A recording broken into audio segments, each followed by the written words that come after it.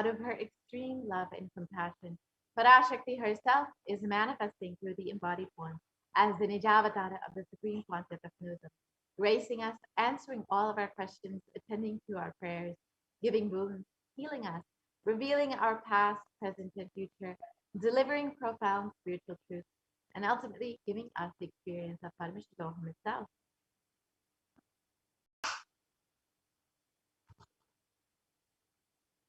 And in the words of Devi Parashakti herself, describing herself, raising as Omkara, expressing as the Vedas and Agamas, blossomed as Reemkara, filled as Parashodasi, living in the 40 triangles, the Kailasa Swamini, who is the Kailasa Tripura Chintamani, Parashodasi, sitting as part of Paramashiva, Parameshwari, who rules the world, Paramashakti, Manonmani, Meenakshi. As Nithyananda, I took Nijavatara here to give good boon to everyone, to bestow all goodness. Hiranyagarbhaswarupini, Brahmanda Yoni, Shami, Chandramauli, Rapala, Aparna, Uma, Parvati, Savitri, Navayavana, Samraj Lakshmi, Parameshwari, Parashodasi, Meenakshi, taking the form of Nityananda. I came here as Nijavatara. With great compassion, I am blessing. Listen, people, to do good to all of you. I took the form of Nityananda and came down as Nijavatara.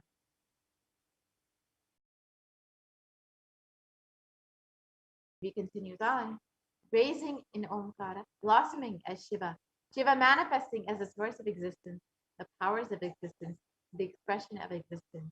From the oneness of Om, blossoming into two as Prakriti and Purusha, blossoming as three Shaktis, Icha, Kriya, Jnana, growing as the four Vedas, expanding as the five Panchabhutas, beyond the six chakras, filled as the Gotaras of the seven Rishis, expanding as the eight directions, existing as the nine grahas, blossoming as the 10 indriyas, being as the 11 rudras, creating all the world, bringing life to hell and make truth blossom, and to do good, Parashodasi, Meenakshi, in the form of Nityananda, I came to bless every one of you.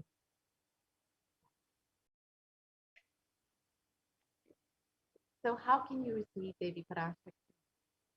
In the words of the Supreme Pontiff of Hinduism, literally you are seeing Paramashiva and Parashakti at that moment. She is there in your screen. So always receive her very traditionally. Keep two betel leaf, one banana, one betel nut, and one coin in front of the screen. You can watch Devi, and this coin is considered the traditional dakshina. In the Hindu tradition, it can be even the lowest value. In India, it can be even 1 paisa. In the US, it can be even 1 cent. In the words of the Supreme Pontiff of Hinduism, I'm not trying to monetize. Keep even 1 cent. It is okay. So for 100 days, if you have darshan, it will add up to $1. In India, even 1 paisa is okay. Offer that to Devi after the darshan is over. Do namaskar and eat the banana, the betel leaf, and betel nut. Take it as prasadam immediately. Collect those coins and send them to the LA temple. This betel leaf, betel nut may look too small, but in a few days you will see how much it adds to your sentiment that really she is there. You will not take the Devi darshan for granted.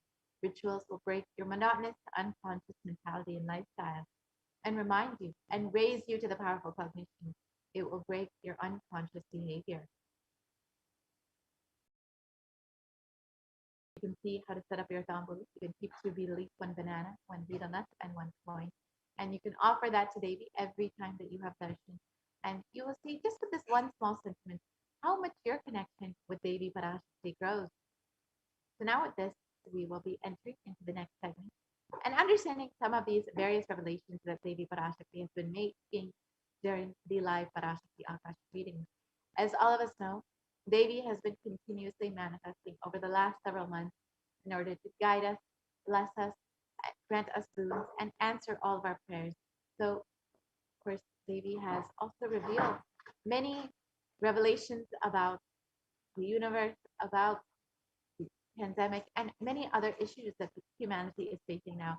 So let us see what Devi Parashakti has revealed as the as about the expansion of the universe and about how mental health is being affected during this pandemic.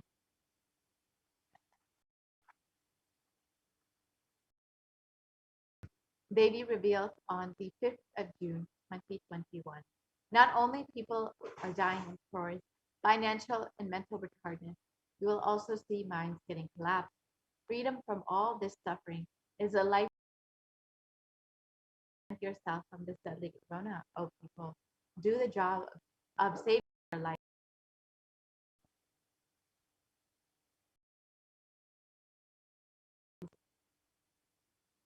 As many of us have heard, many people have been facing mental health issues during this pandemic, just as Devi Parashakti revealed in global news.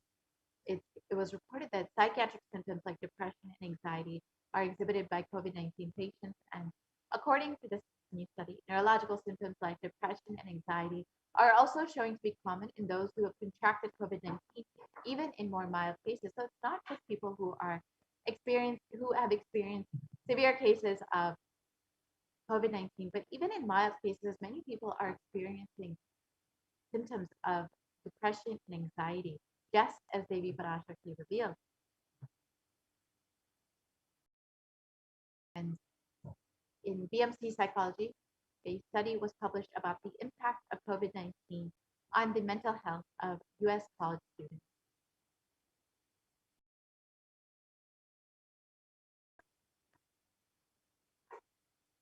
And in this report, it states that the results indicate that students closer to graduating have faced increases in anxiety up to 60.8%, feelings of loneliness up to 54.1%, and depression up to 59.8%.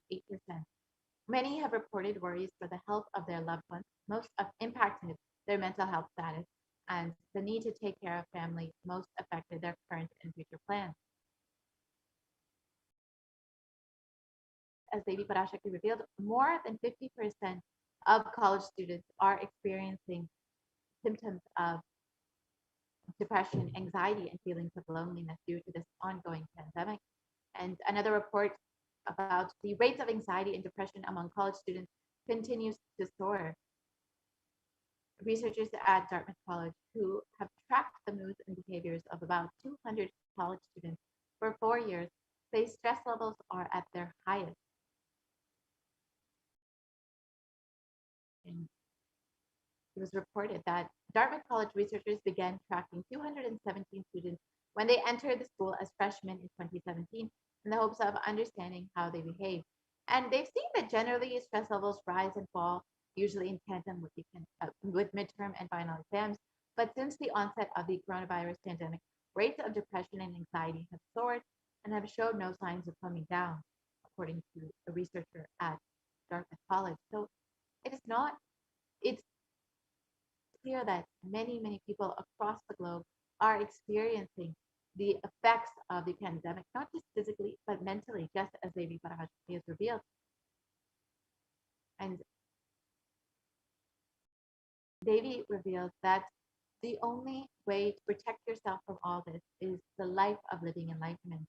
And just for this purpose, just to protect people from this suffering, the mental health issues, the Supreme Concept of Hinduism has offered the Parameshvaram program freely from the beginning of this pandemic, from March 2020, knowing that the effects of this pandemic would take a toll on the psyche of humanity. The Supreme Concept of Hinduism has been offering this free program, this free 16-day program, nonstop from the beginning of this pandemic. So you can sign up for this free program by visiting parameshvaram.org. You can learn the science of completion and the science of living enlightenment. Protect yourself from this suffering and this pralaya, this pandemic, and ensure that you are staying safe during this time. So you can visit parameshvaram.org and sign up for this Parameshvaram program. Now, let us understand what Devi Parashakti has revealed about the secrets of this universe on the 8th of June, 2021.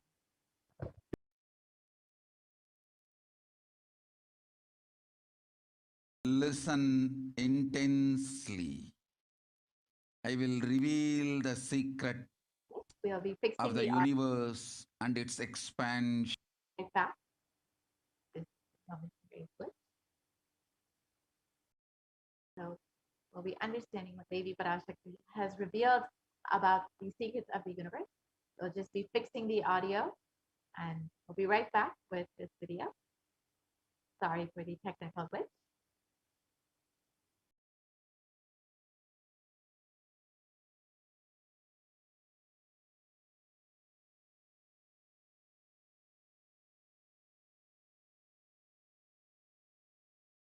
You does not end while your body drops dead. It moves from different universes, vertical time zones, lives in different time zones as per its free will, knowledge, desire, but ultimately to get enlightened, complete liberation, Paramashiva Padam, your soul has to come back to this karma bhumi, the Bhumandala. This Bhumandala and the Jati ecosystems, the caste ecosystems,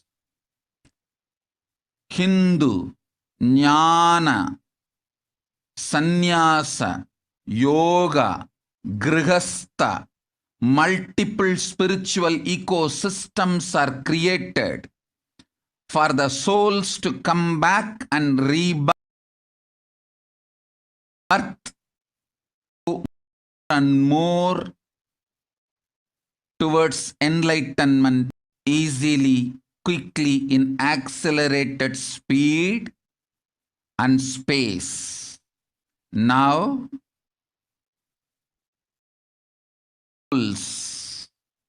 from the cosmos is landing into this Bhumandala to be part of Kailasa and to manifest Kailasa.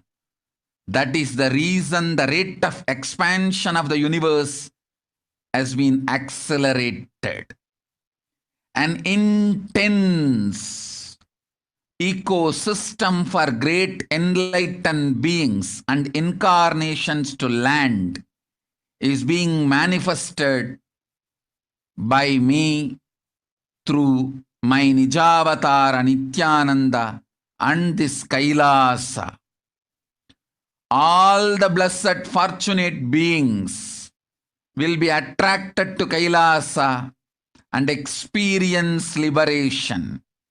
Kailasa is the space where Sanatana Hindu Dharma, cosmic science is nationalism.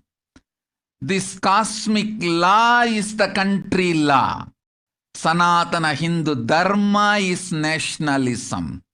These cosmic truths will be the truths of the country, society, ecosystem.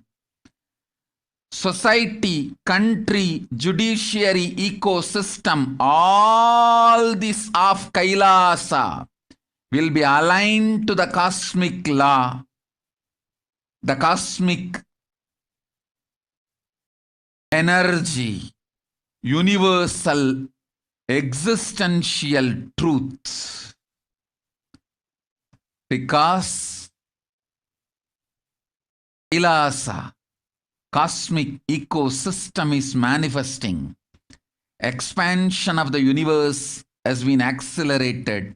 Universe is celebrating the happening of my Nijavatara Nithyananda and this Kailasa.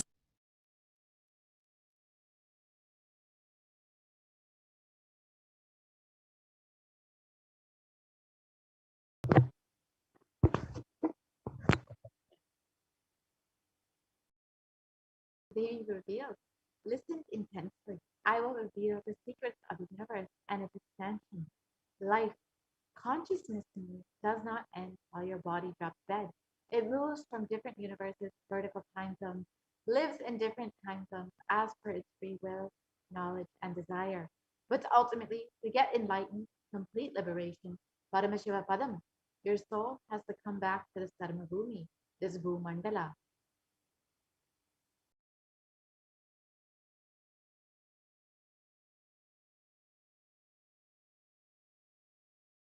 this Bhumandala and the Jati ecosystem, the caste ecosystem, Hindu, Jnana, Sannyasa, Yoga, Grahastha, multiple spiritual ecosystems are created for the souls to come back and rebirth and grow more and more towards enlightenment, quickly, easily, in accelerated speed and space.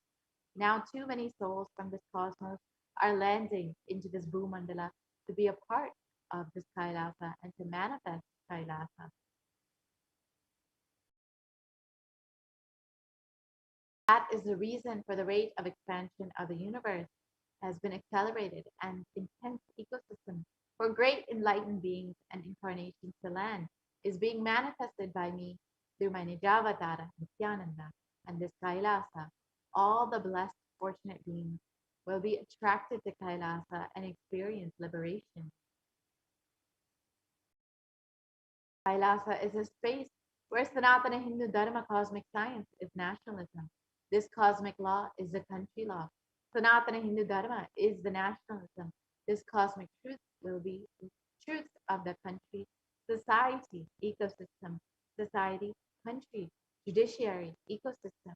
All of these of Kailasa will be aligned to the cosmic law, the cosmic energy, the universal existential truth. Because Kailasa cosmic ecosystem is manifesting. Expansion of the universe has been accelerated. The universe is celebrating the happening of my Nijavatara, Nithyananda, and this Kailasa.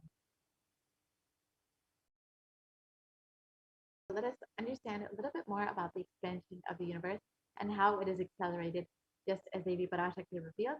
Let's see what modern science has to say about this.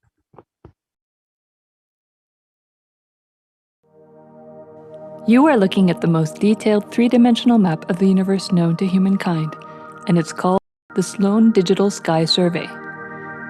Scientists from around the world have just completed a 20-year-long survey of the night sky, measuring the positions and distances of more than 4 million galaxies and quasars. This detailed map will help scientists shed light on the remaining mysteries of the universe. Let's go on a journey from the local stars to the largest scales of our universe. Beyond the local stars that draw familiar constellations in the night sky in the neighborhood of the Earth, in addition to our own Milky Way, billions of galaxies are spread throughout the observable universe. Moving faster than light, we will take you through space in a journey from our place in the Milky Way all the way out to the large-scale structures of the visible universe, and we'll tell you about how we're mapping it out. Since 1998, the scientific community has realized that the universe is not only expanding, but its expansion is accelerating. This unexpected acceleration constitutes one of the major conundrums in physics. From a theoretical perspective, the acceleration may be accounted for by either assuming that there exists some mysterious dark energy or by modifying Einstein's theory of gravity, called general relativity. In the same year, the Sloan Digital Sky Survey was launched to tackle this enigma of the accelerating expansion of the universe. The Sloan Digital Sky Survey is a vast collection of the angular positions of galaxies observed in the sky, as well as their distances from us, determined by observing the systematic shift of galactic light induced by the expansion of the universe, the so-called redshift. In this new map of our universe, the large dark patches are mostly regions obscured by the Milky Way that cannot be observed. During the last 20 years, through 4 exploratory phases, the Sloan Digital Sky Survey has created the most detailed 3-dimensional maps of the universe. To achieve this, it focused on different classes of galaxies: nearby galaxies, red galaxies, more distant star-forming galaxies, and superluminous distant active galaxies called quasars. The 4th and latest Sloan survey took place from 2014 till 2020. During this time, the new project called the Extended Baryon Oscillation Spectroscopic Survey, or EBOS for short, continued previous sloan mapping of the extragalactic sky and just recently finished measuring distances for 1 million galaxies and quasars. These successive surveys allow scientists to trace the large-scale structures of the universe up to a fraction of its horizon, represented by the cosmic microwave background emission, seen here as a colorful pattern projected onto a sphere. The cosmic microwave background is the thermal relic of the universe, which dates back to about 400,000 years after the birth of the universe, also known as the Big Bang. Adding the EBOS data to the previous Sloan exploratory phases 1, 2, and 3, the Sloan Digital Sky Survey now has a database of 4 million galaxies and quasars, assembling the largest and most complete 3D map of the universe to date. This unprecedented achievement provides scientists with new tools for shedding light on dark energy and also for constraining the theory of general relativity, leading to a better understanding of the fundamental laws that rule our universe.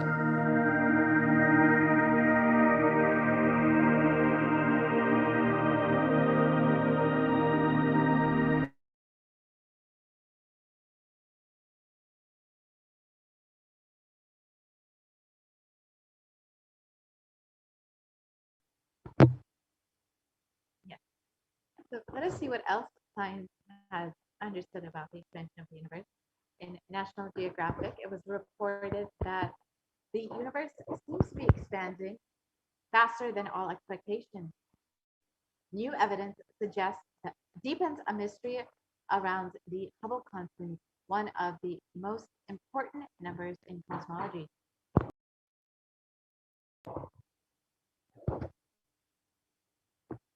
According to this article, it states that fresh evidence suggests that the universe is expanding faster today than it did in its infancy, a difference that has set off a search to understand what cosmic forces could be at play.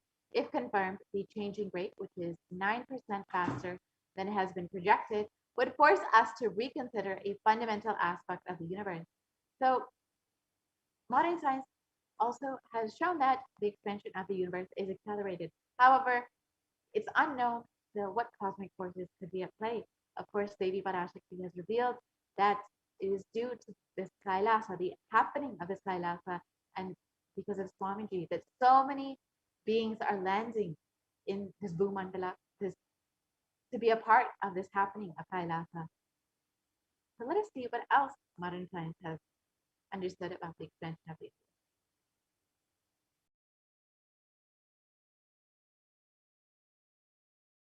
Harvard University has also reported that there are independent results that have now demonstrated time and time again that the universe is accelerating in its expansion.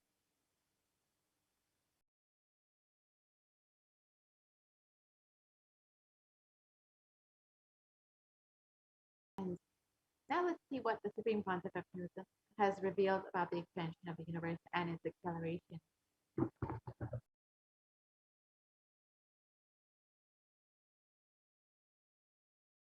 Listen. Key information, the key line I wanted to bring all your attention through this video is universe is not just expanding, its expansion is accelerated. Please understand. Last few years, I am screaming in top of my voice that superconscious breakthrough is happening. Please understand. It is not only just the physics level, the universe expansion is accelerated. It's a dark energy, the dark matter, in that level, the unmanifest, in avyakta, unmanifest level itself, the expansion is accelerated intensely. Please understand. The expansion is accelerated intensely in the dark energy, in the dark matter, unmanifest, avyakta swarupa of Paramashiva. See, Paramashiva's manifest form only is this world which we are all enjoying, experiencing. There is an unmanifest form of Paramashiva, dark matter. What we call dark energy, dark matter. The triggering of expansion, not just expansion, acceleration of expansion is happening from that dark energy, dark matter. Because scientists are using the word dark energy, dark matter, I am using the same word. But if you ask me to give a right word, I will say Swatta Sutta Swayam Prakasa Jyoti. I will call it a superconscious energy, superconscious matter. See, because the human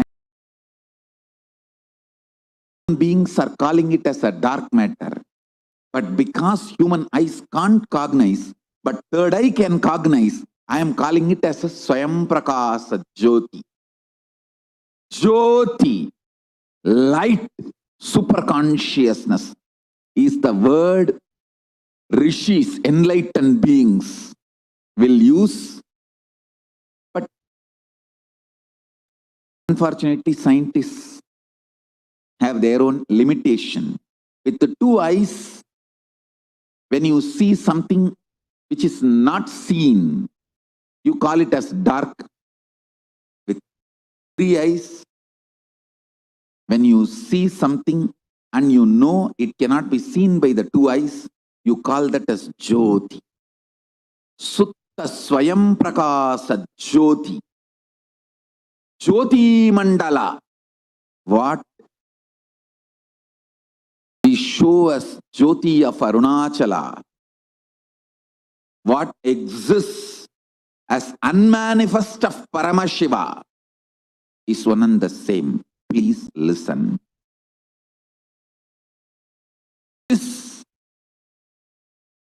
acceleration of expansion is from the unmanifest, avyakta sarira of Paramashiva, the unmanifest space of Paramashiva. From that, the acceleration of expansion is happening. Now, the superconscious breakthrough is imminent. It has to happen. It is happening. I have been sent to planet Earth to facilitate this only.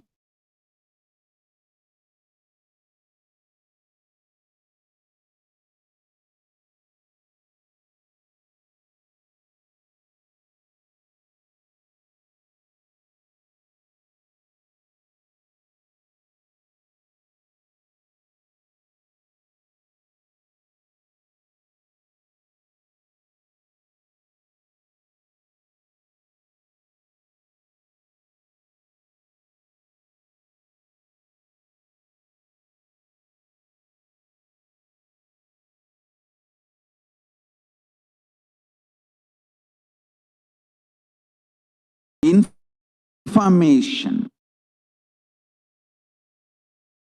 Key line I wanted to bring all your attention through this video is universe is not just expanding, its expansion is accelerated.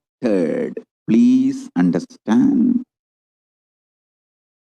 Last few years, I am screaming in top of my voice that superconscious breakthrough is happening. please understand, it is not only just the physics level, the universe expansion is accelerated. It's a dark energy, the dark matter in that level, the unmanifest, in avyakta, unmanifest level itself, the expansion is accelerated intensely. We have understood about the expansion of the universe as Devi Parashakti reveals all these beings are landing, and the expansion of the universe is happening because of the happening of this Kailasa. So if you would like to be a part of this Kailasa, you can visit kailasa.org and sign up to be an e-citizen of Kailasa. Now with this, we will be concluding this portion of the program and we'll be entering into the next segment, the offering segment, where you can understand how to connect with Devi Parashakti more deeply and how you can experience Devi Parashakti more deeply.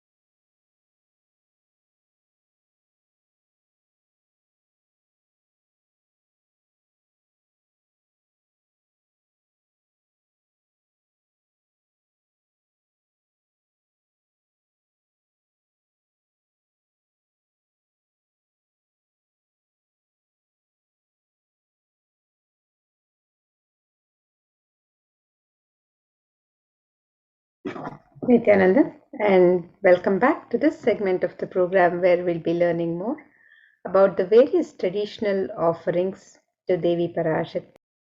The traditional offerings that we can offer today as we get ready to receive the darshan and blessings of Devi Parashakti.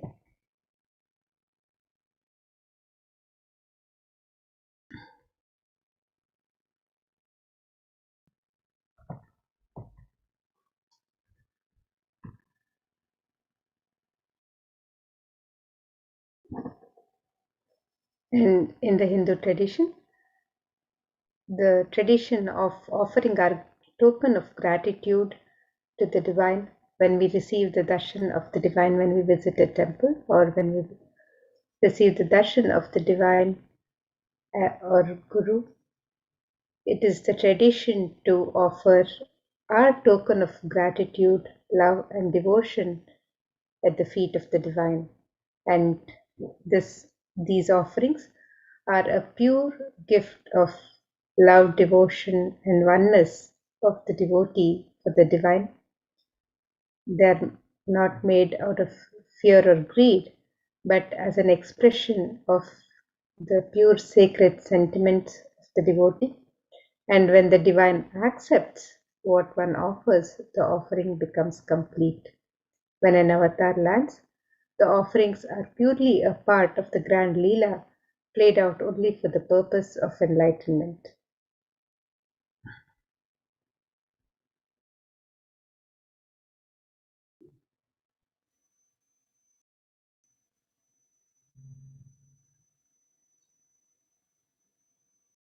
Now, as we get ready to make the traditional offerings to Devi Parashakti, as we prepare to receive her darshan with the traditional offerings, let us meditate on this Dhyana Shloka, which describes the beauty and splendor of Devi Parashakti.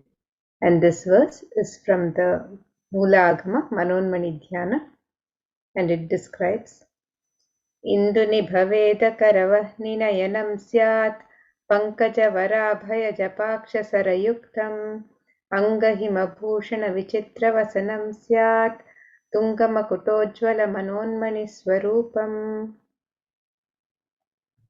The translation of this verse, it says, moon-like face holding the Veda, books on hand, fire in eyes, with lotus flower, gracing and blessing hands, and one hand with japamala, beautifully decorated with jeweled ornaments and wonderful clothes and shining crown.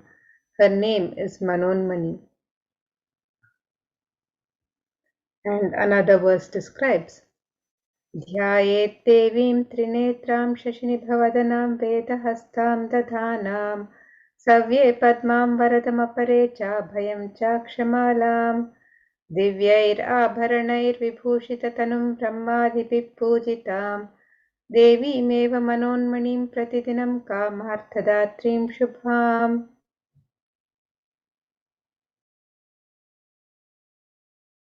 And the translation for this verse, it says, I meditate on Devi with 3 eyes, glowing like a moon and holding the Veda, lotus, and gracing with blessing and gracing hands. She is wearing beautiful ornaments. She is worshipped by Brahma and other many gods and showers auspicious boons for all actions every day. And in the Hindu tradition, the sacred element of gold is used in abundance in the worship of the divine and in the traditional offerings of ornaments and rituals for the divine. So let us look at the significance of this divine element of gold as described in this verse from the Atharva Veda. And this verse says, त्रेधाजुतं जन्मनेदं हिरण्यम् अग्निरेकं प्रियतमां बभूव सोमस्यैक्यम् इंसितस्य परपतता आपमेकं वेद संप्रेत अहुतत्ते हिरण्यं त्रिविधस्त्वैविषे. The translation for this verse, it says, triply born by birth is this gold, from the atoms of Agni is one. It becomes dearest to Agni. One fell away from the Soma when it was hurt. One they call the seed of virtuous and powerful Apa, the watery molecules. Let that triple gold be for your long life. Gold is a divine element in the Hindu tradition.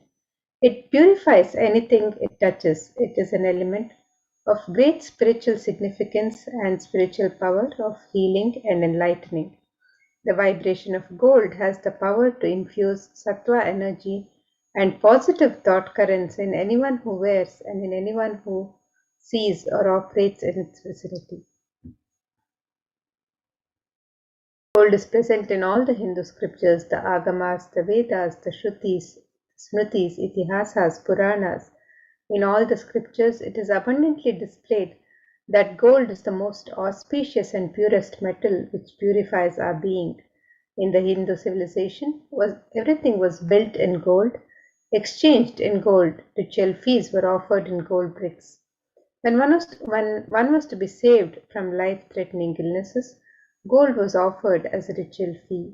Gold was in abundance and used for weighing equivalent amounts of commodities, including cows. Kingdoms were built with huge doors of gold. The streets would have huge columns and huge archways made of gold. Horses and cows were dressed in gold. Hindu civilization thrived on the banks of rivers of gold. Indus River was called Hiranmaya, the river of gold in Rigveda. The river Saraswati was called Hiranyavartini in Atharva Veda. Gold is the supreme element for offering gifts to the ones you love and revere. Temples are constructed and paved in gold. Deities are made in gold and decked and adorned in gold because it preserves the enlightenment energy for thousands of years and it lasts forever. So now let us take a look at some of the traditional offerings that we can offer to Devi Parashakti today as we get ready to receive her darshan and blessings. The first offering that you can register on the website is the offering of the e-hundi.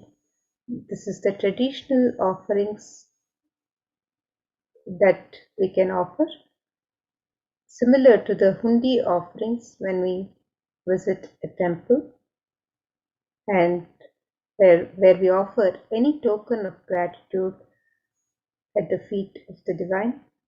Similarly, with the e-hundi offerings, you can offer any amount and in multiple currencies. You can offer your token of gratitude to Devi Parashakti today as you get ready to receive her darshan and blessings. And Devi is described as Bhakti Priya, the one who is fond of true devotion. So let us look at this verse which describes Devi's love for true devotion. Bhakti Priya, Bhakti Gamya, Bhakti Vashya Bhayapaha, Shambhavi Sharadaradhya, Sharvani Sharmadaini. The translation for this verse, it says Devi is fond of true devotion and is realized through true devotion. She can be won over through true devotion, and she removes all fear. If there is any fear in the minds of the devotee, Devi is sure to remove that fear. It is stated that Devi likes to be worshipped in autumn. Here it is meant the autumn of our lives, when our thoughts turn more and more inwards. The role of the divine is known and understood clearly. The need for Devi worship then becomes stronger. Shambhavi is the consort of Shambhu, Lord Shiva. Sharadaradhya means the one who is worshipped by Devi Sharada, Devi Saraswati. Sharvani is the wife of Lord Shiva. Linga Purana says Lord Shiva is called Sharva in his earth form. And Sharmadaini is Devi who bestows happiness upon her devotees. And you can make the offering of gratitude, your kanika of love and devotion to Devi Parashakti through the e-hundi offerings today, which you can offer on the website www.kailasamailer.com/sevas, and you can make this offering in multiple currencies and any amount of your choice.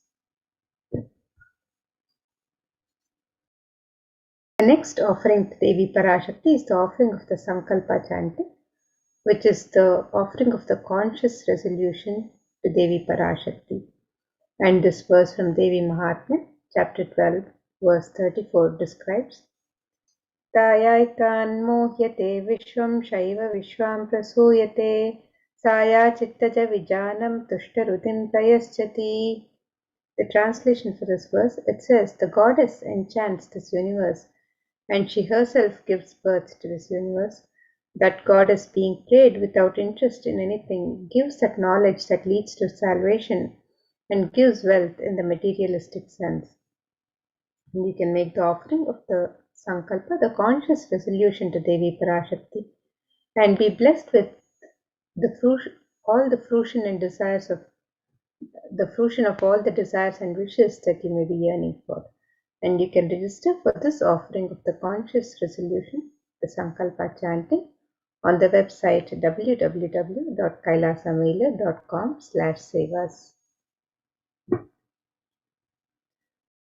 Offering to Devi Parashakti is the offering of the Sahasranama Swarnakasu, which is the offering of the pure gold coin, each coin inscribed with one of the 1008 sacred names of Devi Parashakti. And Devi is described as Nama Parayana Prita. She likes the repetition of her various names.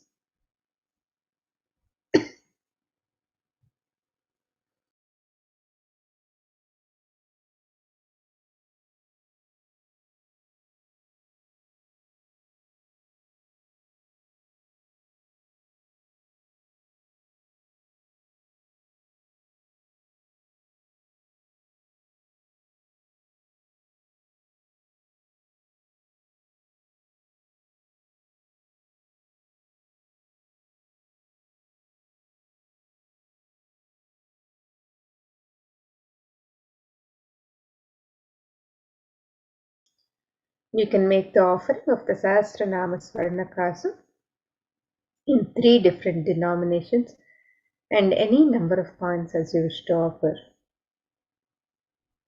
And this offering of the Sahasranama Swarnakasu is a very special and unique archana which is offered to the Mahameru of Devi Parashakti. And when you register for this offering of the pure gold coin, each coin inscribed with the 1008 sacred names of Devi Parashakti, which describe the Ananta Kalyana Gunas, the very divine qualities of Devi Parashakti herself. You are also blessed to imbibe these very same divine qualities of Devi Parashakti. We can make this offering of the Sahasranama Swarnakasu, the pure gold coin, each coin inscribed with the 1008 sacred names of Devi Parashakti. You can register for this offering on the website www.kailasamailer.com/sevas.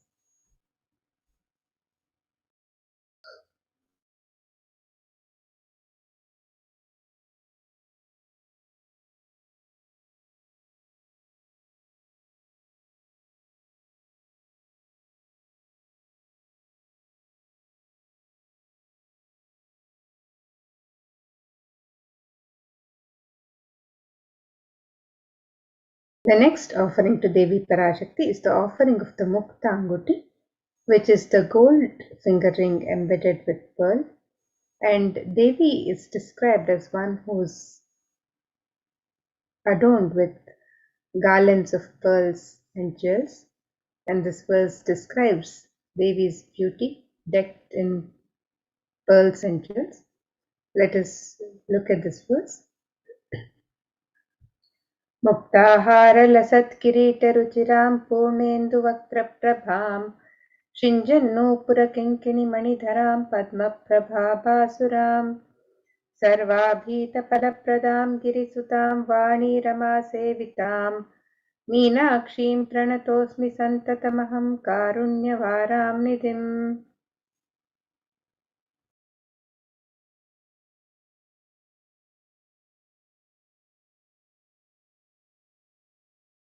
The translation of this verse, it says, I bow to the goddess Meenakshi, whose crown has garlands of pearls and face shining like a full moon, who wears anklets that are studded with gemstones and has small bells, who is shining like the splendor of the lotus, who grants all the wishes, the daughter of the mountain, by goddesses Vani and Rama.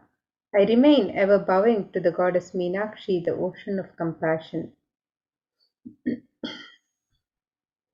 And you can offer the Mukta Anguti, the gold finger ring embedded with pearl, and be showered by the love and compassion of Devi Parashakti in all your business endeavors. So you can register for this offering of the Mukta Anguti, the gold finger ring embedded with pearl, on the website www.kailasamailer.com/sevas.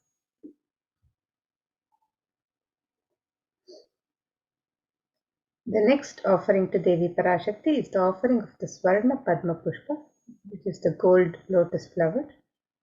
And this verse from the Kamika Agama describes one of the many significance of the lotus flower in the worship of the divine. And this verse says, Ashtavidyeshwaropeta kumbhavarana samyitam सर्वे ससूत्रवस्त्राध्या हेमपङ्कजभूषिताः सपिधनः सकुरुच्चश्च पक्वबिल्वफलप्रभा स्नपनध्याय संसिद्ध प्रमाणेन समन्विताः.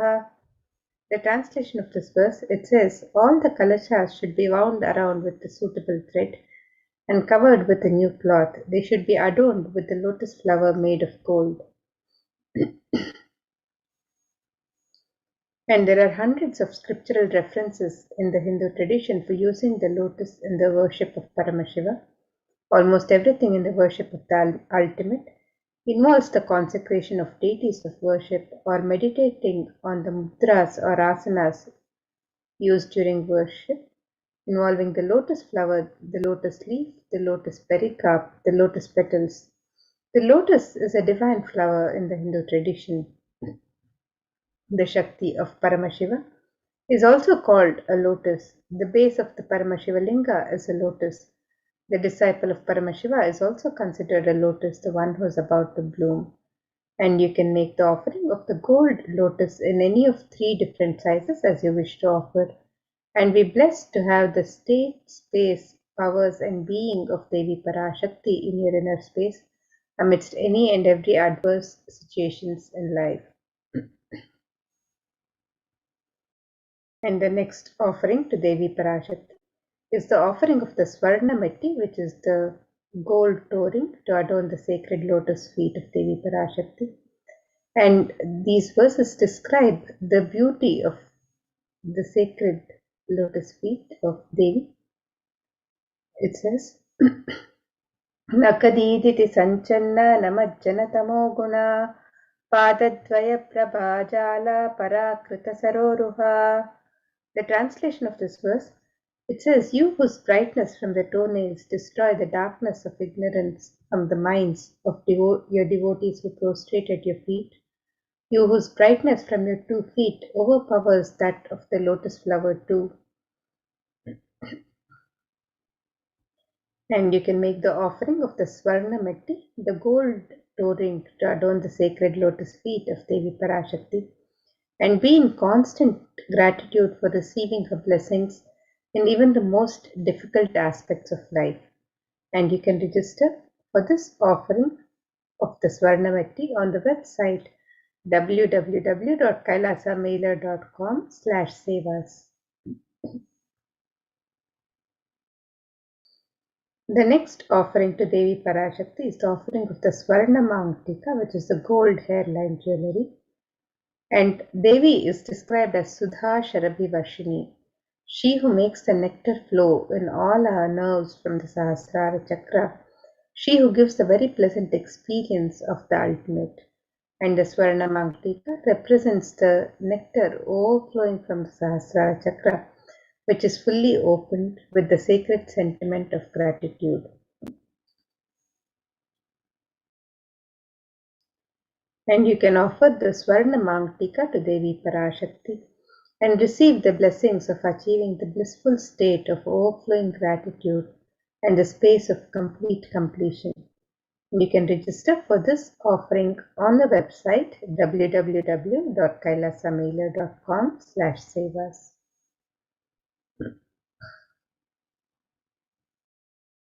The next offering to Devi Parashakti is the offering of the Pratyaksha Pada Puja, which is the traditional offering of gratitude, the ritualistic offering of gratitude from disciple to Guru. And this is one of the most sacred and yearned for offerings, which every disciple wishes to offer to Guru. And in this verse from Saundarya Lahari, it is described that the illumining splendor of Devi's toenails dispel the darkness of ignorance in the devotees prostrating at her feet. Her feet defeat the lotus in beauty. And these verses further describe that the toenails of Devi Parashakti have been sharpened by constantly being touched by the crowns of celestial beings who always prostrate before Devi. And Tamoguna, which is the darkness that is indicative of the ignorance in the minds of the devotees. This ignorance is removed by the devotees constantly prostrating before Devi, and they attain the supreme knowledge. So you can register for this offering of the Pratyaksha Pada Puja, the most sacred offering of gratitude to Guru, and be blessed with all the auspiciousness and blessings of Devi Parashakti and the Supreme Pontiff of Hinduism, Jagadguru Mahasannidhanam, His Divine Holiness, Bhagavan Sri Nithyananda Paramashivam, who is the Nijavatara of Devi Parashakti herself.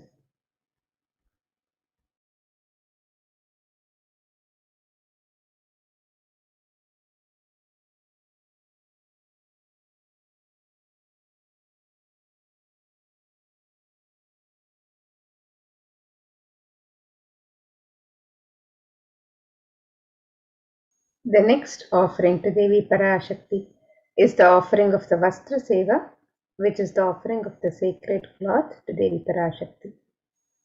And this is the traditional offering, which is the token of gratitude to the divine for the constant and continued protection of the divine in our lives at all times. So you can register for this sacred offering, the Vastra Seva, on the website www.kailasamailer.com/sevas, and be blessed with all the auspiciousness and blessings of Devi Parashakti and the Supreme Pontiff of Hinduism, Jagadguru Mahasannidhanam, His Divine Holiness Bhagwan Sri Nithyananda Paramashiva.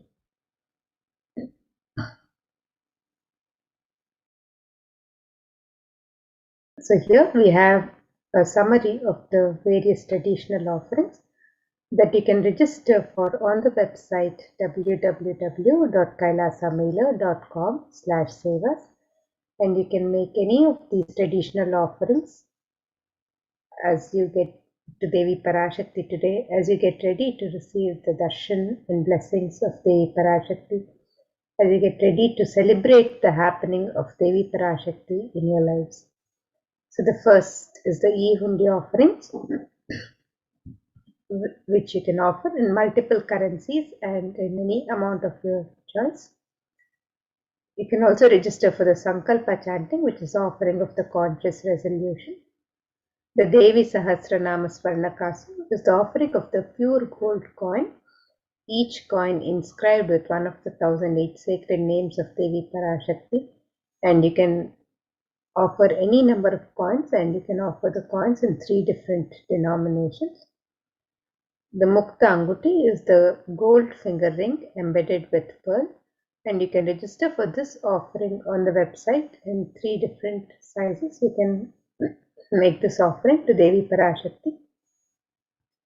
The Swarna Padma Pushpa is the offering of the gold lotus flower, and you can make this offering in 3 different sizes on the website www.kailasamailer.com/sevas. The Swarna Metti is the offering of the gold toe ring to adorn the sacred lotus feet of Devi Parashakti. The Swarna Mangtika is the gold hairline jewelry which represents the overflowing nectar of gratitude from the Sahasrara Chakra, and you can register for this offering on the website www.kailasamailer.com/sevas. The Pratyaksha Pada Puja is the most sacred and ritualistic offering of gratitude from disciple to Guru. You can register for this offering on the website www.kailasamailer.com/sevas. And the Vastra Seva is the offering of the sacred cloth to Devi Parashakti. You can register for this offering and all of the traditional offerings of ornaments and sevas on the website www.kailasamailer.com/sevas. And now let us take a look at the website where you can register for all of these traditional offerings and make your offerings to Devi Parashakti today as you get ready to receive the darshan and blessings of Devi in your life.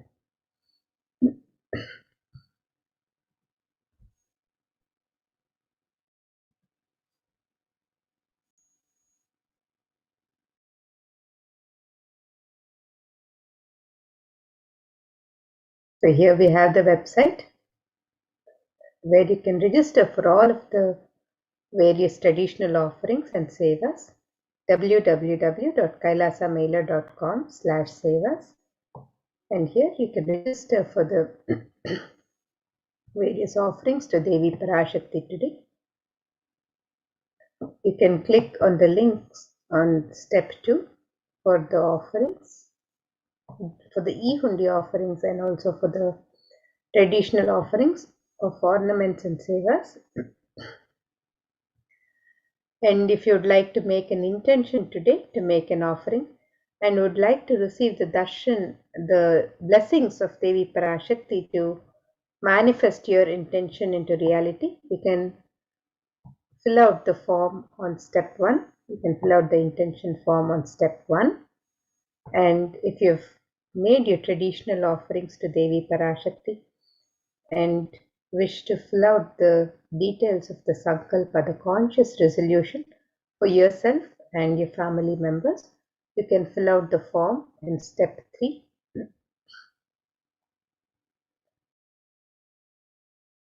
And The e-hundi offerings can be offered in multiple currencies and any amount of your choice. So the e-hundi offerings can be made in US dollars, the Australian dollars, the New Zealand dollars, the Canadian dollars, the euros, the Indian rupees, the Singaporean dollars, the Malaysian ringgit, the Great Britain pound, and the Chinese yuan. And you can make this offering in any amount of your choice. The traditional offerings of ornaments and sevas can also be offered on the website, and you can offer the Sankalpa chanting, which is the conscious resolution, the Devi Sahasranama Swarnakasu, which is the pure gold coin, each coin inscribed with one of the 1008 sacred names of Devi Parashakti, the Mukta Anguti, which is the gold finger ring embedded with pearl, the Swarna Padma Pushpa, which is the gold lotus flower, the Swarna Metti, which is the gold toe ring to adorn the sacred lotus feet of Devi Parashakti, the Swarna Mangtika, which is the gold hairline jewelry, representing the overflowing nectar of gratitude from the Sahasrara Chakra, the Pratyaksha Pada Puja, which is the sacred ritualistic offering of gratitude to Guru, the Vastra Seva, which is the offering of the sacred cloth. You can register for any of these traditional sevas and ornaments to Devi Parashakti on the website www.kailasamailer.com/sevas. And now, as we get ready to receive Devi Parashakti and celebrate the happening of Devi Parashakti in our life, you can register for any of these traditional offerings as your expression of gratitude, love, and devotion, the expression of your sacred sentiments to Devi Parashakti as you welcome and celebrate her in your life. So with that, now we'll be moving to the next segment of this program, where we'll be learning more about the various facilities being made available for the well-being of humanity through the various de facto spiritual embassies of Kailasa, as being guided by the Supreme Pontiff of Hinduism himself. Let us now get ready for the next segment of this program. Nithyananda, welcome back to this segment.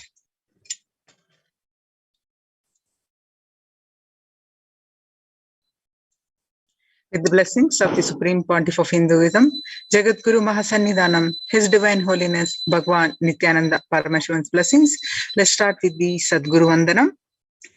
Nithyanandam Paramasugadam Kevalam Jnanamurtim Dvatitam Gagana Sadusham Tattvamasya Ekam Nityam Vimalamachalam Sarvadi Sakshibhutam Bhavatitam Trigunarahitam Sadgurum Tam Namami.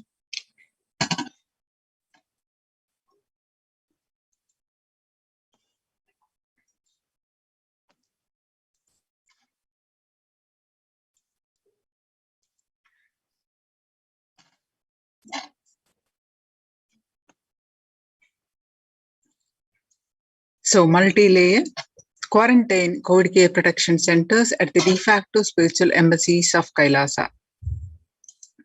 So, what we learn from this segment today is concerning statistics on mental health and global peace across the world due to COVID-19 pandemic, and what are the Supreme Pontiff of Hinduism and Kailasa's contributions for global peace, and the Supreme Pontiff of Hinduism spiritual solutions for COVID-19 and Kailasa's COVID care protection centers, and why temple-based ecosystems and UN recognizes Kailasa's contributions. The crisis that we are under. Today, people around the world are trying to grapple with the grim reality that the pandemic is far from over. The aftermath of the current calamity promises to be much more devastating. The greatest economics of the world are facing disastrous futures, and countries are facing off each other in deep mistrust. Now let us see some statistics and current news. The painful threshold, according to the UN, the 5 million people dead due to COVID-19. And what are the effects of those? And you can help get vaccines to countries in need. Third wave in Africa and several other countries. Global solidarity to end the pandemic. Climate change conference and 5 key messages. Mental and behavioral health at hybrid work and national emergency in children's mental health.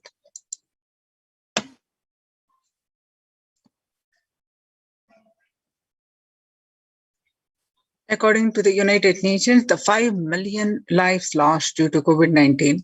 In a statement issued to mark the crossing of this painful threshold, the UN chief said the devastating milestone reminds us that we are failing much of the world.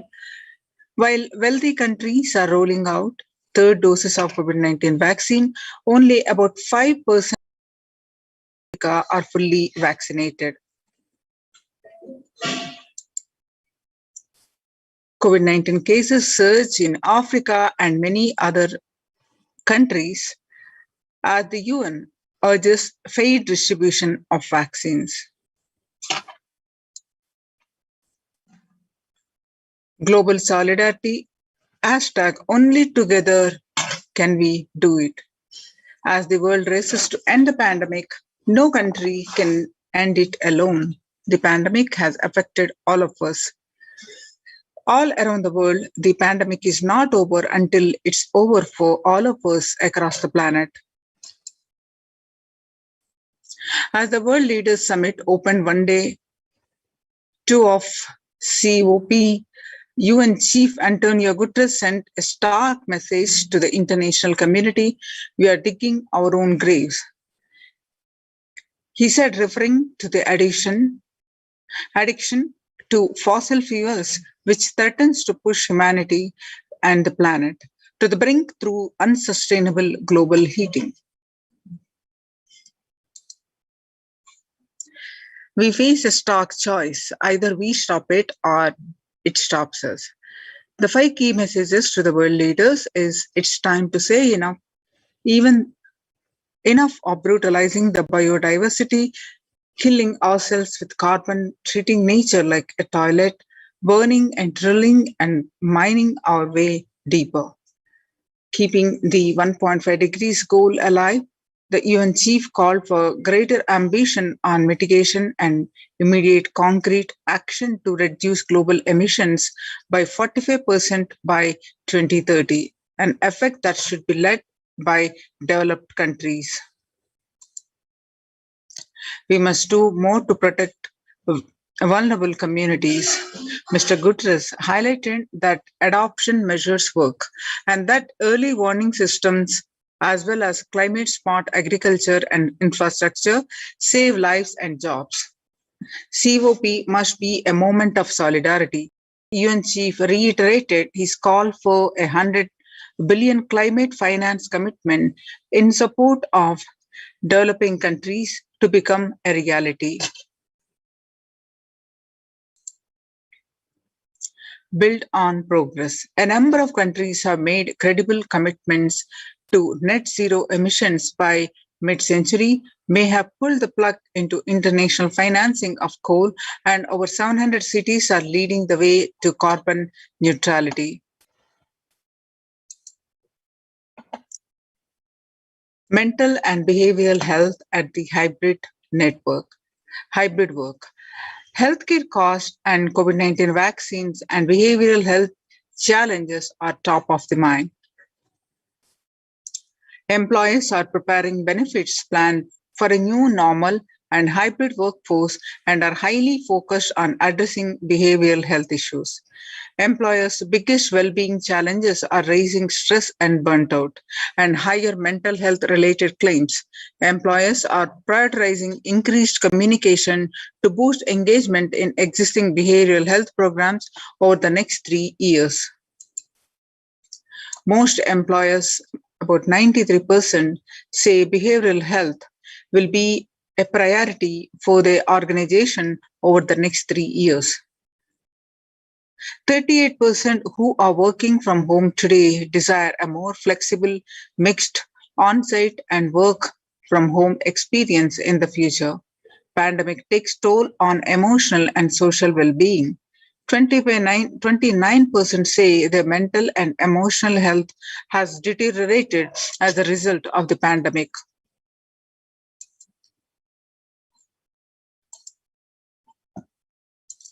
Pediatricians and child and adolescent psychiatrists and children's hospitals declare national emergency in children's mental health.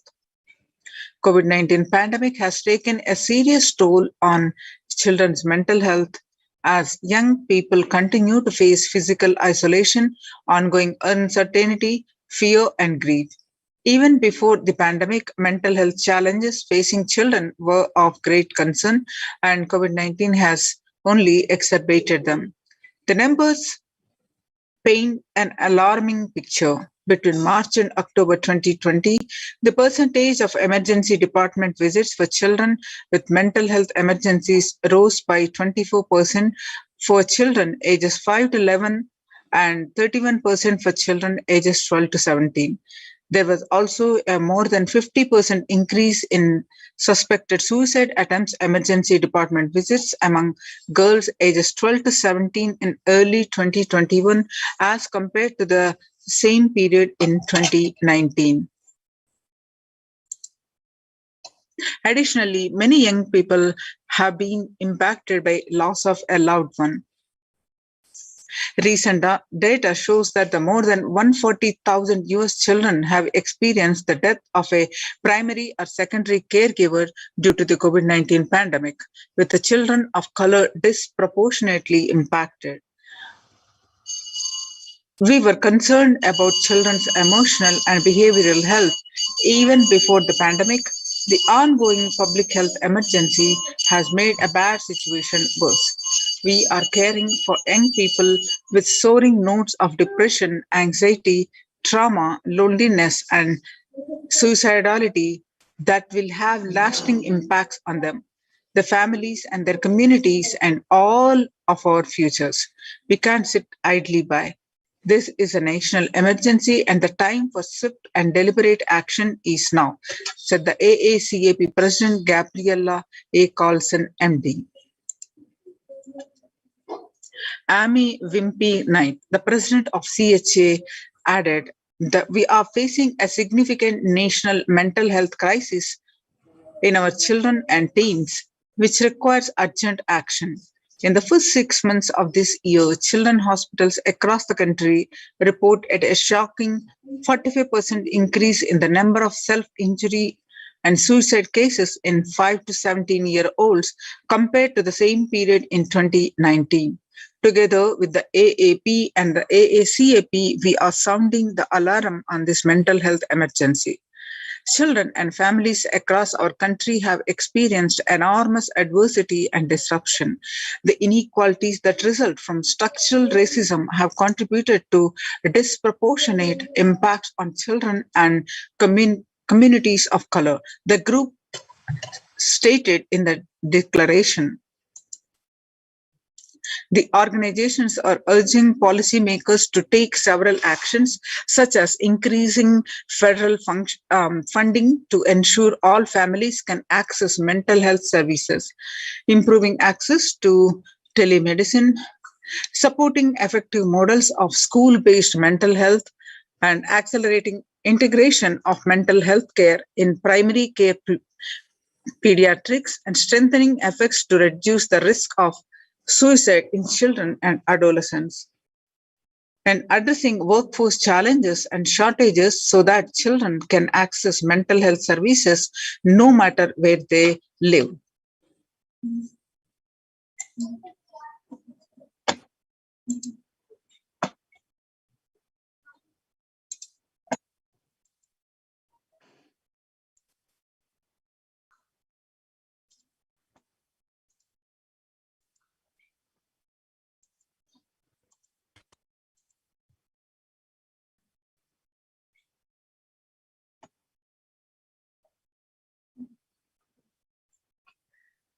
Now that we have seen the statistics across the world on the mental health and effects of especially the younger adults, and it's leading to the affecting the global peace with increased violent incidences.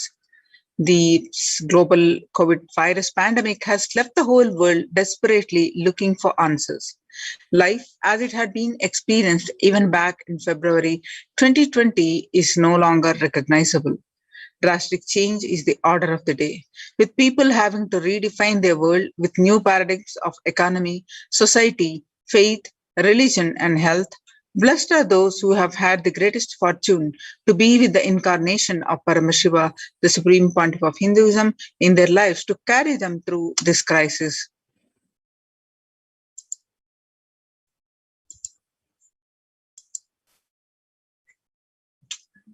Sustainable developmental goals. Making peace with the nature is possible.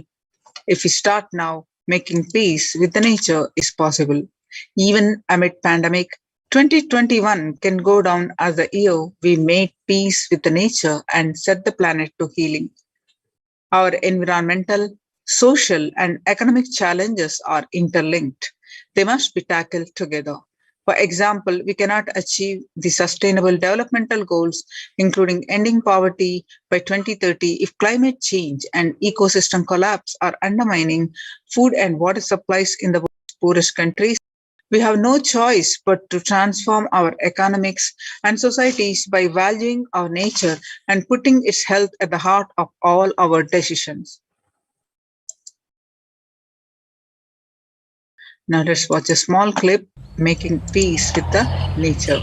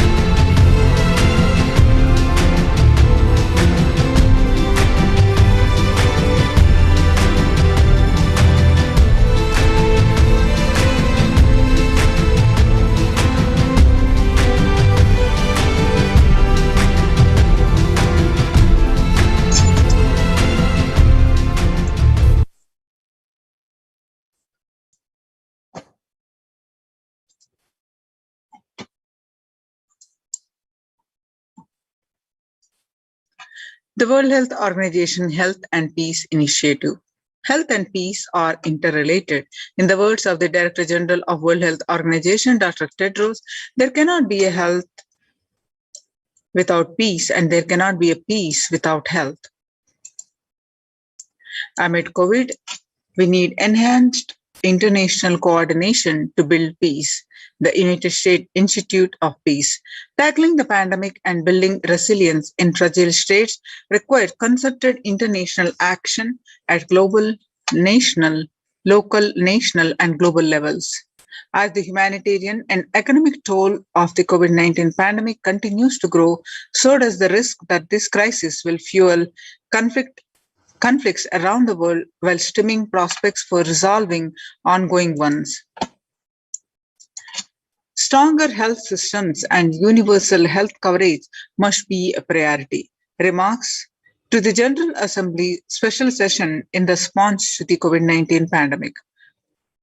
For the first time since 1945, the entire world is confronted by a common threat, regardless of nationality, ethnicity, or faith.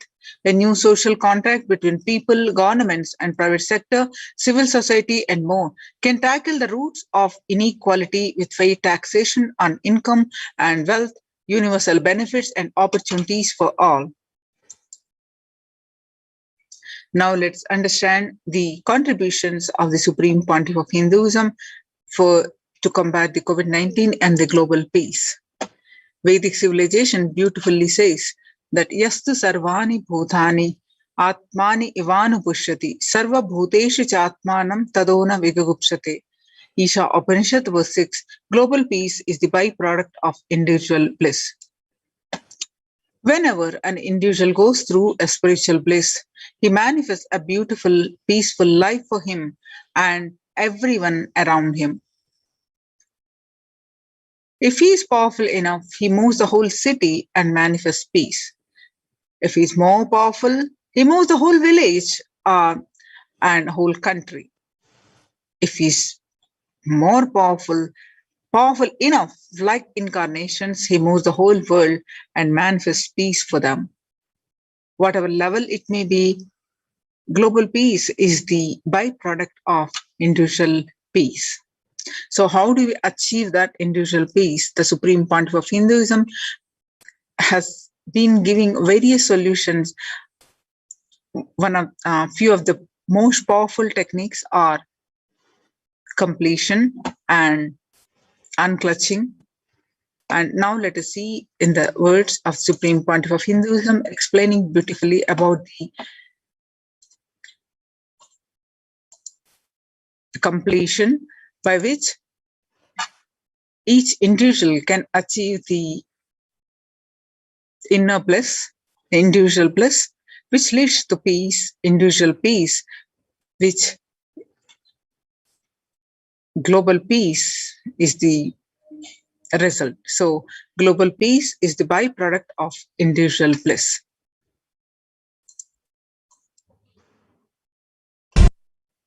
Completion can directly impact Hyderabad Gupta Kashi,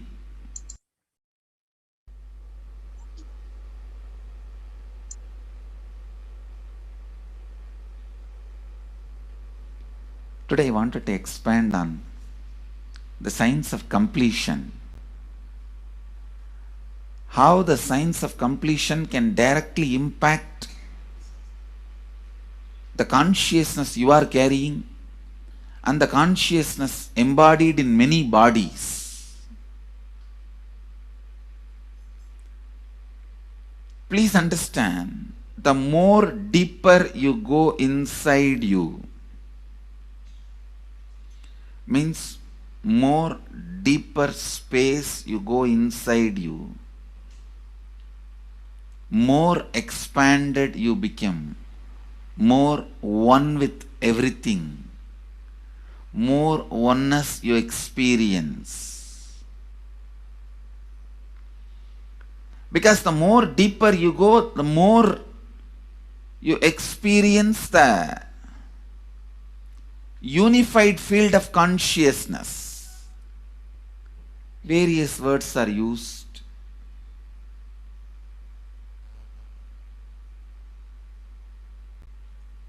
Some of the Hindu traditions uses the word Atma, Brahman.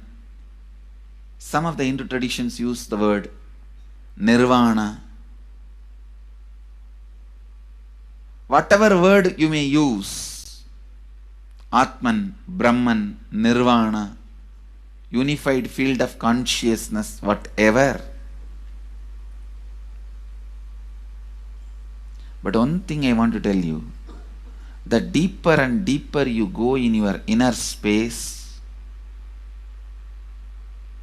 you experience the vast oneness. The more superficial you are, the more incompletions you carry with others, even with yourself. The more superficial you become, even your own right hand and left hand fights with each other.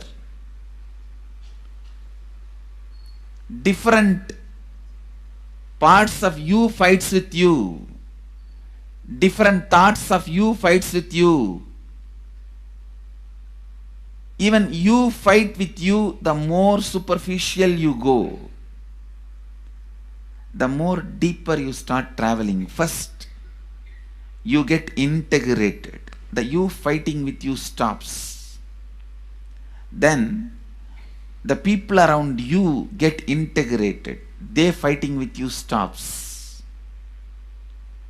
Completion with yourself, then completion with others, then comes completion with other things, not just living beings, even with inanimate beings. The completion starts happening. Even with a nature, completion starts happening. Please understand, the more deeper you travel, the more deeper you go, the more deeper you settle down, the more deeper you start living. Your cognition expands. Your cognition includes. Your cognition becomes more and more inclusive. More joy, more bliss, more knowledge, more enlightenment. Please understand.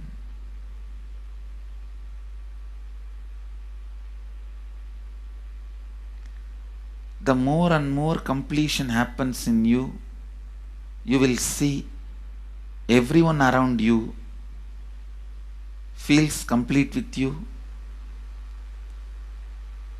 That is why I am saying, whether they have body or they are disembodied, in the deepest corners of your being, deepermost layers of your being, deepest parts of your being, you experience such powerful awareness, such joy.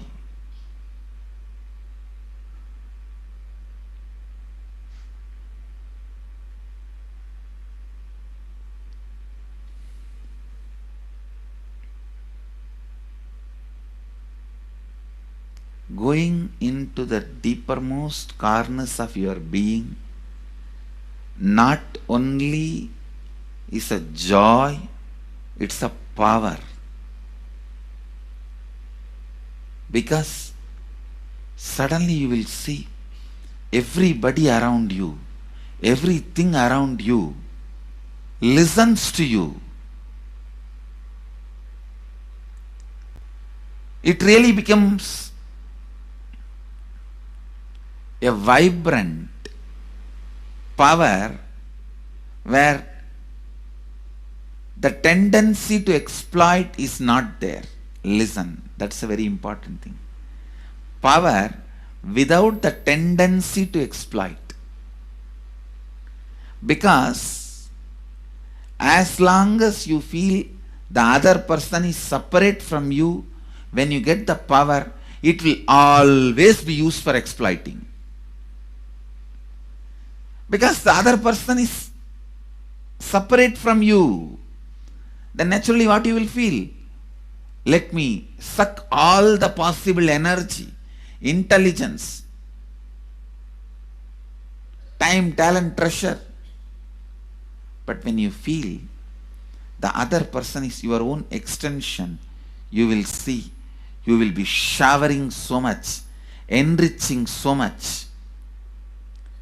The power you have will not be exploiting, it will be enriching. I tell you, even if death comes at this moment, I can tell you very clearly, I can face the death directly and tell the death, I have enriched every human being more than what I received from anybody. I have given to every human being whom I met in my life more than what I received from them. My accounts is clear. I am ready. Come on, let's go. My accounts is clear. I don't have debt. No credit card money to be paid, loans to be paid, no debit card, no credit card.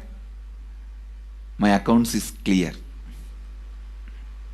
Understand, when you feel everyone is your extension, the power given to you, the power you gain, see, any living is power. Powerful way. Even in that, you will become powerful. So any lifestyle you choose, you will get power in that field. Whether it is exploiting or enriching, murdering or raping or go on serving. Whatever lifestyle you choose, living is power. When you go into the deepermost core of your being and start living based on completion, I tell you,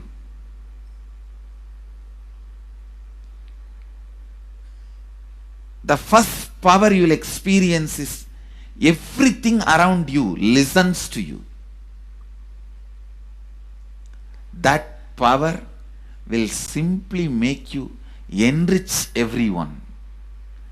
The best power you can have through living is power of enriching.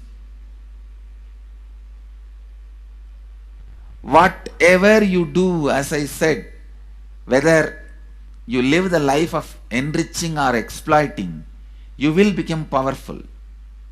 I tell you, the power of exploiting brings more and more conflict within and without, and those conflicts naturally bring suffering. And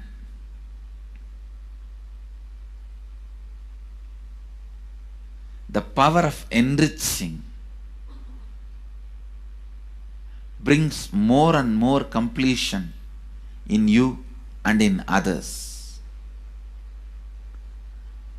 This full month, Nithyananda Sangha all over the world. The other day I was seeing, we have officially presence in more than 50 countries. As devotees, group of devotees, we have presence in 100 countries. All over the world, we are going to celebrate this whole month for Global Peace Month, impacting global peace. All of us this whole month will live completion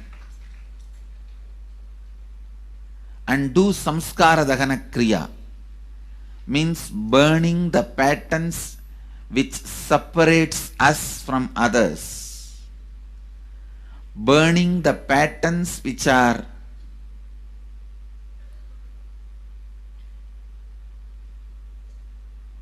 constantly keeping us in a superficial level. All over the world, we will be doing samskara dahana kriya, burning our patterns and leading us to more and more completion. And we also have special 3 Nitya Dhyana Yoga program teaching people science of completion. and facilitating Samskara Dahana Kriya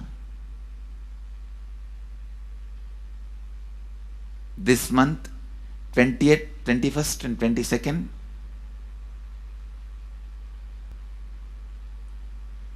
This whole month, all over the world, all our temples, ashrams, centers, yoga centers, schools, colleges, universities should do Samskara Dahana Kriya, should do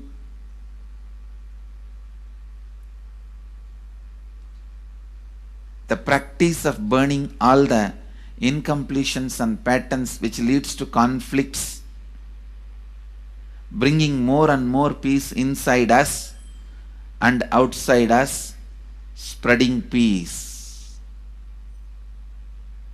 This whole month, let's improve peace.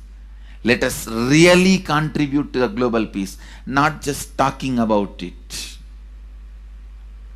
Let's do it. Let's do it. Not just talking about it. Let's do it.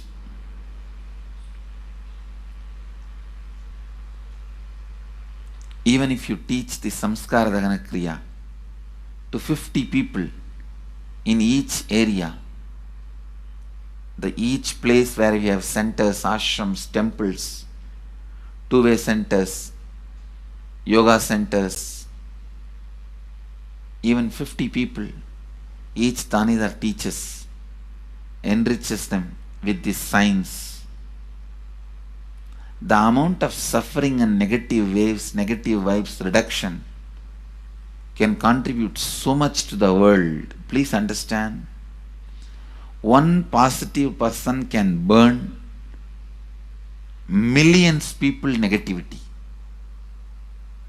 Experientially, with evidence we proved, one positive person has already burnt at least 20 million people's negativity in last 10 years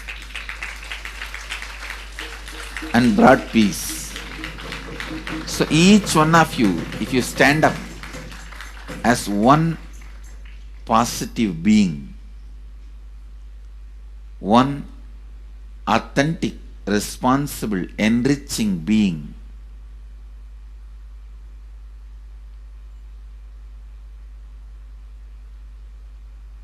I tell you,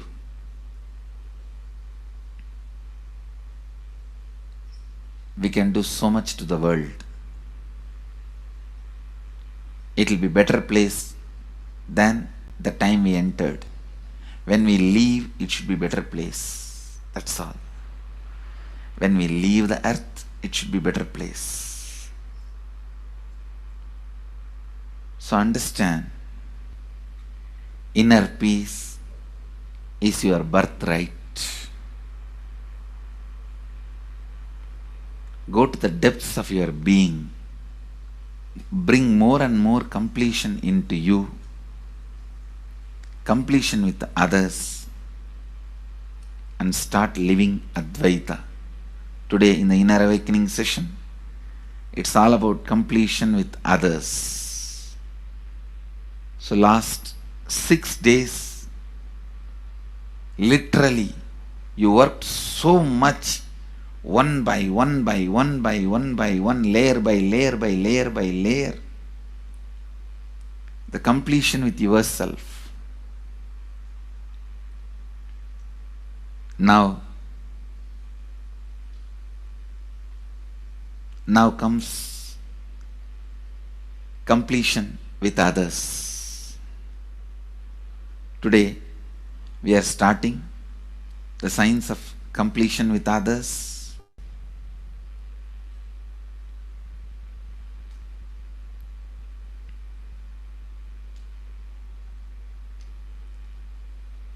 It's one of the most powerful science. Does so much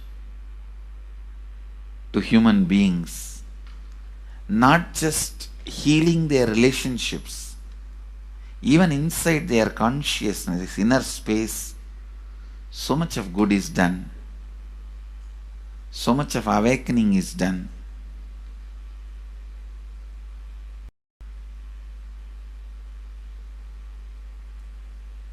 See, when you have completed with others, the kind of strength you feel is the power of Advaita, strength of Advaita. Today the inner awakening sessions are all about completion with others. We have long session today working on completing with others. So with this, because today we have a long session with inner awakening, we are also lagging behind the syllabus. Actually, it is a good news, it's not a bad news, because participants are so sincere. They are going through the whole process so intensely, sincerely. Because of that, we are little delayed, but today I am going to catch up. Today I am going to spend more time and catch up with them, with the syllabus. So,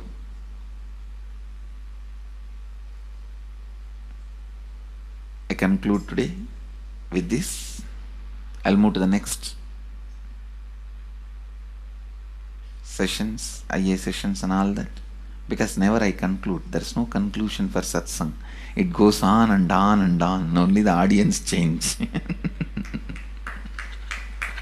So with this, I move to the next step. I bless you all. Let you all radiate with integrity, authenticity, responsibility, enriching and causing eternal bliss. Nithyananda. Thank you.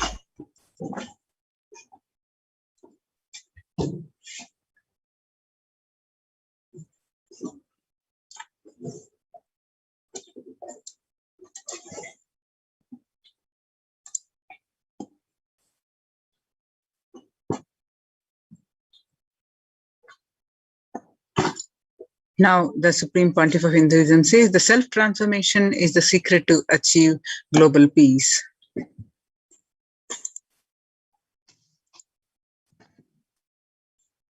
Social answer means I'll tell, oh, you should all work for global peace. You should all work for turning the world. You should work for revolution. You should work for all these, that things. You should vote only the party which says that it will stop the war and all these things. This is the social answer. Nonsense. If you want the honest answer, I tell you, simply transform yourself. You can't do anything. If at all you can do, you would have done it. Be honest. If you can do, you would have done it. You are raising this question because you are not able to do. Am I right? So let us be very clear. Let us be honest. We are not able to do. Socially. That's the truth. That's the reason you are sitting here and raising the question. I tell you, understand few important things. There are a lot more attached to this question. There are many things which is attached to this question. We always feel the present is the world is totally spoiled. It is not going according to the rules or how it is supposed to be. It was wonderful once upon a time. In ancient time, things were going properly. Everything was well and great. And I tell you, 10,000 years ago, they found some writings on stone in Harappa Mohenjo-daro culture. Some stone writings have been discovered. The other day I read a beautiful book about that stone writings. That writings, it says, oh, nowadays the society is not as it should be. So much of war. There is no peace. In the early times, there was so much of peace. Society was really great. Things were as it should be. And it almost looks like a today newspaper editorial. 10,000 years ago, the same thing carved on a stone. Then understand, there was no such time as only good prevailed. It is just a fantasy. Hinduism, they call it Satya Yuga, the age of truth. There was a time only truth prevailed. And every religion, Christianity, they say the Garden of Adam and Eve. There was a time everything was wonderful. Every religion has got the fantasy. The past was great. There was golden past.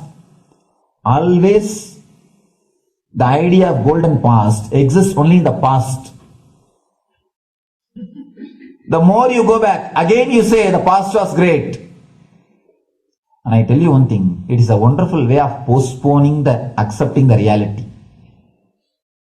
Otherwise, I can be sure the world was same as it is today. Whether it is 5,000 years ago or 10,000 years ago. Maybe one thing, there was no CNN channel that time. So the news did not reach you so quickly. That's all. The news did not reach you so quickly. That may be the only difference. But otherwise, I can be sure the good and the bad was equal. Good and the bad was equal. The same amount of wars were there. All the other things were there. If you read the Puranas, the mythological stories of India, you see enough of things.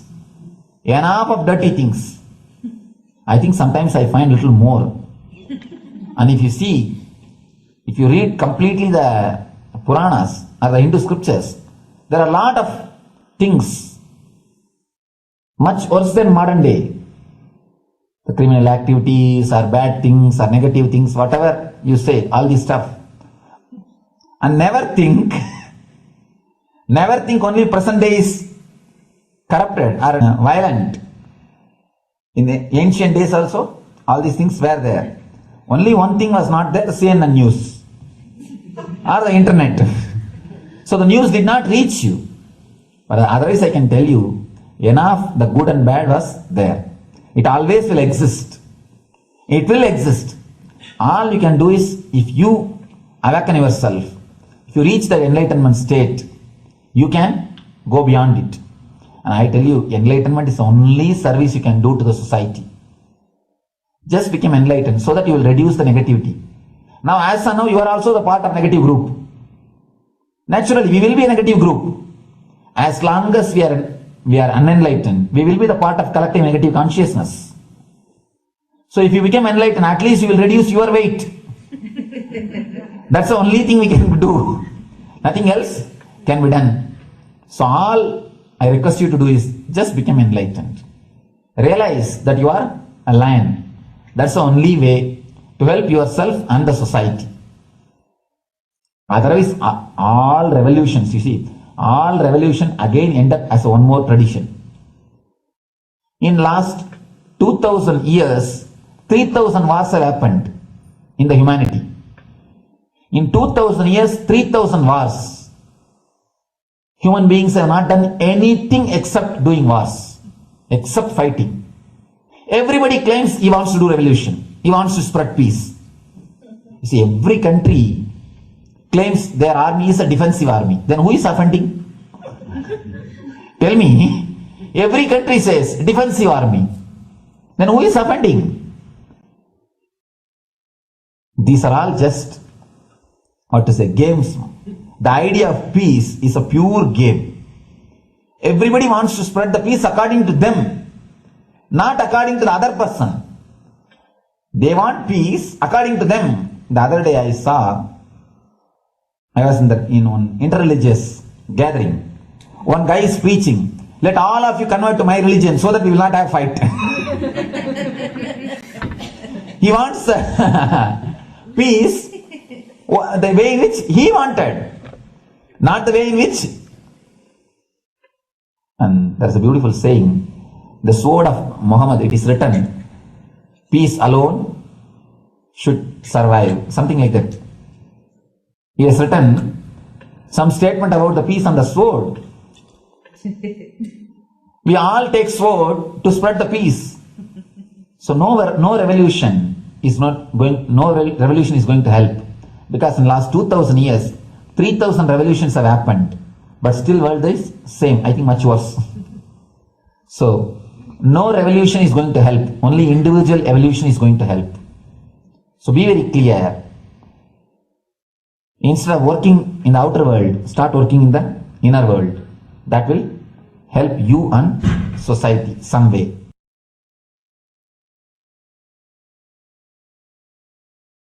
Social answer means I'll tell, oh, you should all work for social.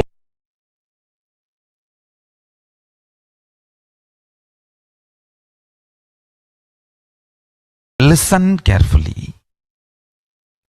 The space of Shanti,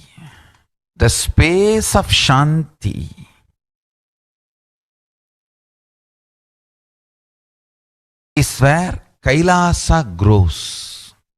Listen carefully. It is in the deep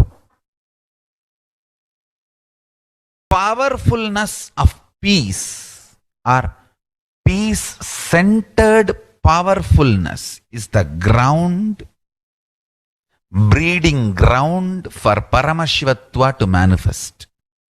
Please understand. Like how pure mirror reflects everything, pure Shanti-based Shakti, peace-based powerfulness reflects Paramashiva. Paramashiva manifests in peace-based powerfulness. Please understand. Neither violence nor powerlessness. Powerlessness is weakness. Violence is abusive. Peace-centered powerfulness. Powerfulness-centered peace. Upanishads starts with peace, completes with peace. Shanti mantra starts with Shanti mantra, gets completed with Shanti mantra.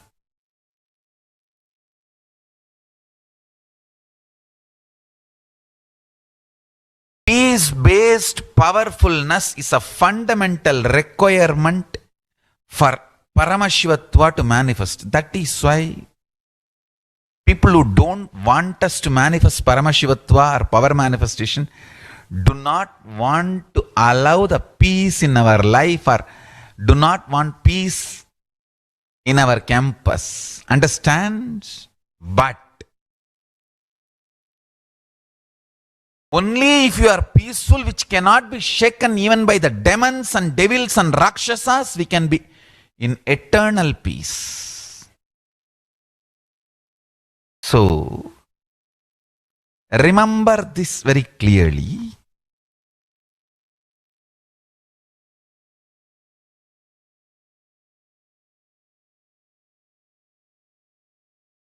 Peace alters the very DNA structure, genetic structure, the core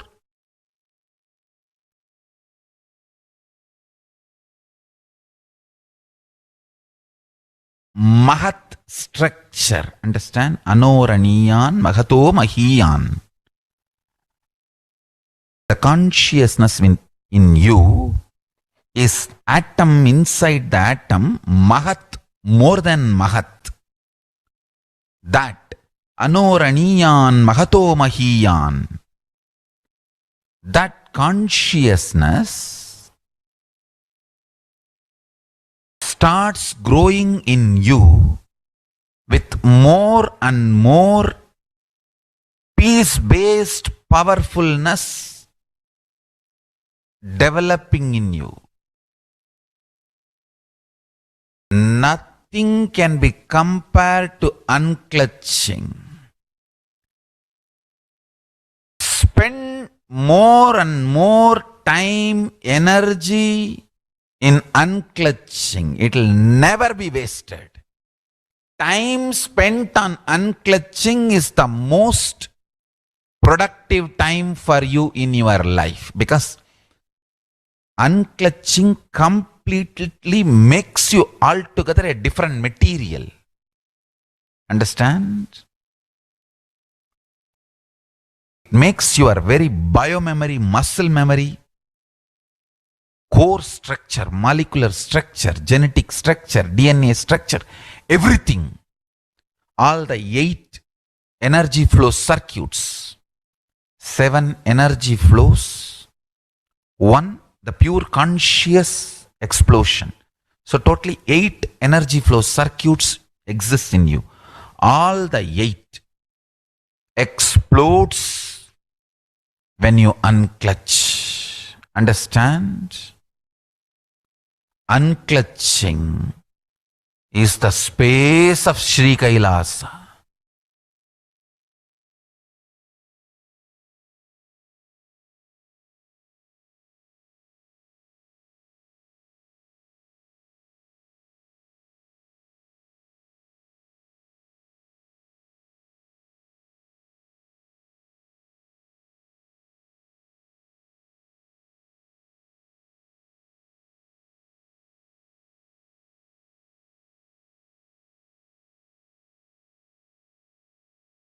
Listen,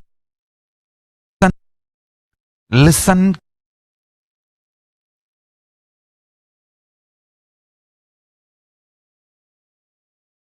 Every chanting, every prayer in Hinduism ends with Shanti, Shanti, Shanti 3 times.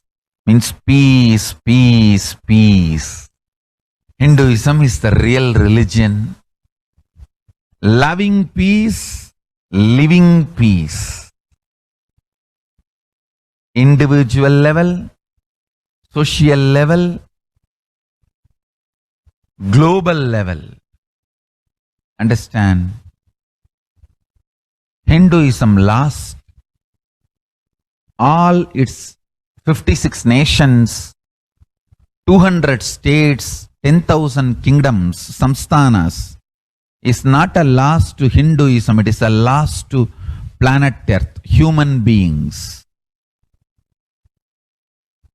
Wherever Hinduism is practiced, kept alive, the ideal of global peace is kept alive. Just do this one simple statistics. You yourself study.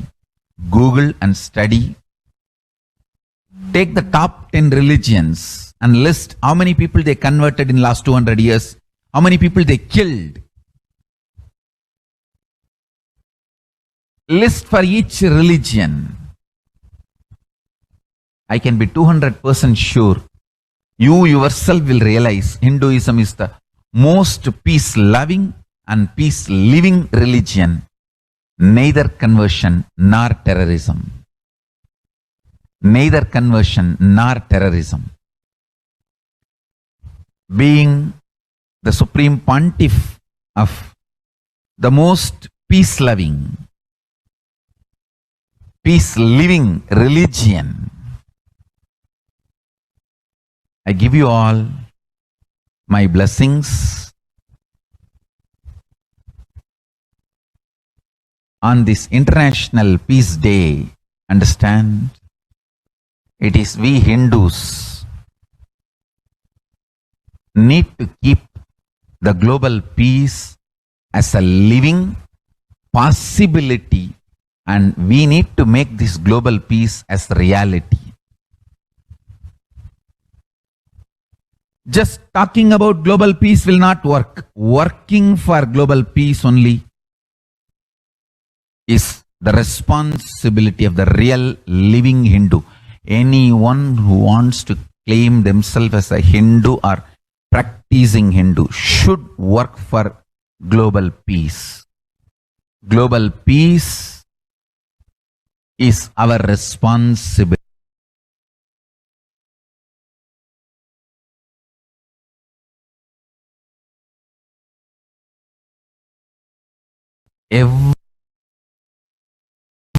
Every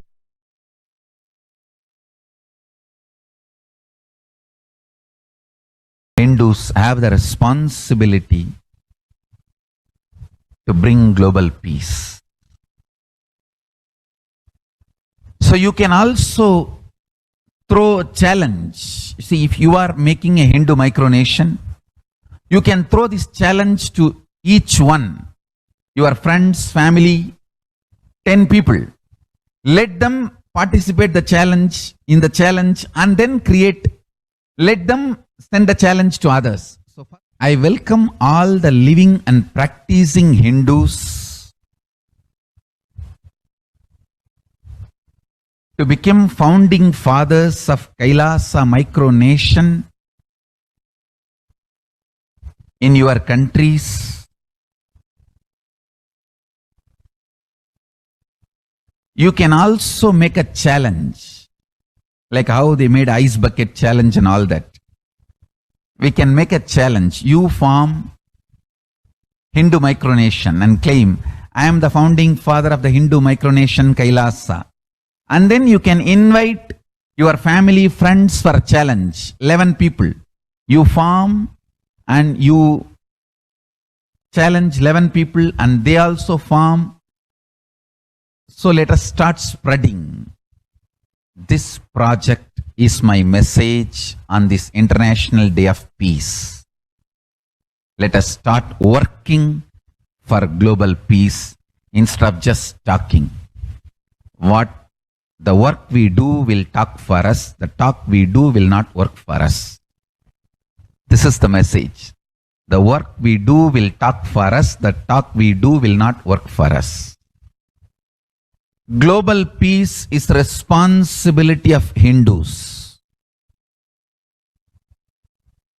We living, practicing Hindus, not only we should achieve the individual peace through unclutching yoga, meditation, we should also create an ecosystem where the global peace starts manifesting. This Kailasa Hindu is the enlightenment ecosystem.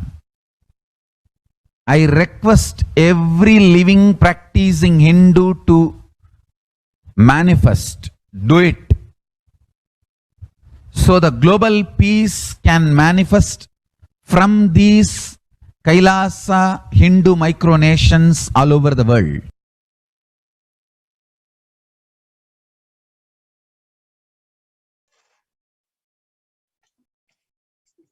Hindus have the responsibility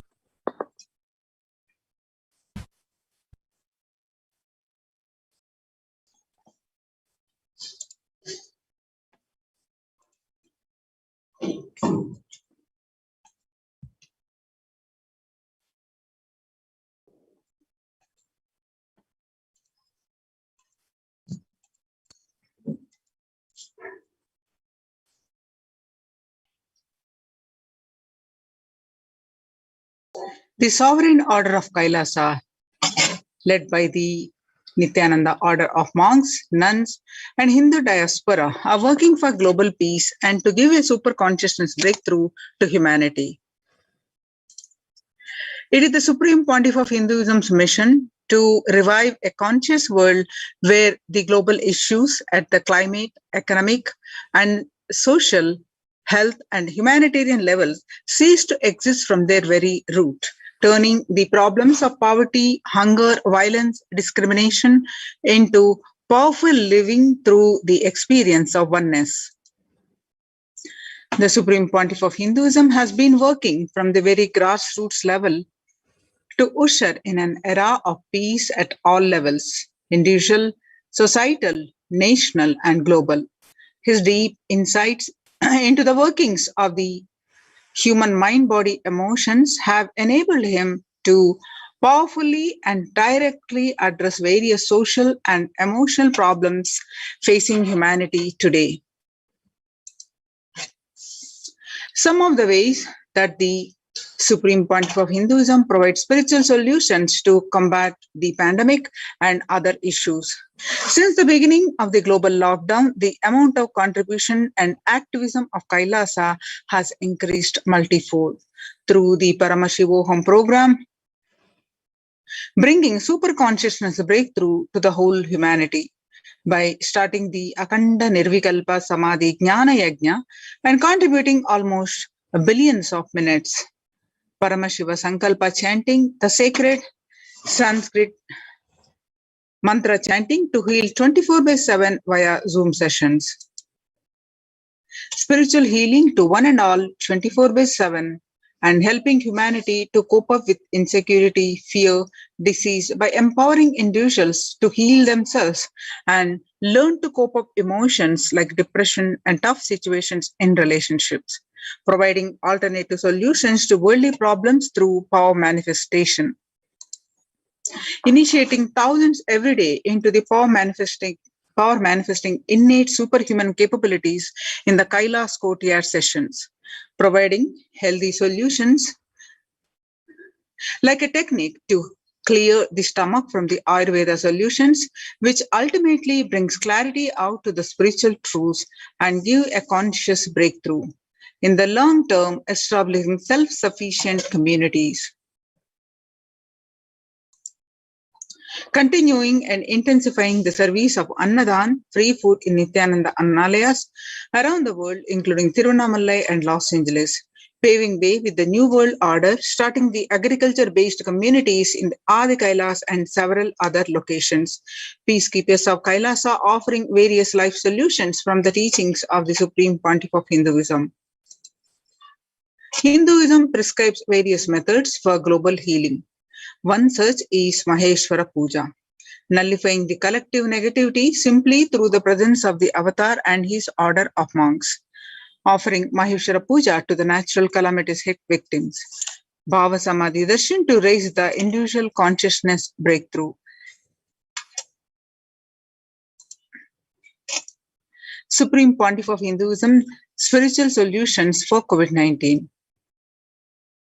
Society was created with the delusional ideas of too many human beings' blind spots and the decisions made from those blind spots.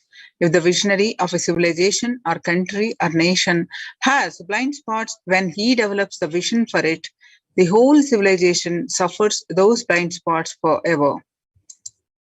Now it's time that nature, Prakriti, resets itself, and many of the blind spots-based visions, ideas become important components of the society. This pralaya which is happening is melting down everything which is delusion-based. The world as we know, is gone, and now let us celebrate God.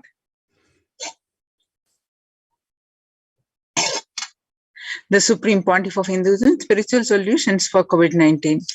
This isolation, which is seemingly endless, with an unknown future, which is compelling humanity to make 100% lifestyle change, is something to be deeply dwelled upon. All problems need to be addressed only with spiritual solutions and powerful cognitions. To stop people having mental breakdown, pandemic fatigue, collapsing, depression, destruction, and also give them super consciousness breakthrough, and to revive the enlightened civilization, the Supreme Pontiff of Hinduism continuously gives spiritual solutions and powerful cognitions. Some of the spiritual solutions and powerful cognitions are unclutching, practicing completion, practicing oneness, practicing ajapa japa of Mahavakya Om Nithyananda Paramashivoham, and consciously building the feeling connection, yoga, puja, vegetarian diet, nirahara samyama.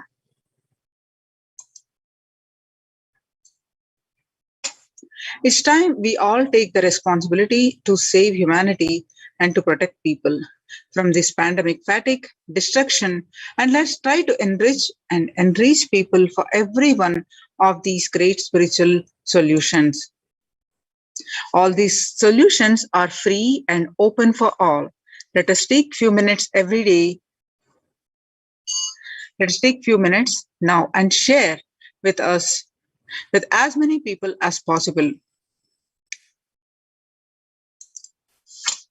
One of the spiritual solutions that the Supreme Pontiff of Hinduism gives is the unclutching meditation that is called Nirvikalpa Samadhi Jnana Yajna.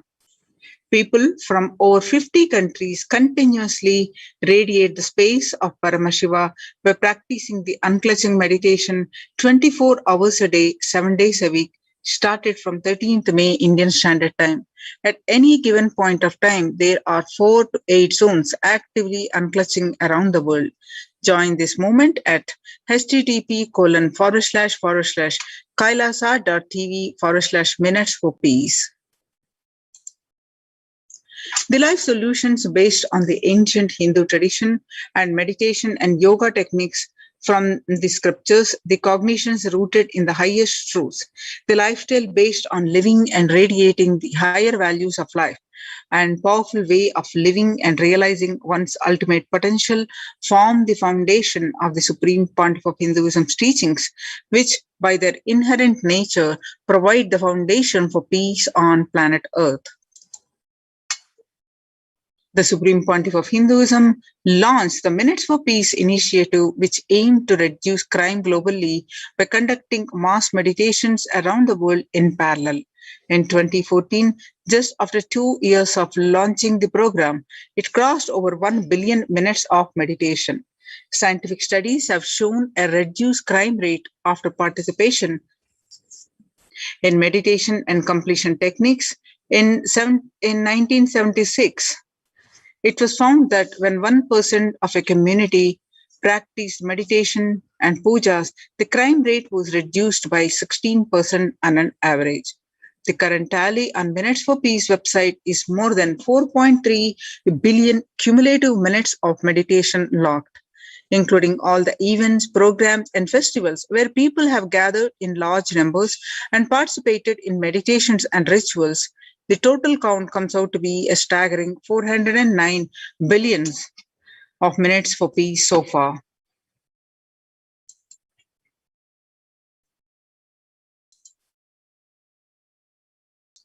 The Supreme Pontiff of Hinduism has hosted Kumbh Mela, United States of America in Los Angeles since 2007.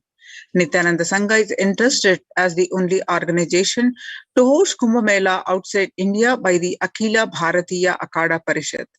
In September 2006, the Supreme Pontiff of Hinduism has organized the first confluence for the world peace to honor the memory of those who lost their lives saving others on September 11, 2001 at Irvine, California. The second Confluence for Peace was held at Los Angeles in 2007 in collaboration with Vedanta Society, BAPS, ISKCON, Siddha Yoga, and other organizations. The Kumbh Mela festival spread fast to other countries, including Australia, Canada, etc. In 2009, the Supreme Pontiff of Hinduism has organized a month-long peace walk covering 1,000 kilometers and 1,000 villages to bring together in harmony from all walks of life. To promote feeling connection and oneness among people, during the walk, health camps were conducted in villages along its path. The Supreme Pontiff of Hinduism has conducted the large-scale collective meditations on September 21st International Peace Day to raise the collective consciousness. One of the greatest contributions that the Supreme Pontiff of Hinduism is doing initiating sannyas. Sannyas is our social responsibility. Let us save Hinduism and humanity. The Supreme Pontiff of Hinduism has revitalized the monastic tradition of sannyas by initiating hundreds of people into the Nithyananda monastic order. The all-renouncing monks contribute the best things to human civilization, living their life with the cognition that life is for others. These monks and nuns act as the harbingers of peace and empowerment for the human society distraught with the violence, depression, and other forms of life negativity.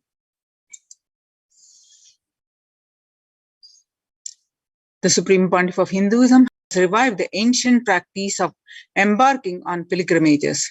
The Supreme Pontiff of Hinduism has also revived the ancient practice of embarking on pilgrimages, the spiritual journeys, taking spiritual aspirants to high energy sacred spots such as the Himalayas, Kailasa, Varanasi, Angkor Wat, and various powerful temples of India. Even though prevalent in India, this practice is rapidly losing its original context, turning into a recreational family vacation. Reviving the original spiritual context, and the Supreme Pontiff of Hinduism has made it possible for modern day human beings to benefit from the spiritual energy present at these centers and accelerate their journey of spiritual evolution, and hence ensuring individual and collective peace as a natural consequence.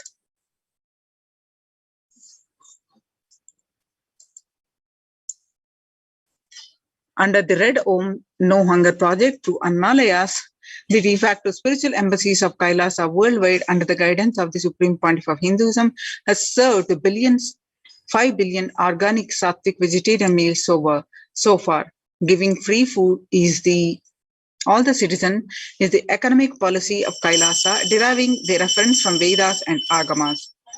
Recently, under the humanitarian initiative launched by the Supreme Pontiff of Hinduism, is the opening of Kailasa's COVID care centers in India, where the monastic campuses have been turned into a multi-layer quarantine facility to safeguard the inmates against any possible point of contact with the outer world.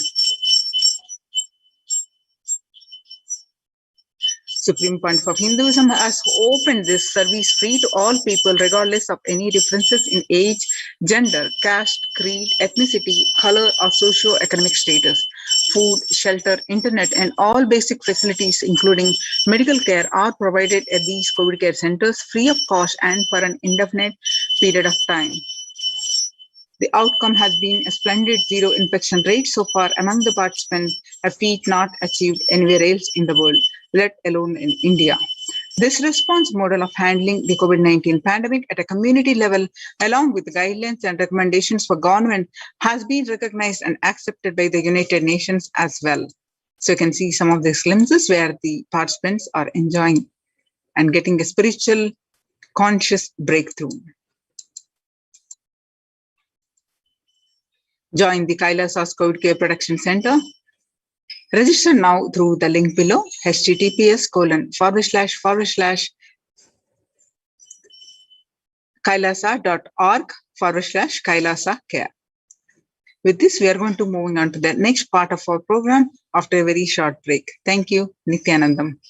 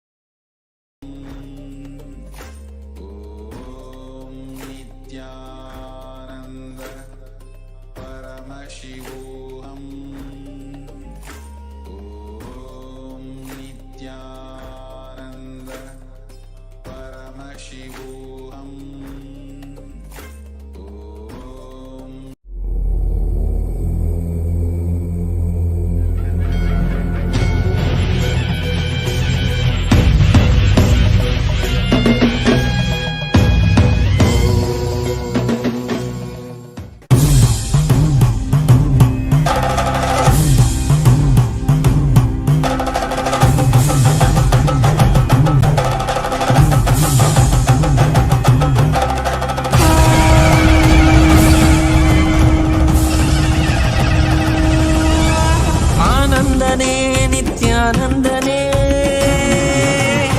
ஆனந்தனே நித்யானந்தனே ஆனந்தனே நித்யானந்தனே ஆனந்தனே நித்யானந்தனே ஆனந்தனே நித்யானந்தனே ஆனந்தனே நித்யானந்தனே நித்யானந்தனே நித்யானந்தனே.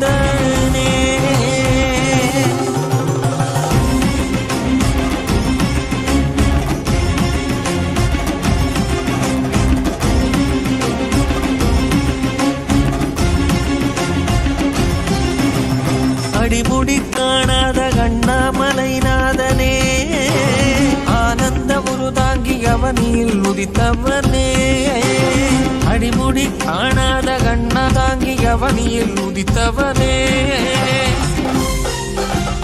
சோதிமலை தனிலே சுயம்பாகி நின்றவனே ஆதி குருநாதனே ஆனந்தனே சோதிமலை தனிலே சுயமாகி நின்றவனே ஆதி குருநாதனே ஆனந்தனே ஆனந்தனே நித்யானந்தம் நித்யானந்தம் நித்யானந்தம் நித்யானந்தம் நித்யானந்தம் நித்யானந்தம்.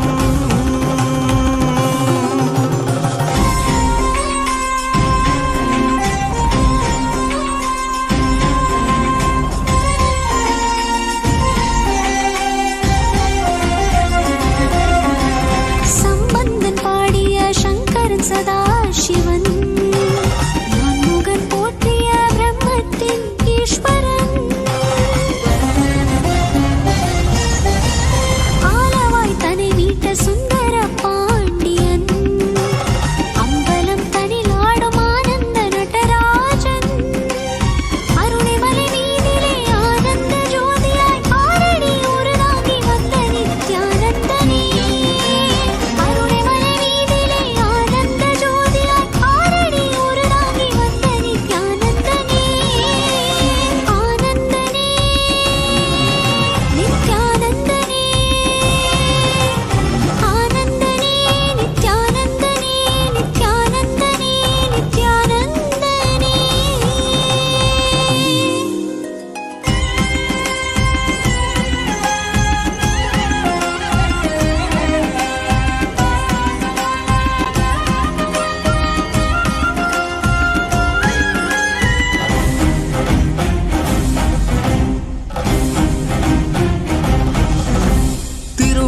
குருவாகி திருவடி தலை காட்டி அருவி உருவாகி ஆனந்தம் தனை மூட்டி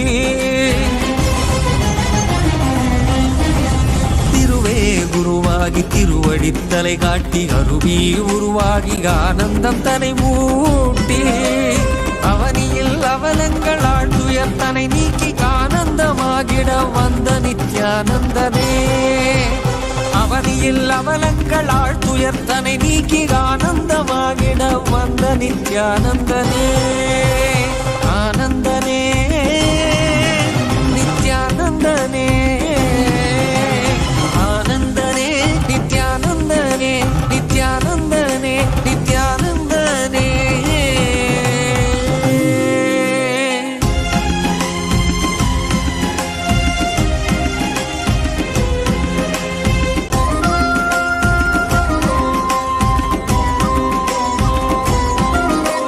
ஜீவனை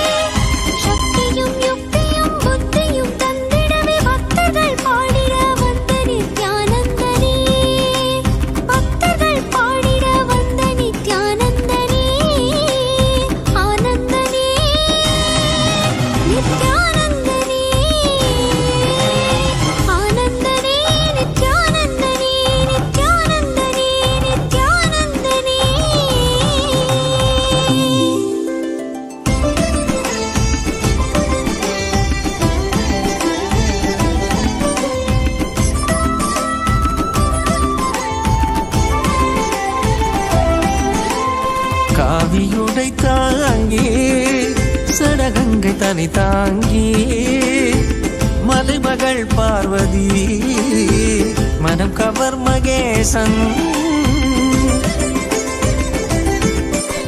காவியுடை தாங்கி சடகங்கை தனை தாங்கி மலைமகள் பார்வதி மனம் கவர் மகேசன் ஆலவாயேசனவன் யோகியரின் ரூபமாய் வந்த நித்யானந்தமே ஆலவாயேசனவன் யோகியரின் ரூபமாய் வந்த நித்யானந்தமே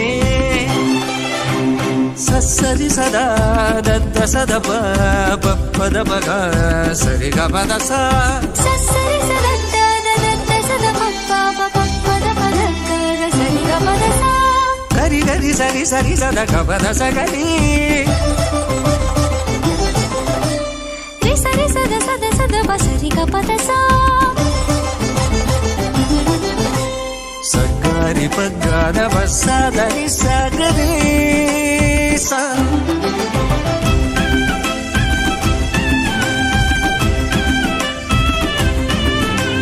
கண்டவர் விண்டிடவும் விண்டவர் போற்றிடவும் கண்கவர் ரூபமாய் காணாதவர் கண்டிடவும்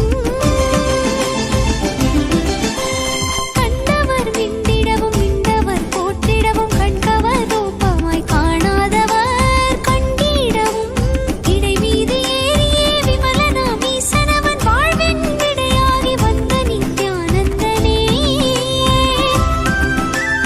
இடை மீது ஏறியே விமலனாம் ஈசனவன் வாழ்வின் விடையாகி வந்த நித்யானந்தனே ஆனந்தனே நித்யானந்தனே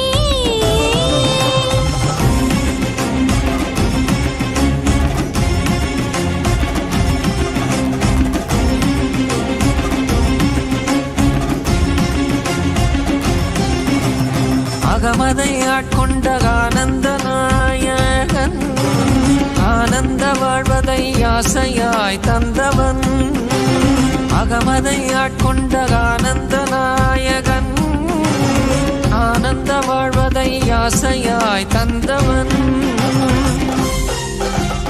இன்னல்கள் நீக்கிய இன்பங்கள் தந்திட இகலோக குருவாக வந்த நித்யானந்தனே இன்னல்கள் நீக்கிய இன்பங்கள் தந்திட இகலோக குருவாக வந்த நித்யானந்தனே Nithyanandam Nithyanandam Nithyanandam Nithyanandam Nithyanandam Nithyanandam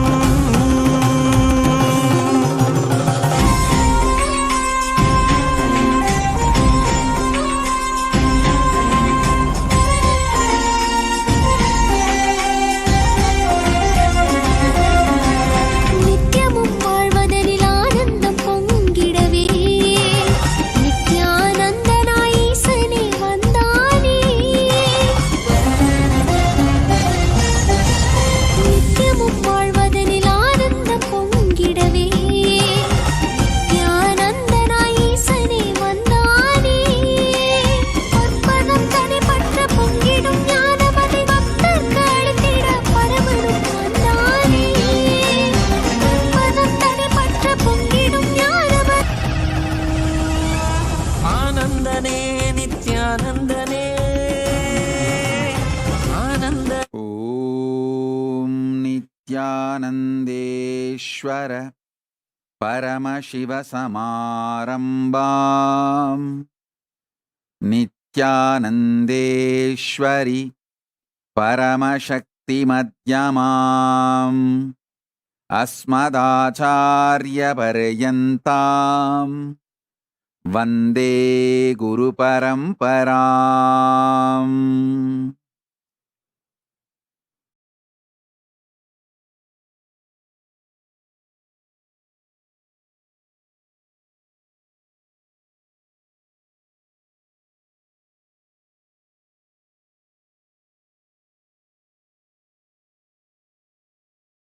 I welcome you all with my love and respects. I welcome all the living, practicing Hindus, de facto Kailasians from all over the world. I welcome all the Sarvanya Pita Kartas, Ejamans, Manifestors, Sarvabarityahis, Srimahans, Mahans, Kotaris, Tanedar, visitors, viewers, Kayakalpa Yoga participants, Kailasa's e-Gurukul students, Kailasa's NHU students, Kailasa's ambassadors, diplomats, e-diplomats, citizens, consulate generals, supporters, Mantreshwaras, Vidyeshwaras, Ganeshwaras, Lokeshwaras, Astreshwaras. I welcome all of you with my love and blessings.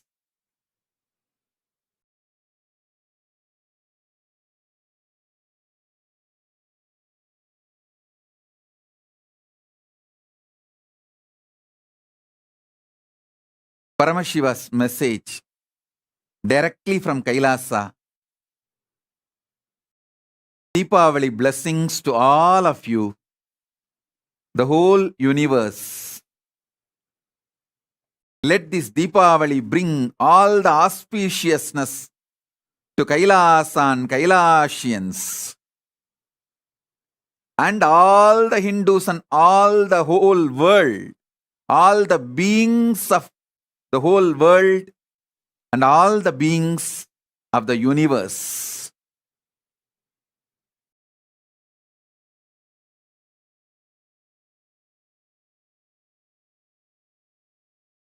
Blessings to all of you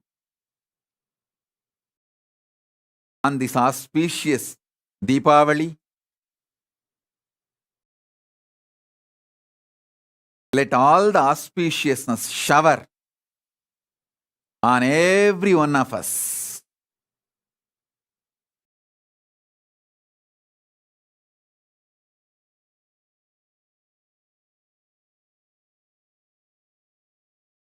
Blessings, blessings, blessings to all of you. Shiva's grace be on all of you. Paramashiva's blessings be on all of you. Paramashiva's energy be on all of you.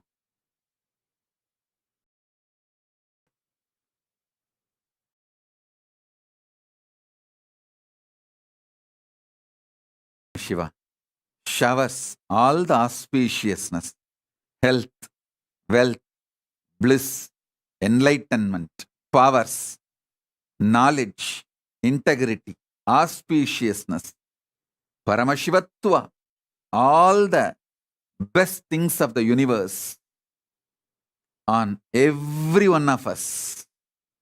Paramashiva, Paramashiva, Paramashiva, Paramashiva, Paramashiva, Paramashiva, Paramashiva, Paramashiva, Paramashiva, Paramashiva.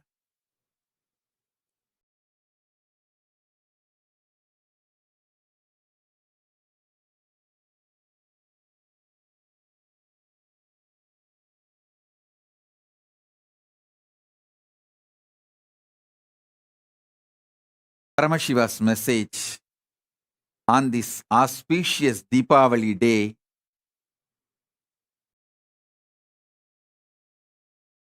blessings and an important message.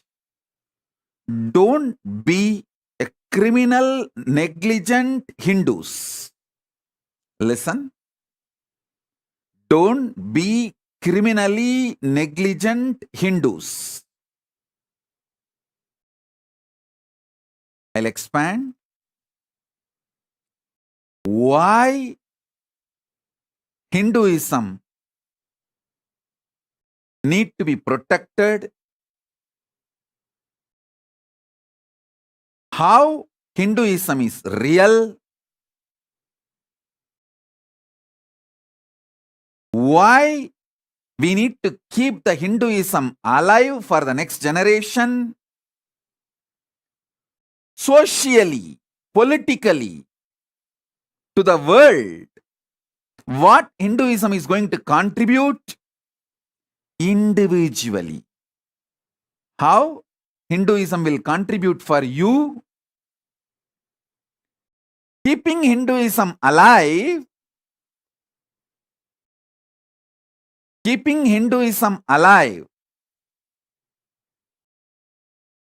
how it will help the next generation, the whole world, how it is going to solve the serious problems collectively humanity is facing. How you need to keep Hinduism alive even for your personal reasons. Last so many satsangs, I have given many truths. Now, I'll compile and present the whole thing to all of you.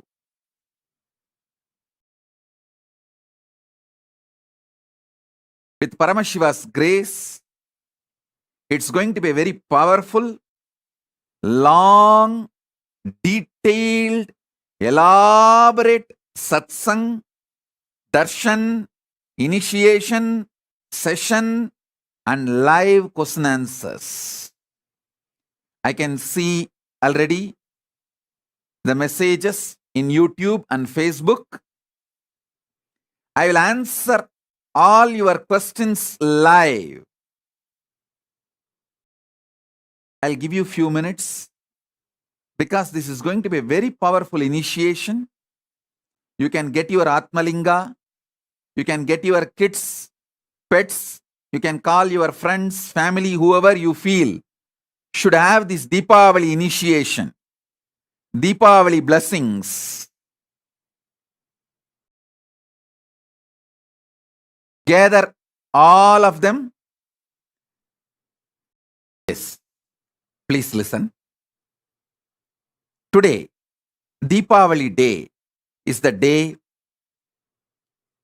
I settled into the body from the deep Nirvikalpa Samadhi, the great pause. See, even though I am born as incarnation with a full awareness and clarity and the purpose of my mission and knowledge, after assuming this body multiple times, I had a great pause, a deep Nirvikalpa Samadhi. Few occasions I'll tell you. When Arunagiri Yogeshwara touched me, gave that Paramashivoham experience, unclutching, Nirvikalpa Samadhi, that time, that great pause has happened. When he took me to Kailasa, inside the Arunachala hill, that time, it was actually literally sucked me back into Kailasa and gave that great pause experience. Then, at the age of 12, during Vishaka Purnima, which I call enlightenment experience, that time had this great pause. Again. Then again, in 2000, I had this great pause once again. Multiple times it repeated.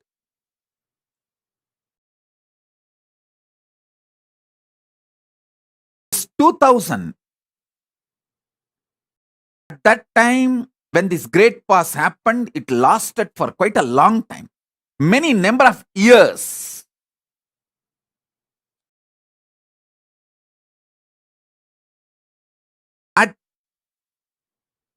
I should say, in your time, the planet Earth time, it may be months, but in the vertical time zone, it was like years and eons. On the Deepavali day, 2000, I settled into the body with a powerful Parashakti, Mahakali's compassionate, loving, blissful, darshan, manifestation, with that Parashakti settled into this body. Paramashiva started manifesting in this body. Today, again that great pause repeated. The reason it took a lot of time for me to settle down, come back and start the satsang. But I tell you guys, I might have made you all wait for 6-7 hours because the original plan was Indian Standard Time. 9 o'clock, the program will start. November 4th evening, November 4th night, 9 o'clock. But it has gone so many hours now. It is already November 5th in India and it's already morning 4 o'clock.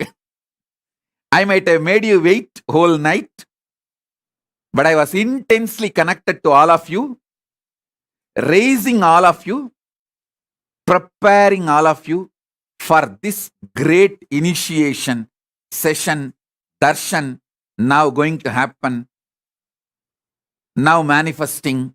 So I tell you guys, you will realize end of the session, the wait was worth.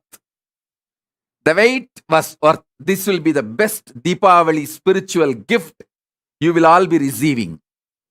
So call any of your friends, family, anyone who wants to come, anyone whom you think should enjoy this, call all of them. Let them all be here to receive this Deepavali gift. So the first statement, Sanatana Hindu Dharma is real. Listen. Sanatana Hindu Dharma is real. Paramashiva is real. Listen.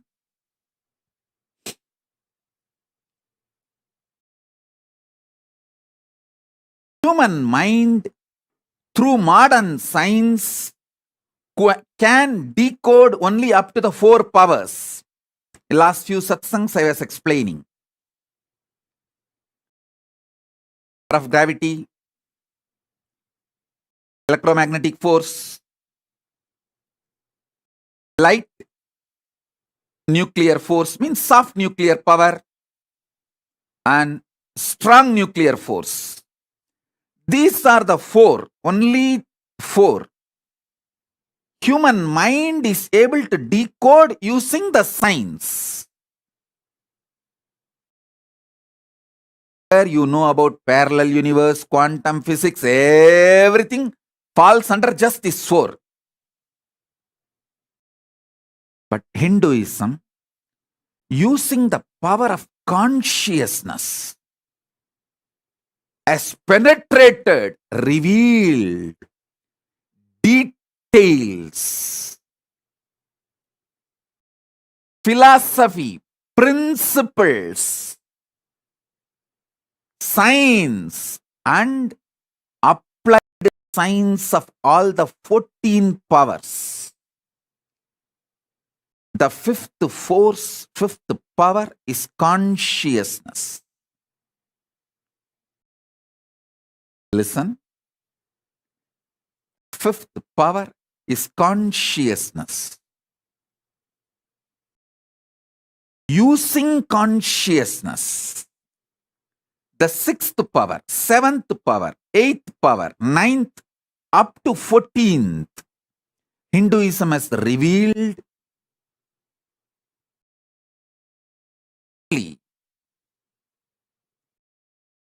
not just philosophy, principle, science, even the applied science, how it can be used. Please understand, one of the greatest problem the modern day human beings are facing, global warming, can be solved just by understanding fifth force, consciousness. Listen, ancient civilizations, 49 documented ancient civilizations, Egyptian civilization, Mesopotamian, different ancient civilizations.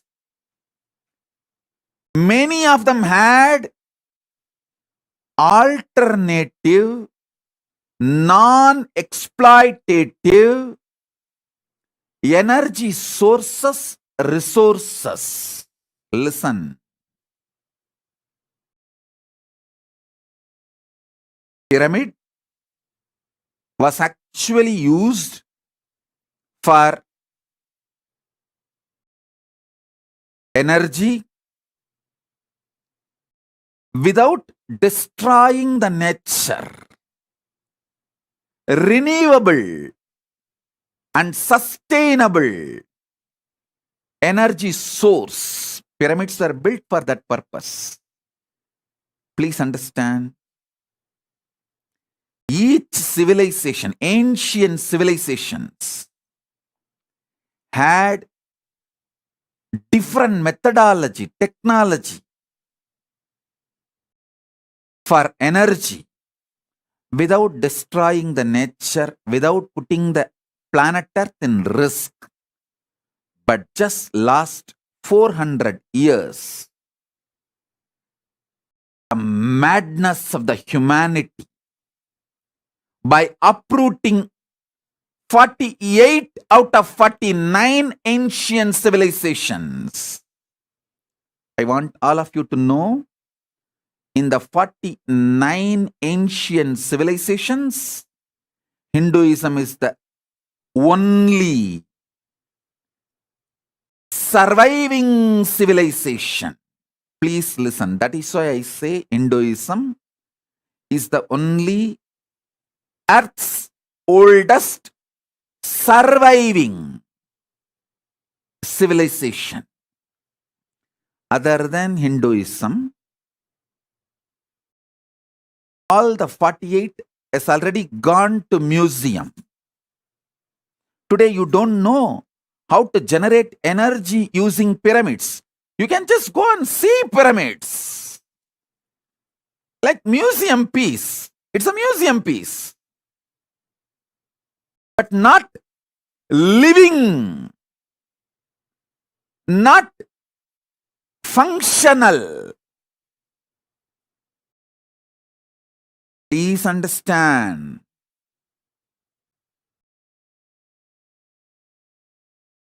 If you Hindus are continuing to be criminally negligent, don't think, don't try to justify your laziness with the false beliefs. Hinduism is Sanatana, eternal. It can't be destroyed. Stop all that hypocritical words, ideas to justify your laziness. More than laziness, I should say, your criminal negligence. Understand?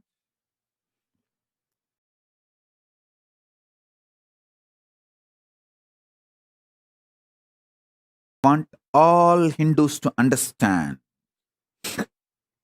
Listen to this again and again. Nothing can be, no modern medical science can even compete with the understanding of the body, mind, medicine, disease. To the depth the Hindu medicinal system has gone. Understand? The whole Hindu civilization is not marketing based, not copyright based, not selling based, not product prioritizing ideology based. That is the strength of Hinduism. It was pure truth, truth, truth, truth, truth. Greatest science. That is the strength of the Hinduism. Understand? I have studied hundreds of Hindu medicine books. I have not come up with one line, one idea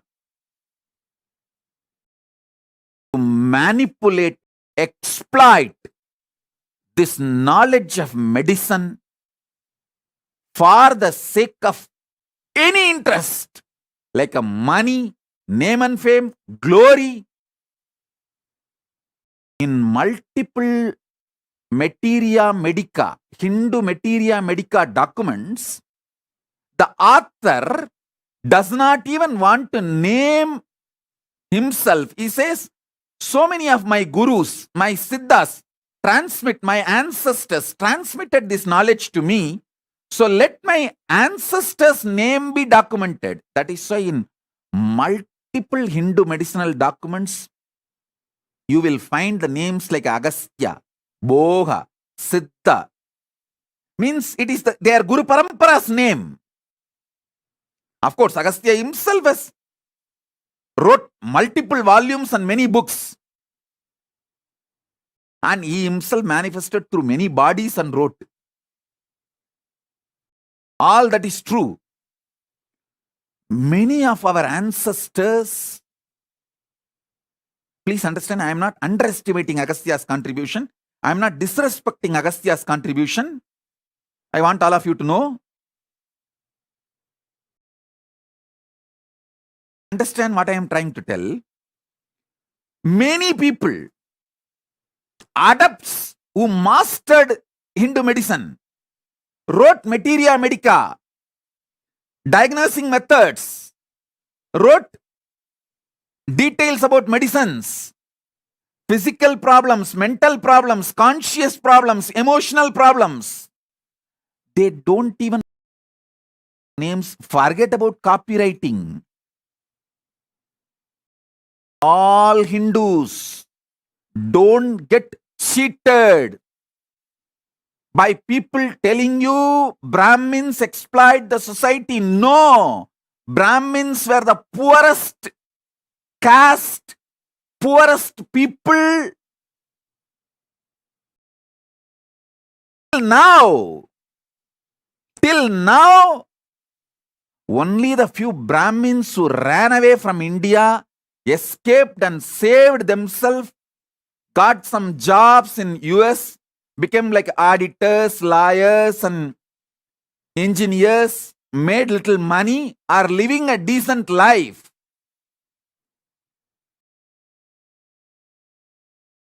Don't imagine Brahmins are living a wealthy, rich life. No. The sacrifice of the Brahmin forefathers and all the knowledge they gathered, not even 1% of the copyright wealth. Listen to this punch strongly. This is the truth. Anti-Hindus wrote their history on the blood of Hindus.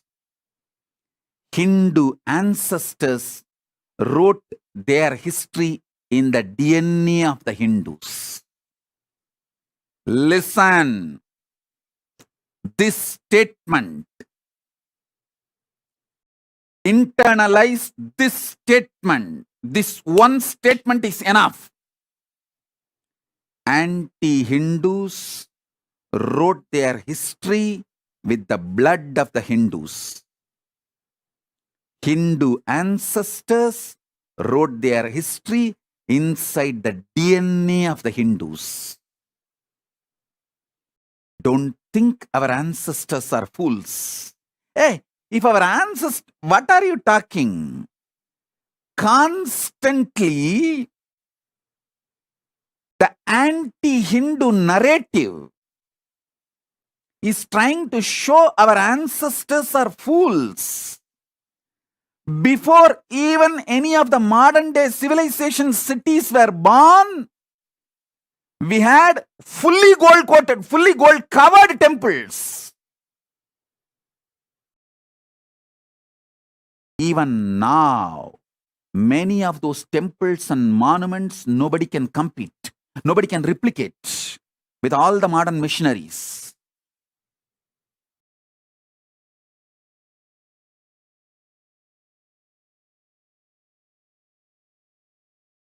Listen.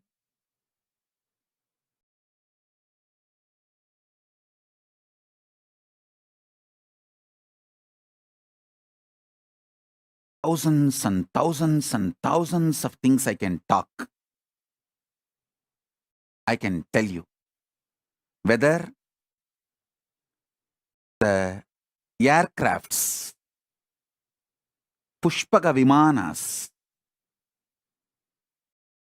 which can fly not from one place to another place, which can fly from one plane to another plane.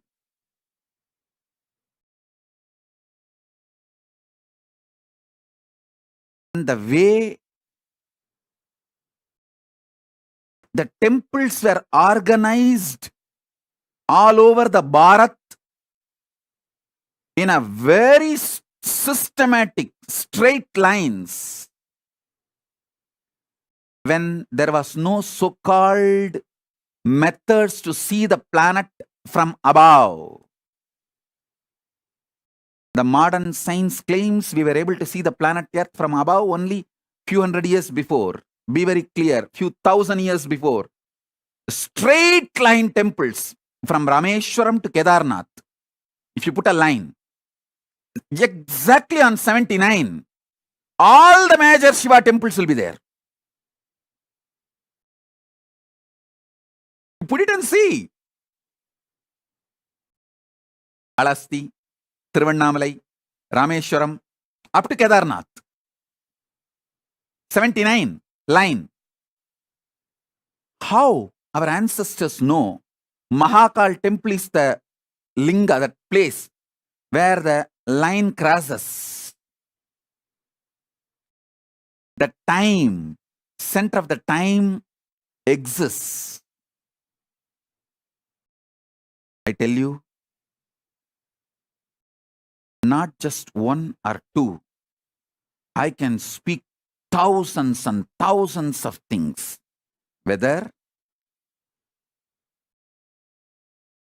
things related to inner science, things related to agriculture, things related to transportation, in every field. The knowledge of Hindus.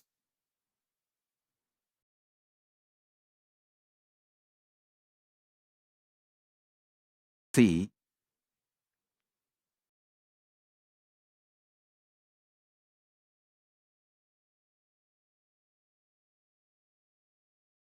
it is all not just documented, verifiable. Even now, practically usable.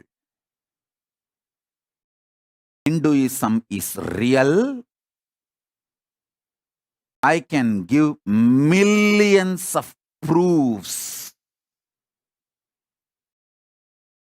Future of the humanity is dependent on the revival of Hinduism. Listen. Future of the humanity is dependent on the revival of Hinduism. Not take Hinduism for granted. Do not think Hinduism is not in any imminent danger, that we can protect it next generation. First, let me have the criminally negligent, comfortable Hindu life. What I call is one wife, two kids, two car, one house, bank balance. criminally negligent, comfortable, luxurious Hindu life. Doesn't bother about anything else. Don't think you can afford the criminally negligent Hindu life any further.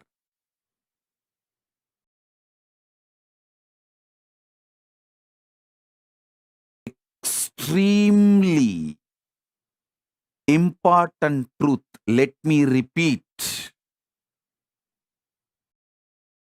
We can't wait.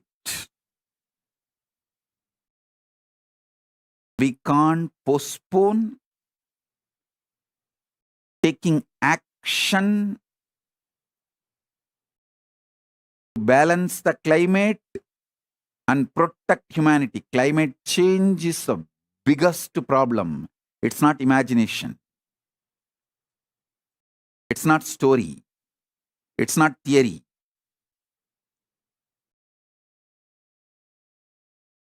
Hinduism can really solve the problems of the climate change.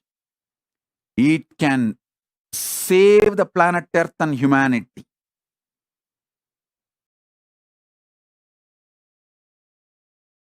Just a few billionaires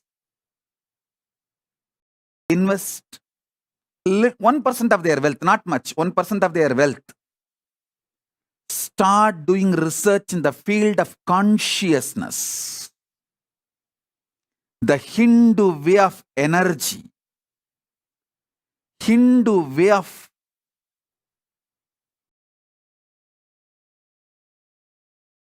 not just the fuel related, the energy of body, energy of mind, energy for our vehicles, energy for our electricity, everything is interconnected, and Hinduism can give a very big breakthrough. Anyone who does little research, I can give you the clear theses and theories and principles. Little research in an organized way, not just you will get Nobel Prize, you will find alternative solutions for fossil fuels. You can not just solar energy, multiple alternative solutions, and we can save planet Earth. Because we Hindus always were coexisting with nature. We are nature lovers, non-violent, coexisting with nature. Listen.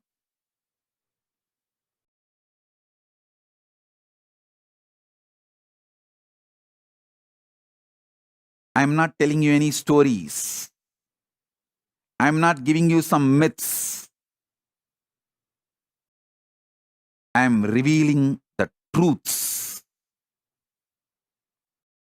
The truths which can impact, make individual life better, and which can impact and make the human life on the planet Earth best.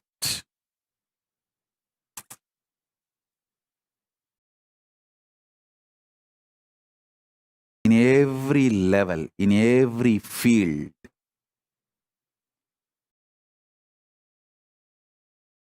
the knowledge source, the knowledge strength.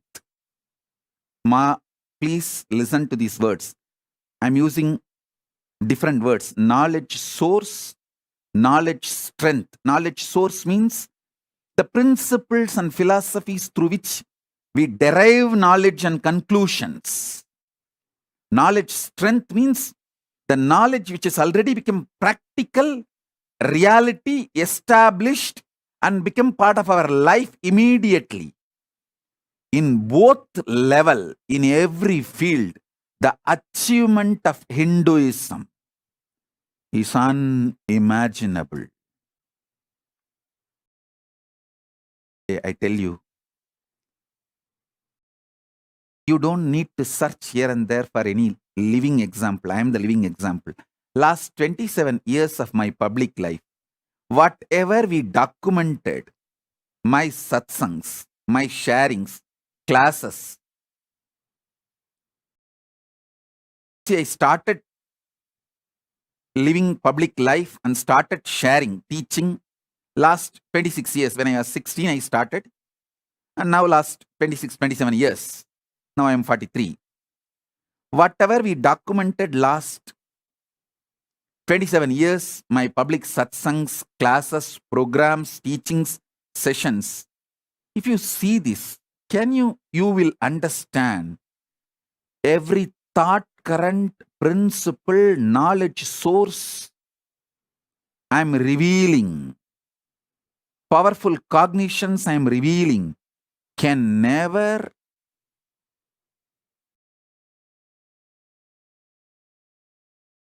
it could have never gone into my system through any formal education related to 5 senses.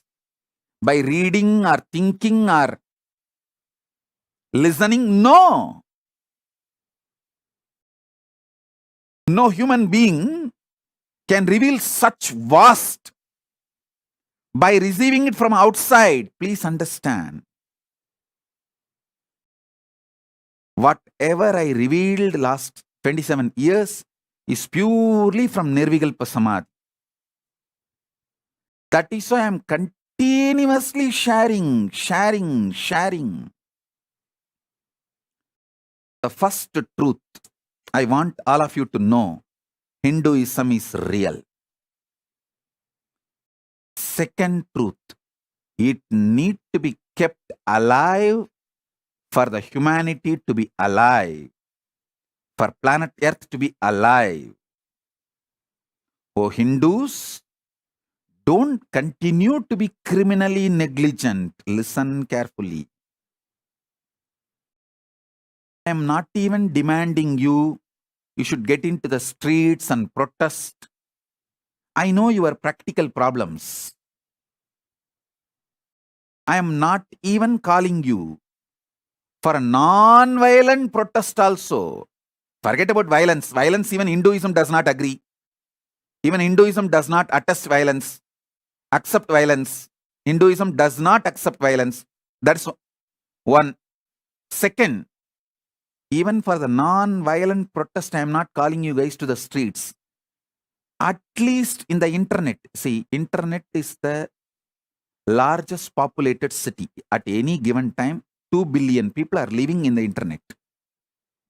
And I want all of you to know, like each city is built by one civilization. I want the whole world to know internet is built by Hindus. In Microsoft, you can write programs in Telugu and Tamil. So many people know Telugu and Tamil. Of course, they don't write. I am saying internet is built by Hindus. Oh Hindus, at least the city you built, use that city to tell your side of the story to the world. World needs to know the Hindu narrative. If you don't tell your side of the story, Hindu narrative, the anti-Hindu narrative will be accepted. That will become legitimate. That is what is happening now. The anti-Hindu narrative is becoming legitimate. I don't know how many of you know. So many Hindu women are raped in Bangladesh. Hindus are killed in Bangladesh. Hindu properties are robbed. So much Hindus are going through in Bangladesh, and Hindu social media accounts are all blocked. They can't even tell the world their sufferings. Listen, O Hindus, listen. 5 generations before, when Hindu women were getting raped, Hindus' properties were getting robbed, Hindus were getting murdered in Afghanistan. All Hindus in Pakistan, India, Bangladesh, Burma, everywhere kept quiet. Then the Hindu women who got raped in Afghanistan, their kids, naturally, those kids are not going to grow up as Hindus. Those kids, when they grew up, the 4th generation, 4 generations before, sorry, not 4th generation, 4 generations before, the kids who are born for the 5 generations before Hindus. See, 5 generations before, when Hindus are getting raped in Afghanistan, all the Hindus in Pakistan, India, Bangladesh, everywhere, they kept quiet. Criminally negligent Hindu lifestyle. Then, 4 generations before, the kids who are born for the Afghanistan women who got raped, those kids, they entered Pakistan and started raping Hindu women, robbing Hindu properties, and murdering Hindus. Again, Hindus in Balochistan, Hindus in Punjab, Hindus in India, Hindus in Bangladesh, everywhere they continue to live the criminal negligent lifestyle. Then, 3 generations before,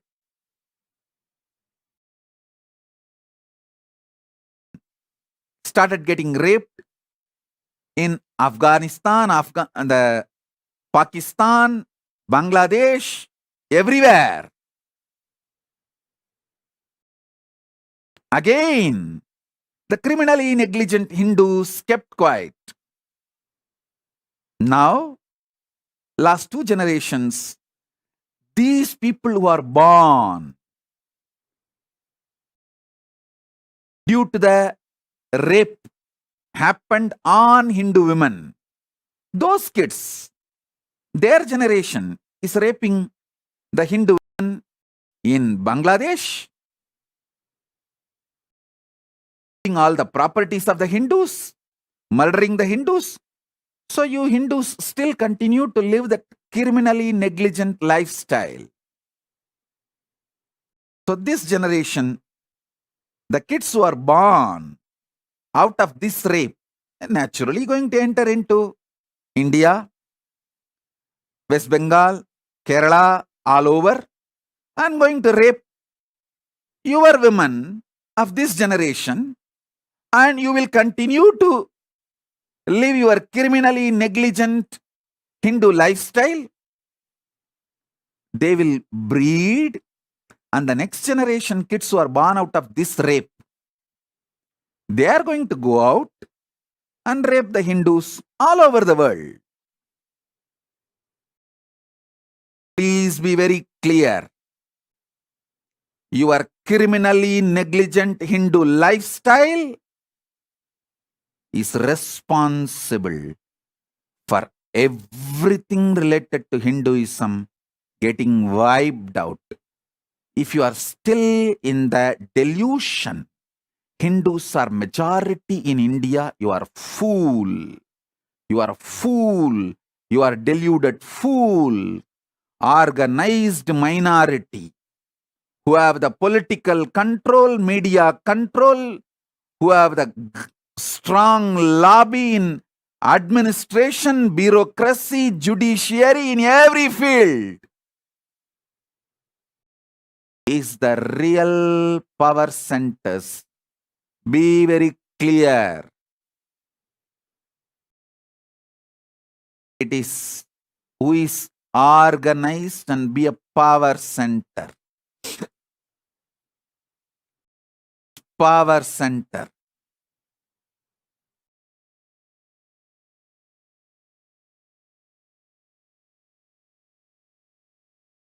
If you are still thinking,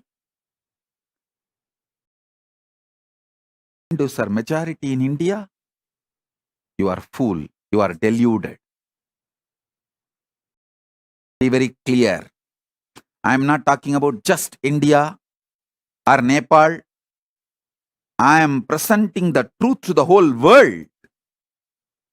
All of you, all over the world, all the Hindus all over the world need to wake up.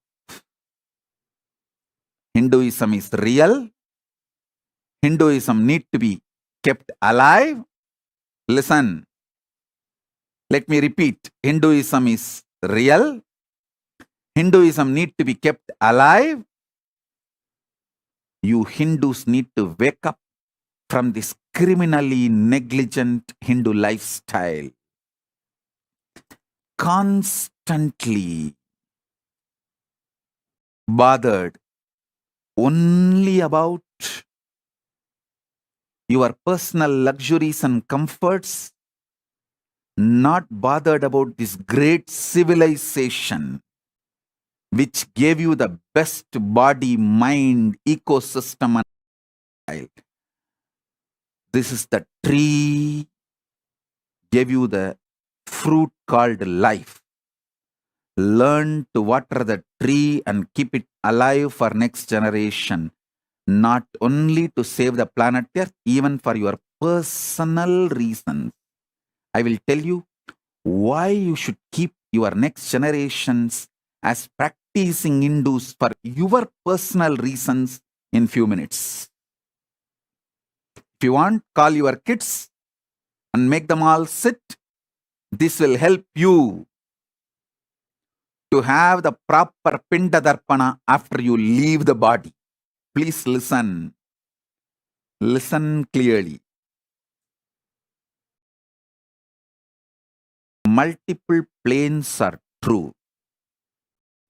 Pitruloka is true.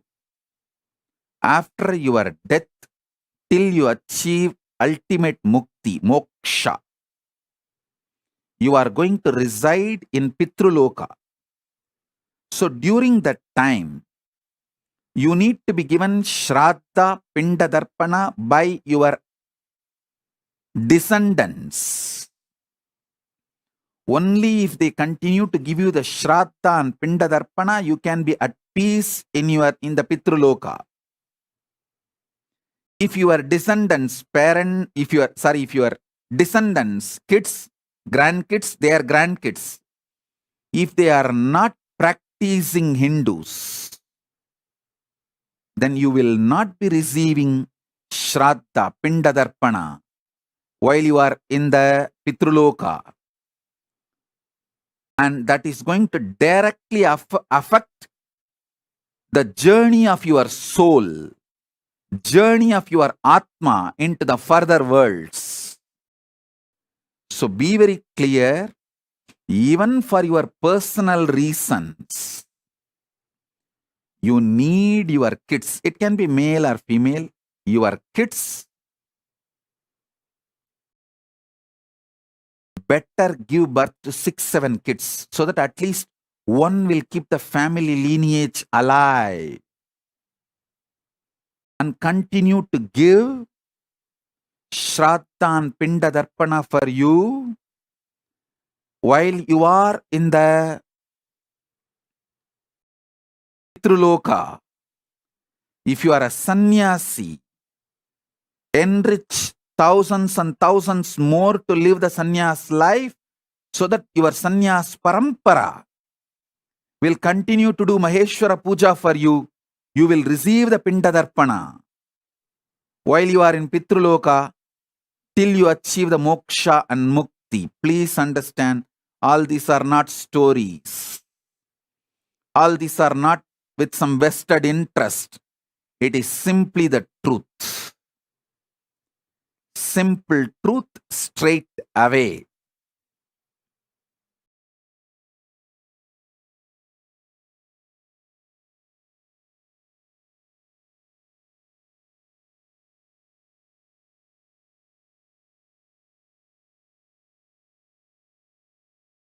if you Hindus are not going to tell the Hindu narratives to the world, at least through internet, not only you will be criminally negligent Hindus,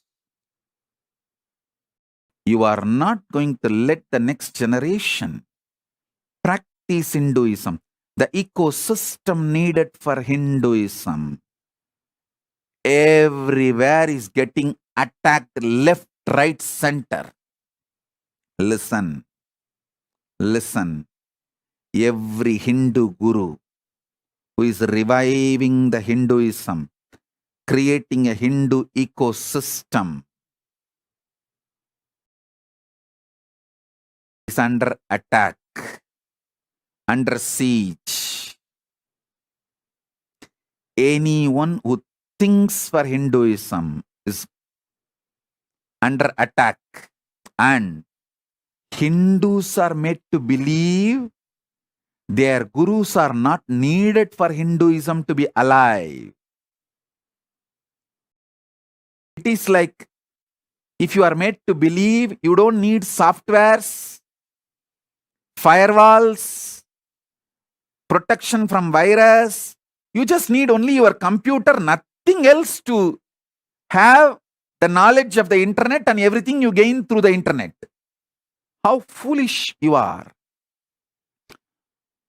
Same way, Hindus are made to believe if you just have your temples, that is enough. You don't need people who are keeping the software alive. Listen, Hindu gurus who keep the Hindu ecosystems alive, who revive Hindu ecosystems alive, are the software programmers. They keep the software of the Hinduism alive. They keep the software of Hinduism alive. You are made to believe hardware of the Hindus are enough and software of the Hinduism is not needed.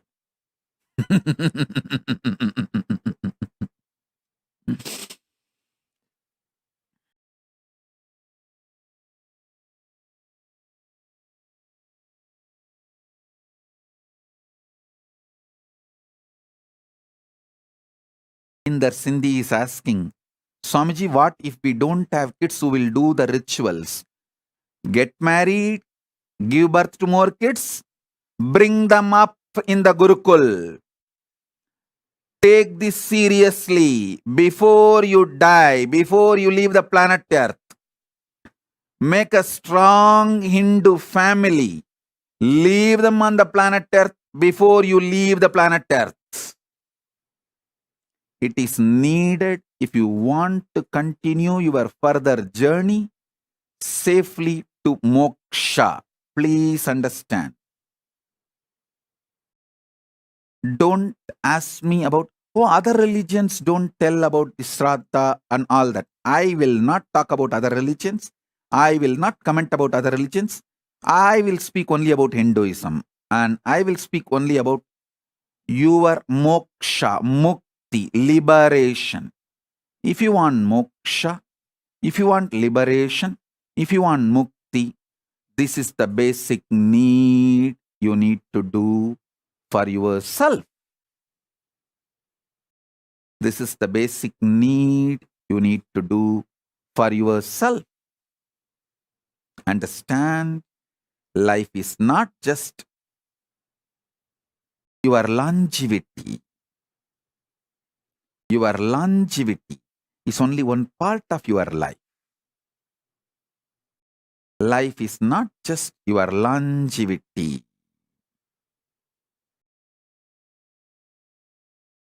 So be very clear.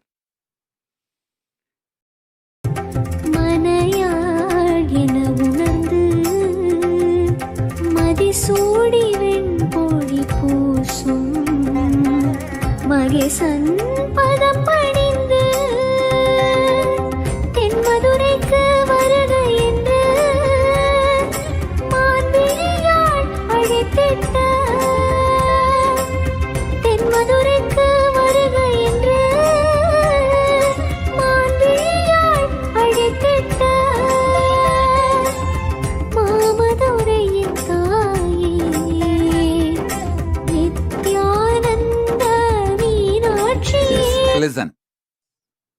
Thank you. I just took a break to change the crown. Actually, the crown is like helping me to settle from samadhi. It's very heavy actually. When I'm in too much samadhi, it helps nicely to settle down and feel my body, my boundary. But once I settle down, it becomes very heavy. So I think now I'm a little settled. So I changed to turban so I can continue the satsang because I'm going to share more. First, let me answer some questions. The Nita Tatpurusha Shiva Shakti, she is sending a message. Oh, Swamiji told we will all directly go to Kailasa. Be very clear. Nita Tatpurusha Shiva Shakti. If you are a criminally negligent Hindu, you have no place in Kailasa. You get married, give birth to multiple kids, and make them practicing Hindus, leave a generation the planet Earth for them to give you the Shraddha, or you take sannyas and enrich more sannyasis and leave a sannyasa sampradaya to give Maheshwara Puja. Only then you will reach Kailasa. Don't try to use my compassion and say, oh, Swamiji is compassionate, he will allow us to Kailasa for your criminal negligence. So, Nita Tatpurusha Shiva Shakti, be warned. Criminally negligent Hindus will not have place even on the planet Earth. Why will they get place in the Kailasa? Baba, Tata. And next, Joaquin Joseph is asking, Swamiji, if you are not born Hindu, can Hinduism still be part of your DNA? Yes.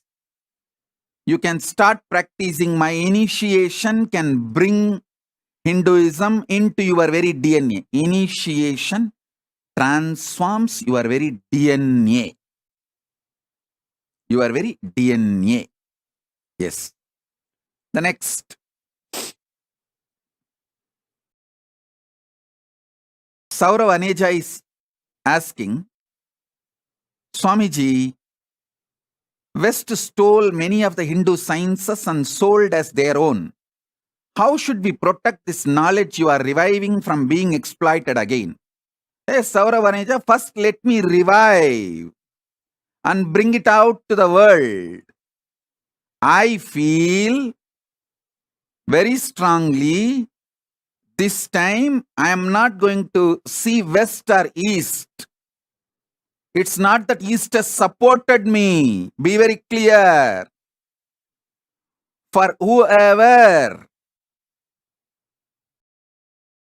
this Hindu science feels useful, I am going to share it with all of them. I am going to give it to all of them. So be very clear. I want to tell Saurav Aneja, you Indian Hindus have no right over what I am reviving. Don't try to claim right. You have thrown me out already. Your criminal negligence.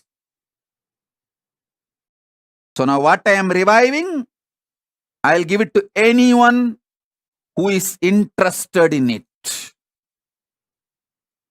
You guys can continue with your criminally negligent, luxurious, comfortable, cozy lifestyle as long as you can.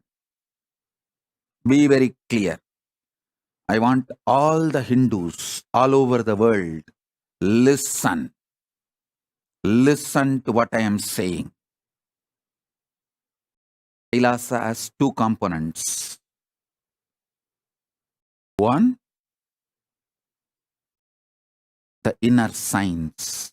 From Kailasa, all the great spiritual truths I am receiving from Paramashiva and revealing it to all of you. Like enlightenment science, everything I am revealing and reviving. That's one dimension. Making all this useful for you and the whole world. That is one dimension. There's a second dimension. So many of you poured your wealth, time, treasure, talent. Like Maitri Patel drives truck only to give money to me. Shrikant Iyer and Prasanna Ramachandran, they work only to give money to Kailasa. Whatever money they make, other than their basic need, everything they give it to Kailasa. I can list people like that. I don't even know how much money Balaji gave for Kailasa. I can list. There are thousands of you who are working 24/7 for Kailasa, and all my sannyasis, Adinavasis, who gave their whole life to build Kailasa. Listen, all the Sarvanyapita Kartas, Sarvanyapita Yajamans, SJP manifestors who are giving their treasure, all the volunteers who are giving their time and talent, all the sannyasis who are giving their time and talent both, all of you putting together, you are building this Kailasa. Be very clear. I want to tell you some of the stories and case studies. Listen. We are not something new out of the blue. Listen. Be practical. At the age of 20s, maybe 27, 28, Asaram Babu entered public life. Late 70s. Such hard work. If you see his calendar, every day almost 20 hours hard work he has done for Hinduism, revived Hinduism in multi-level, built 5,000 ashrams all over the world, more than 1 lakh Adinavasis full-time committed disciples, at least few crore devotees all over the world. They built such powerful, amazing Hindu ecosystem.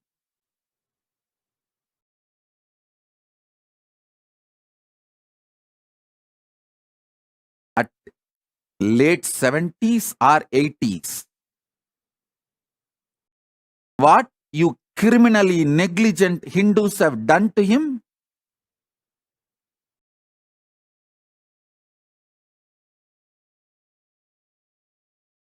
I want every Hindu who has not protested the injustice done to Asaram Babu to listen to this. You are all criminally negligent Hindus. Jagadguru Kanchi Shankaracharya Swami, Jayendra Saraswati, his sampradaya till before Chandrasekharendra Saraswati Swamiji, please listen. The Jayendra Saraswati Swamiji is 69th and Chandrasekharendra Saraswati Swamiji is 68th. Up to 67 means the Guru of Chandrasekharendra Saraswati Swamiji. They had immunity from all prosecution even by the British government. British government has given the status of immunity from all prosecution. In India, at least few hundred kingdoms and Rajaguru Samasthanas had the status of immunity from all prosecution, including Madurayadinam. The Sanidhanam is treated as the head of the state, and that Pitadipati or the king of that kingdom or Pitadipati of that Samsthana or that Adinam cannot be called to the court. Immunity from all prosecution. Understand? Just 2 generations, 68, 69, lost that immunity, and you criminally negligent Hindus have put him in jail with a false case. 10 years of the legal battle. He proved his innocence, but his life is over. He proved his innocence, but his life is over. There was a lion running in the forest. Usually lions chase, but don't run or escape from anything. But there was a lion running, escaping from something. Elephant was watching the lion and asked, "Hey, Bhaiya, brother, what happened? Why are you running so fast? From whom you are escaping? It is strange." The lion screamed while running without reducing the speed. "Hey, the government has declared to catch all the bulls and put them in jail."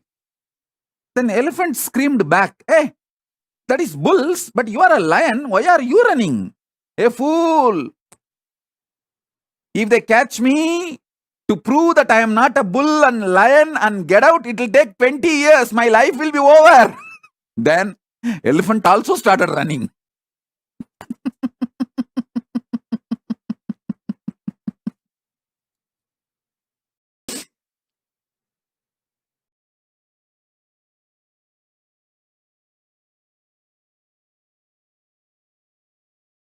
Listen.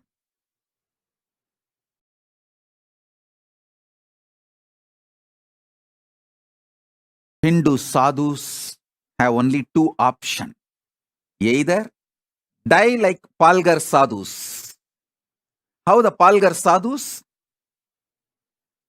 Absolutely, they have not done any crime. Innocent, sweet sadhus.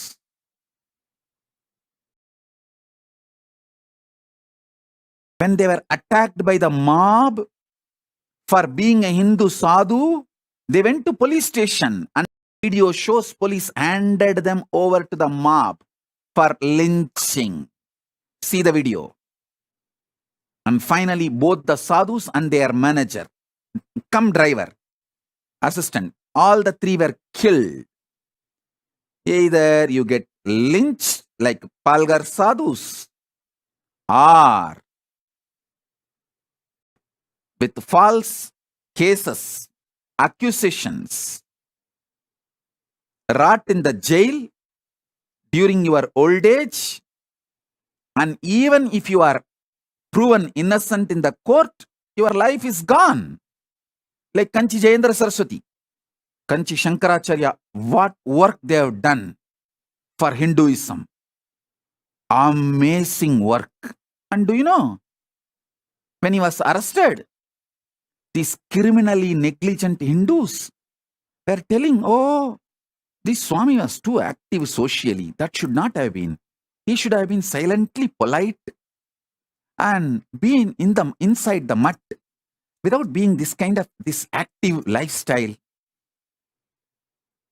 Not only they did not defend Jagadguru Shankaracharya Swamiji, 69th Shankaracharya Jayendra Saraswati, they started accusing him, blaming him.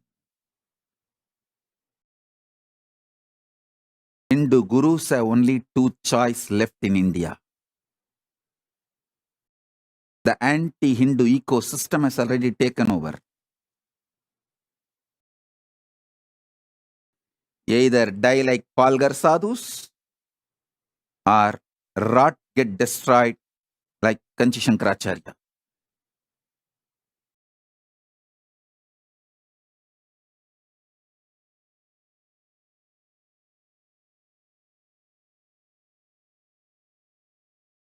I have thousands of stories to tell. How, with cunning conspiracy, whole Asaram Babu's ecosystem he built with such hard work. In 20s, he entered public life. Now he is in late 70s. At least 50, 60 years of sincere hard work. He, his whole family, and more than 1 lakh of his Adinavasis. Many countries have less population than the Adinavasis of Asaram Babu. Adinavasis of the Asaram Babu, the population is more than many countries' population. At least there are 20 countries less population than the Asaram Babu's whole organization strength. But all their 60 years of hard work, how systematically dismantled with the false case in India. Study it. You go and study it. Go and study Sant Rampal's case. Go and study Ram Rahim's case. Go and study Sri Siddha Yogi Shivashankar Baba's case. Go and study all of this.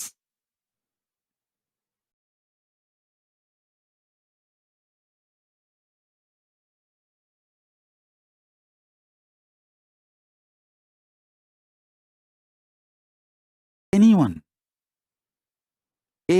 anti-Hindu person does not need anything else. Just he has to go and give some false complaint to the police station. That's all. That whole Hindu guru and his ecosystem will be finished in next few days. And the Hindus will be just sitting. Not only they won't support that guru and the ecosystem, they will be finding faults. Oh, I went to see that guru. 2 hours he made me stand in the queue. Arrogant fellow. He sees the rich people first and we all have to stand in the queue. Oh God. It happened in my life. Let me tell you one story. In Tiruvannamalai ashram, I was sitting and giving darshan. More than 18 hours I was continuously sitting without going for restroom break or coffee or even cup of tea. It started, I think, evening 5 o'clock. I sat and gave the satsang and then continued the darshan next day morning. Till next day morning, it was going on. More than 18 hours. I was sitting and continuously giving darshan, healing people, blessing and all that. A few guys in the distance, in the queue, they were screaming and shouting to come near without standing in the queue. They want to cut the queue and come near and have darshan. Have darshan or talk to me. I don't think people who come for darshan will try to cut the queue. They just want to come and talk to me. The volunteers came and told me they are making riot. They are running riot and creating problem there. I said, don't cut the queue. Anyone wants darshan, they should come in queue. I am sitting and I assure till the last person gets darshan, I will sit and give darshan. I won't leave. Then those fellows who come for darshan to talk to me inside my ashram, they are shouting from there, if you don't give darshan, if you don't talk to us immediately, we will go and file a police complaint. You called us by our community name. In India, there are certain communities have the legal right. If you call their community name, it's like a disrespect and they can file a case and without any investigation, you will be arrested. It's called some PCR law. And they were screaming. I looked at the organizers who were standing next to me and I said, what do they mean? What is the meaning? I did not understand fully. They said, Swamiji, They are from a community where they can file a complaint if just saying that you called them by their community name, and without any investigation you will be arrested, and anyone on whom anyone gets accused without any investigation, they will be arrested. You know the funny thing? Finally, I have to bend. And I told, all right, don't create ruckus, get them. When they came near, then they told, we want 1 lakh rupee, give us. I said, why? No, you are coming to this area regularly and conducting programs. You are giving Annadanam to all, na? So think you have given Annadanam for us also, give 1 lakh rupee. I said, Annadanam is served for all. No, we want 1 lakh rupee. Otherwise, we'll go and file a police complaint. You called us by this community name. I was shocked. Finally, organizers gave the money.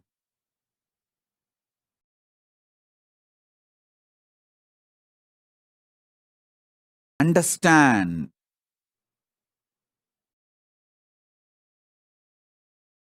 Anyone can threaten a Hindu guru. You don't need any reason.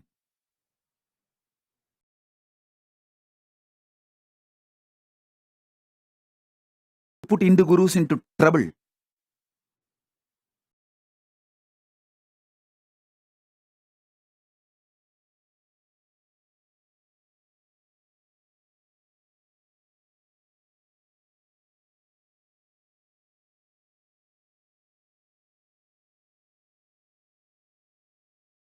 I have hundreds of incidents, thousands of stories to tell you about these criminally negligent Hindus. Listen very carefully. Listen very carefully.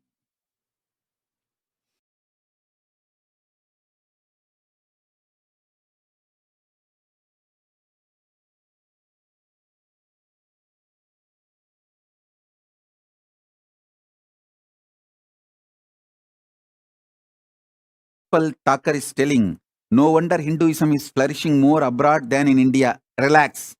Stop justifying. It is not flourishing anywhere. Understand? Don't think it is flourishing anywhere else. No. Nowhere it is flourishing.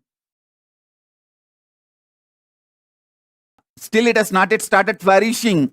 Be very clear. Even I am keeping it alive in Kailasa. That's all.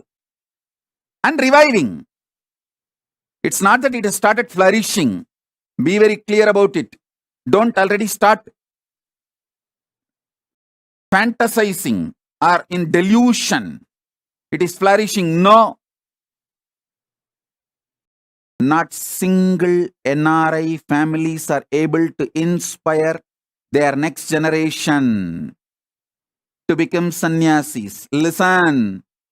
I am not saying all your kids should become sannyasis, but at least NRIs who have all the basic needs fulfilled should think of giving birth to 5 kids and give at least 2 kids to sannyas to keep the Hinduism alive.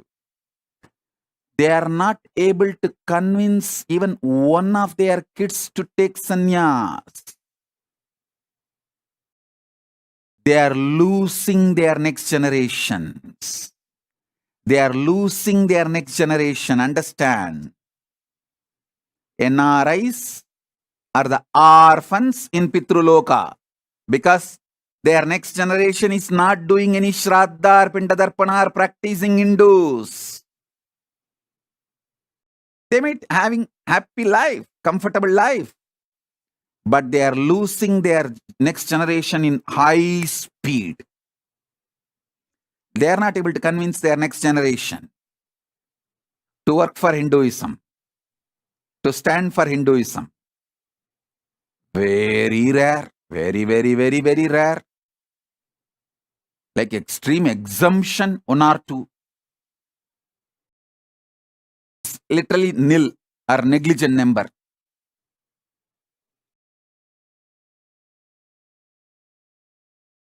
All right. I wanted to tell all of you,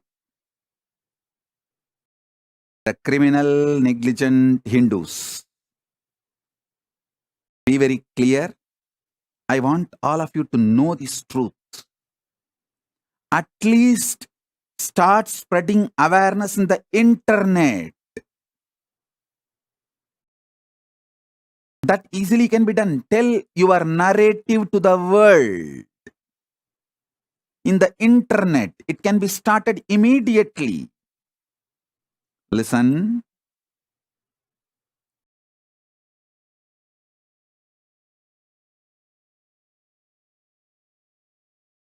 When you don't tell, Hindus are persecuted to the world. The anti-Hindu narratives are heard loudly all over the world. In the modern day, number matters. The louder the voice you raise matters. You need to take this to the international organizations' attention. If you are not telling the stories of your persecution, if you are not ready to educate the world about what you guys are going through and your narrative, be ready to be branded as aggressors and be ready to get wiped. I am not cursing you. I am just telling you the truth.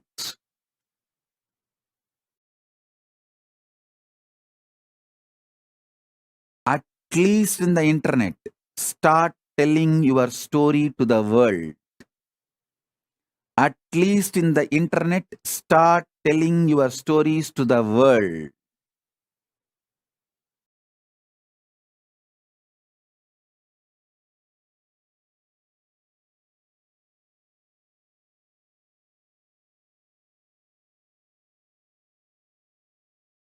Little time, study how each Hindu ecosystem is persecuted in last 100 years. Listen, whether Kanchimat or Asaram Babu or Ram Rahim or Sant Rampal or Shivashankar Baba, all of them, all their organizations, with so much of hard work, they build the Hindu ecosystem like a beautiful honeycomb. But just some thief comes and robs the whole thing and takes it away. But again, you guys Hindus will work hard and build it like a honeycomb. Again, somebody else will come and steal. Be very clear. I am not interested in this game. That is why I decided very clearly, I will build the fort first. Proper stone fort. Then build the honeycomb so it will stay forever and work forever.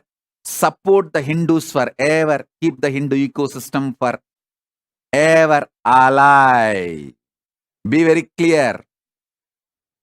I understood this secret. I started my public life at the age of 16. Within 10 years, by 25, I understood. Without making a proper protection system, any hard work me and my sannyasis put and build, it will be like a honeycomb. When Kanchi Shankaracharya got arrested, clearly I realized the Samasthana, which had immunity from all prosecution, lasted just 2 generations before, till the India adopted the secular constitution. Kanchimat, Madurayadinam, all of them had immunity from all prosecution in writing, legally valid, from the British government till the British time.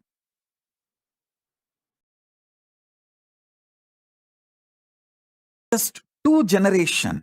Now, those gurus are getting prosecuted. Lawfare is being done. False accusations are put. They are prosecuted left, right, center. Of course, Kanchi Shankaracharya proved he is innocent and came out. But what happened to that organization? What happened to that mutt? What happened to himself? Was he able to stand back? The criminally negligent Hindus did not have gratitude for all the work done. Criminally negligent Hindus are not realizing the anti-Hindus are attacking the real Hindus because he stood for the Hindus and stick his neck out, his head was cut. That's all. So that is like a message. No one else should stick their neck out for Hinduism. I tell you, I realized this truth. If I don't build the proper legitimate fort, legal protection, even if I work for 100 years and build the Hindu ecosystem, I don't want to say what would have happened. I know very clearly. I know very clearly. I know very clearly.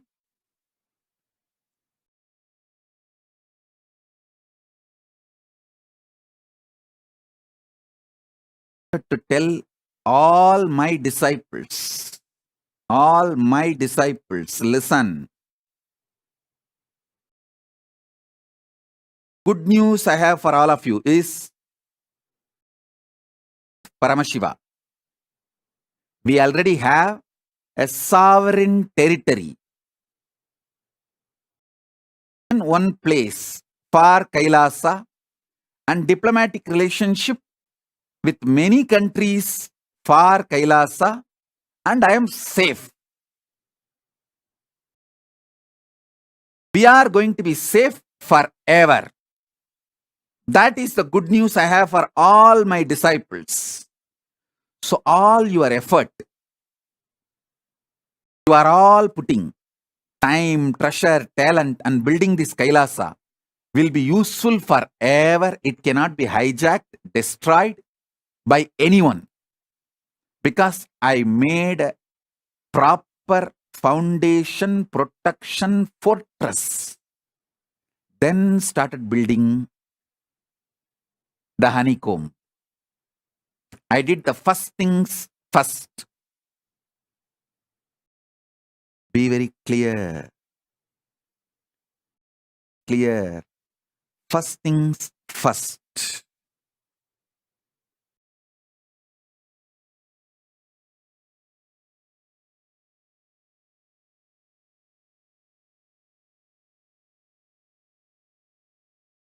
Many people asked me, Swamiji, why did you leave such a huge empire you built in India and sitting somewhere in one corner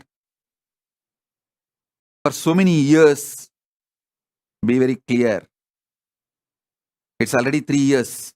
I left India. More than 3 years. This 3 years is worth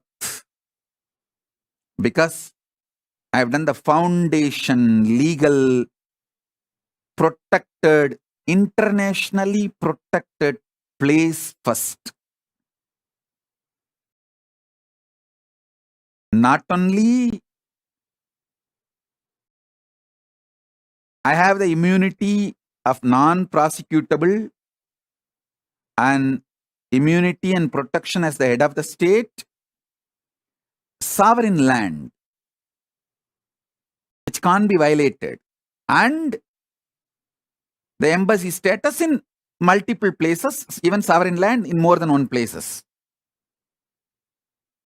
This 3 years is worth because the first things are done first, right things are done first. We have a great future. We don't have to worry. Will there be any end like what happened, what has been done to Asaram Babu's organization?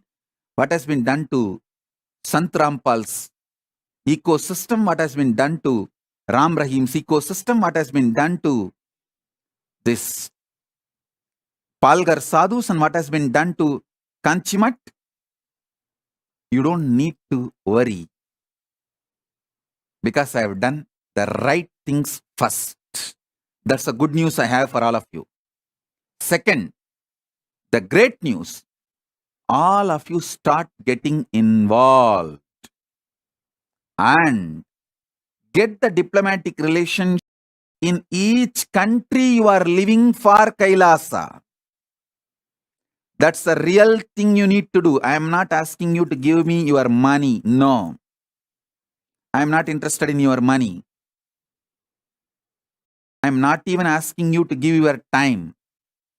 I am just asking you, start working with the government, the country in which you are living, and build diplomatic relationship.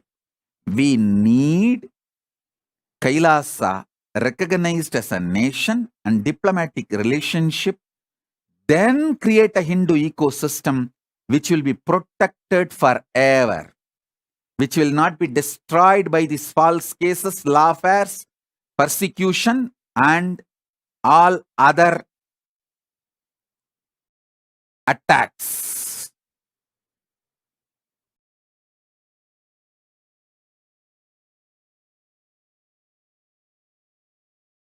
If you want to be a real, honest, integrated Hindu who want to save, protect Hinduism, revive Hinduism, flourish Hinduism for the sake of future humanity, work on getting more diplomatic relationships with more countries for Kailasa.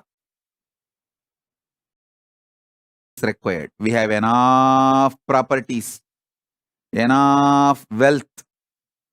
People are pouring. You only need to do diplomatic relationship work. Hindu Priyal is putting a message. Immense gratitude, Lord Kalabhairava, Meenakshi Taye and Paramashivani for protecting our beloved Swamiji. Just get lost.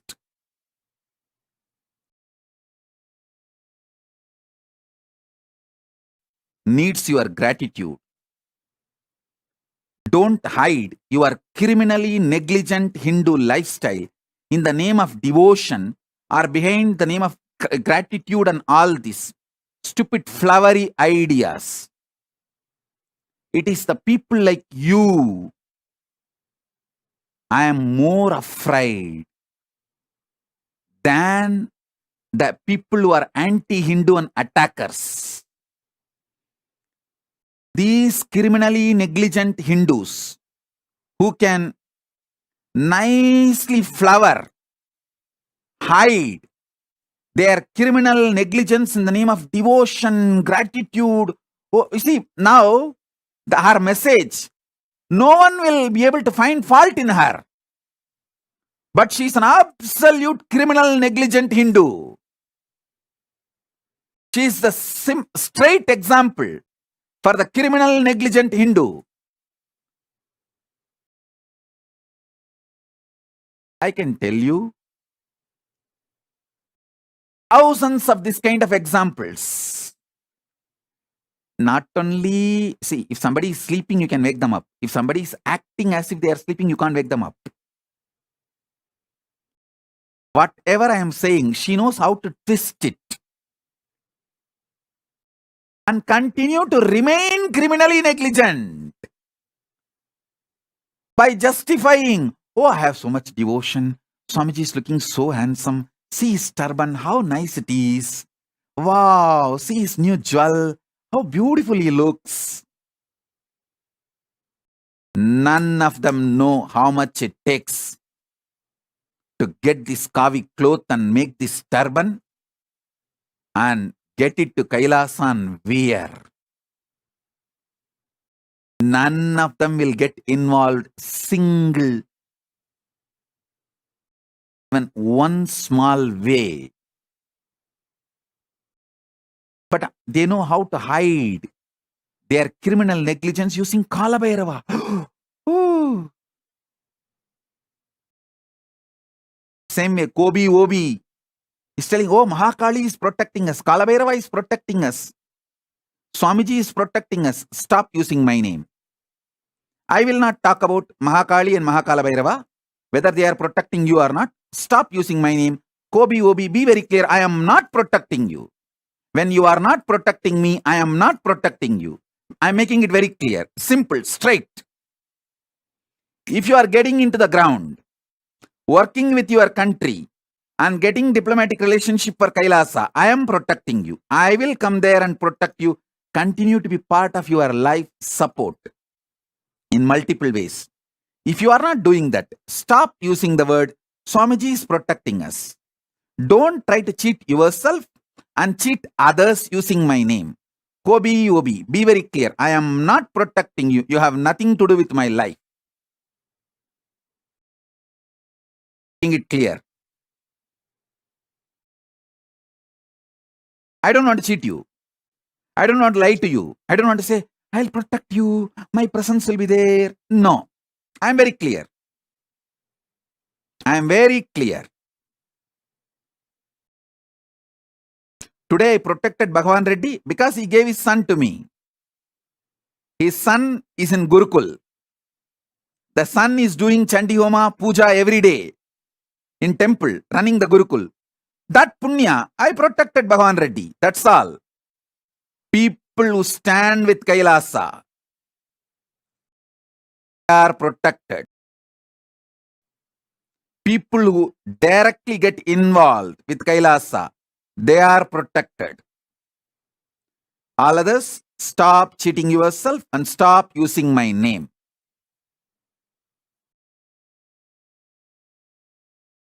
In the Priyala, I am telling you again, Kalabhairava and Meenakshi is protecting me. So I am grateful to them. Paramashiva is protecting me. I am grateful to them. You please carry on with your life. Don't try to show, don't try to justify your criminal negligence. You will not do anything. You will not do what needs to be done. But you will just, use some flowery words.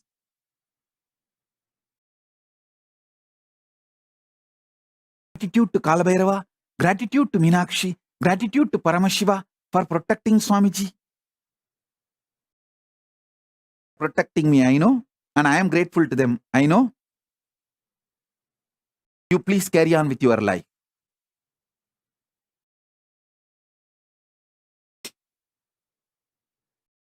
You need to know very clearly. Unless you guys are told directly, you will not wake up to this. You will not wake up to this. I am not sweet talker. I am straight talker. I am not sweet talker. I am truth talker. I talk the truth. I tell you the truth. These people who use flowery words to hide their criminal negligence are responsible for Hindus getting raped in Bangladesh.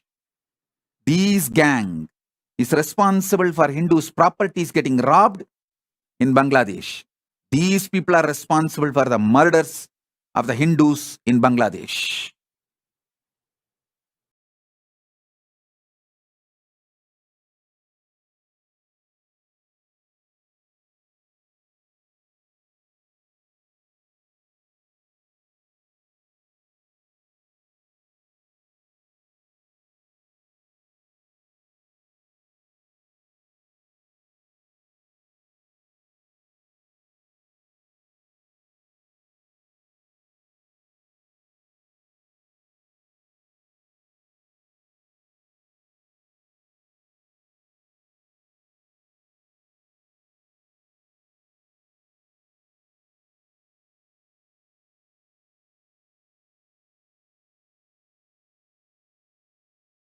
Essence of what I want to tell. Oh Hindus, wake up. Stop being criminally negligent.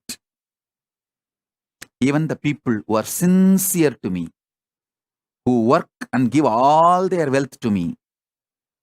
Maitrik Patel,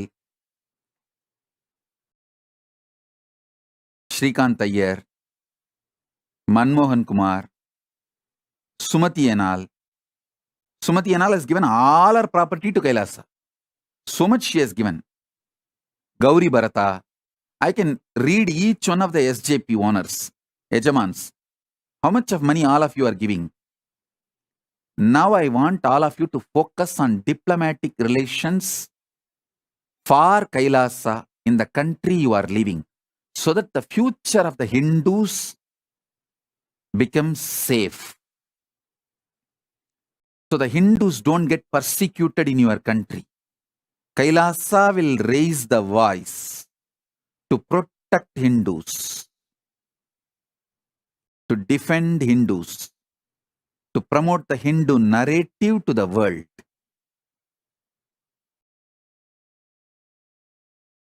So every one of you, especially SJP Ejamans, Kartas, Sarvanyapeta Kartas, Sarvanyapeta Ejamans,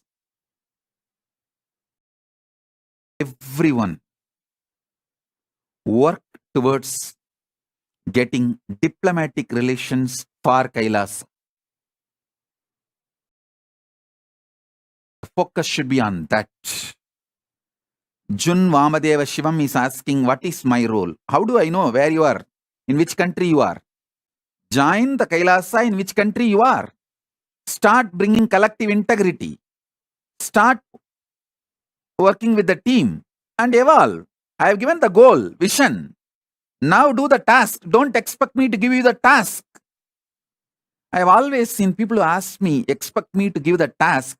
They take my words as the task and use it for power center. Hey, Swamiji told me that I have to do this. All of you obey and press my feet till I do that. They use my words to be power center. People who really want to do it, they work hard. They do sincere work. People who work never ask for what should be done, the task. The vision is enough for them to break that into task and start doing. People who are asking for the task never listen to the vision, internalize the vision. They just use the task as to gain more power over the other disciples. And it becomes just power-centric game. I'm exposing everything. Somebody Dream Machine is asking, Swamiji, can I come to Mahakailasa to see you next year? You are not even telling your original name and face. Why do you want to come to Mahakailasa? First tell your name, put your original photo, and tell me in which you are part of which Kailasa. And then that local Kailasa head will give me a report about you, security concerns. Then I will tell you whether you can come to Mahakailasa to see me or not. So Dream Machine, first put your original photo and original name, legal name. Then ask any question.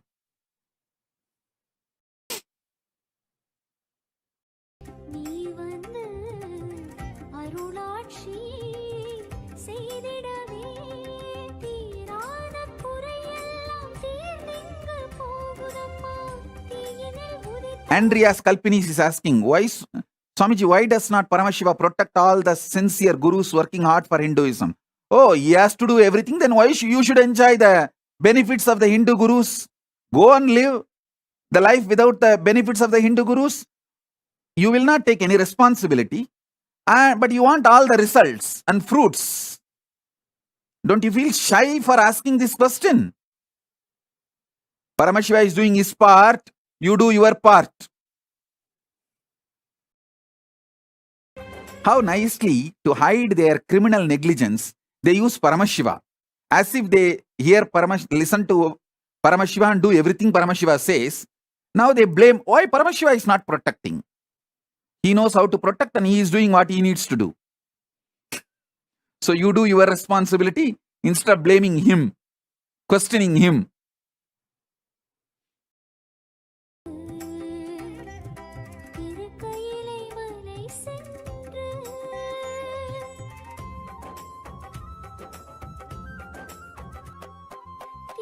வினைகள் அழித்திடவே. I think it is time. We had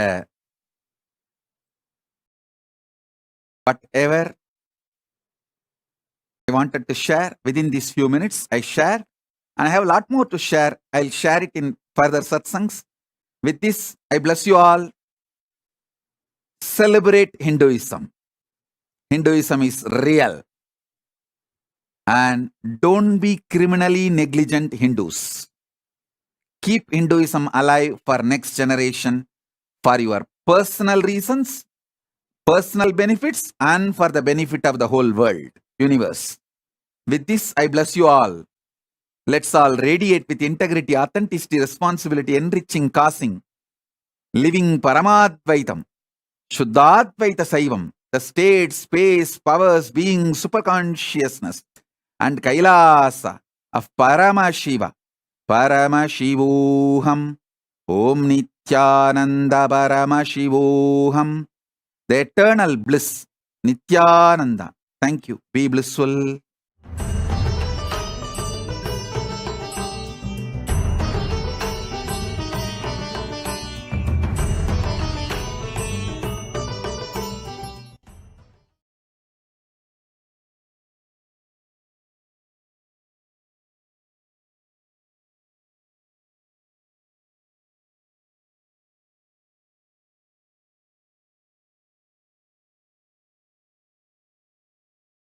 Jnanapatati Manual, under the guidance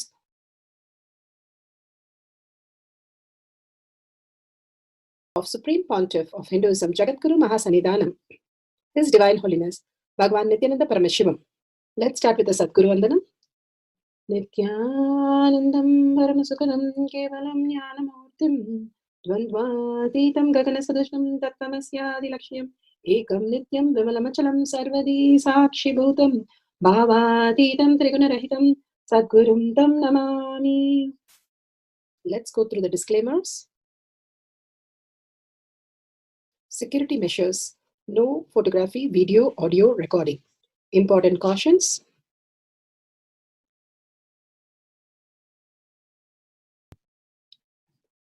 Please be aware of the important cautions.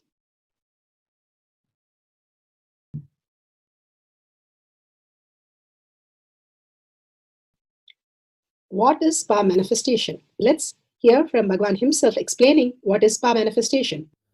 All the 25 states of consciousness, when they happen in you, due to your chemicals and hormones ups and downs, it is powerlessness.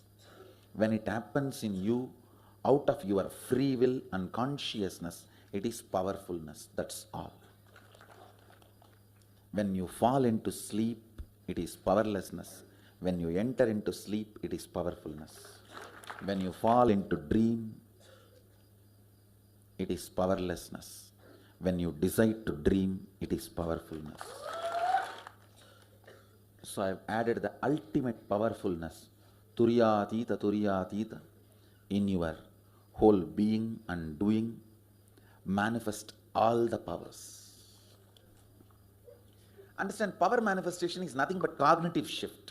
It is not work. Work is a 4-letter word. Power manifestation is cognitive shift, playing with life, playing with being alive.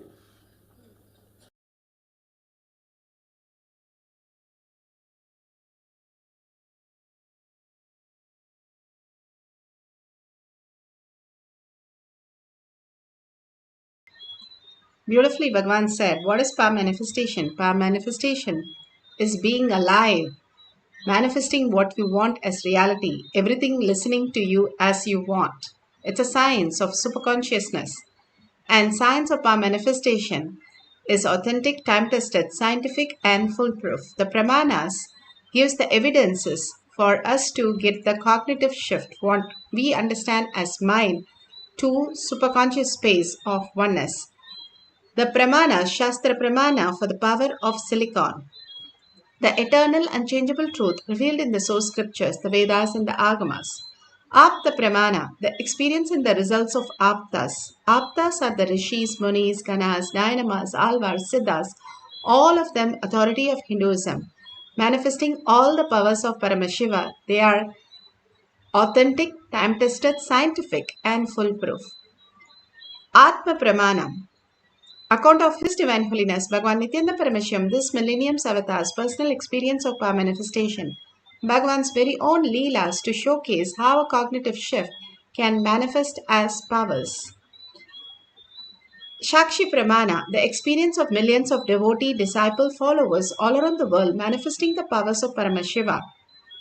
Bhagavan Paramashiva beautifully has said how in Kailash courtyard he himself is present, manifesting through each one of us when we experience the oneness with Paramashiva. Pratyaksha Pramana, the scientific study measuring the effect of being in the enlightened state. Bhagavan Paramashiva has clearly said how these power manifestation enhances our brain to grasp the higher superconsciousness, reflect into our brain as our reality beyond the mind, which is giving us constant suffering and constant ups and downs of life. Bhagavan Paramashiva has given the Shastra Pramana for the power of silicon from Vijnana Bhairava Tantra. Vijnana, consciousness, Bhairava, one who experienced the consciousness. Tantra is the method, how you have the methods to assemble a computer or a rocket or a car. Same way, the Vijnana Bhairava Tantra is the method to experience the superconscious space. For the power of silicon is from the Shastra Pramana is from Vijnana Bhairava Tantra, Sutra 120, Dharana 95. Sutra 120, Dharana 95. क्वचिद् वस्तुनि विन्यस्य शनैर्दृष्टिं निवर्तयेत् तज्ज्ञानं चित्तसहितं देवी शून्यालयो भवेत्. क्वचिद् वस्तुनि विन्यस्य शनैर्दृष्टिं निवर्तयेत् तज्ज्ञानं चित्तसहितं देवी शून्यालयो भवेत्. Bhagavan Paramashiva says, having fixed one's eyes on a particular object, Vastu, one should slowly withdraw the sight from the object, as well as slowly eliminate the knowledge of the object along with the thoughts and impression of it.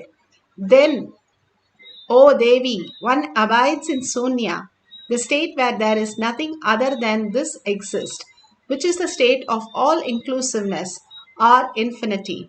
Bhagavan Paramashiva beautifully says, the greater truth will reveal itself when we align to the higher consciousness, that consciousness is real and Paramashiva is real, reflecting in each one of us as consciousness. Bhagavan Paramashiva beautifully gives us how one should fix one's eyes on a particular object and slowly withdraw all we have the labels on that object, whether it is a knowledge, whether it is an impression or a thought, or that anything that you have experienced with the object. It is as long as we know that the object is giving us the pleasure. We are in the materialistic world. We run behind object, name, fame, money, security, our own self-interest in the outer world, thinking that is real. But that is not real. How if a wave comes and builds a castle with the shells and sand and everything and tries to live forever? That is how we are experiencing this reality. Any moment that we will be again gone, merged into the Paramashiva space, but not knowing that, we are still thinking there's something that we can achieve. Every night when we go to sleep, Bhagavan says, we go into the space where there is no seer, there is no seen, there is no object, there is no subject. Nothing is there. Even the action is not there. It simply exists as Sunya. But Sunya is not empty. But when you are in that space, Paramashiva lands and manifests through you. That is why when you go to sleep, you are so happy you can do every day 8 hours and you never get bored and tired. Because anything by nature, if you do, you don't get bored and tired of breathing. You don't get bored and tired of walking. Because that is the very nature how you exist. Once things are by nature, we never get bored, tired. Especially when we experience the superconsciousness that Paramashiva is real, the mind is ready to surrender all these labels at lotus feet and reside in the oneness with Paramashiva, and simply you experience the highest reality, the oneness space, manifesting as powers of Paramashiva. All this greater truth is given to us again and again to experience the higher signs. The Apta Pramana, where Duryodhana tries to think the outer world is strength. Again, he thinks that how if he removes Bhima from the Pandava group, they will become weak and they will run away. Thinking that he goes and poisons Bhima in his favorite food. And after that, he becomes unconscious and he ties him in seaweed and throws him into Ganga. But Ganga, as he went inside Ganga, the snakes bite him and try to poison him. But simply he wakes up and looks at the snakes and they got shocked. Who is this? And they take him to their chief, Aryaka. And Aryaka was so pleased to see such a strong person and blesses him and gives a magical drink which is equal to 10,000 elephants. Again, he became more stronger than before. This is from Mahabharata, Book 1, Adi Parva, clearly states how we can experience the higher reality. We become the oneness with Paramashiva, we can manifest the greater signs. Bhagwan in the courtyard initiates everybody into the silicon power. It was continuously doing. Then I decided, let me convert this into software and initiate as a power to everyone. Very casually only I did. And also by tomorrow you guys will be having a software. I'm preparing it. Any battery, you just hold in your hand, it will be charged. Any battery. From the air, it will produce energy. Actually, I have done it already. I'm converting that into a software. That work is going on. Maybe today, after initiation, I'll be in Samadhi. That time I'll finish that software work. Actually, whenever I'm in Samadhi, I do all this software writing. This power software writing. Verse. Beautifully, Paramashiva says how he does software writing when he is in Samadhi and he has programmed all the silicons to listen to us. Silicon is nothing but the earth energy, the mother energy. Simply, whatever we ask, the mother is ready to shower on us. Making all these greater signs as reality is the Paramashiva space and keeping the Hinduism collective integrity high by manifesting these powers of Paramashiva. Now you can take your cell phone, close all the apps, and you're going to manifest the power of increasing the battery charge. You can see here how they have posted, and in 10 minutes how the charges has gone really up. At least 5 unit should go up in the battery as we see in the Shakshi Pramana. Now let's get into the deep meditation, oneness with Paramashiva. Having the experience with oneness with Paramashiva, we can manifest any powers.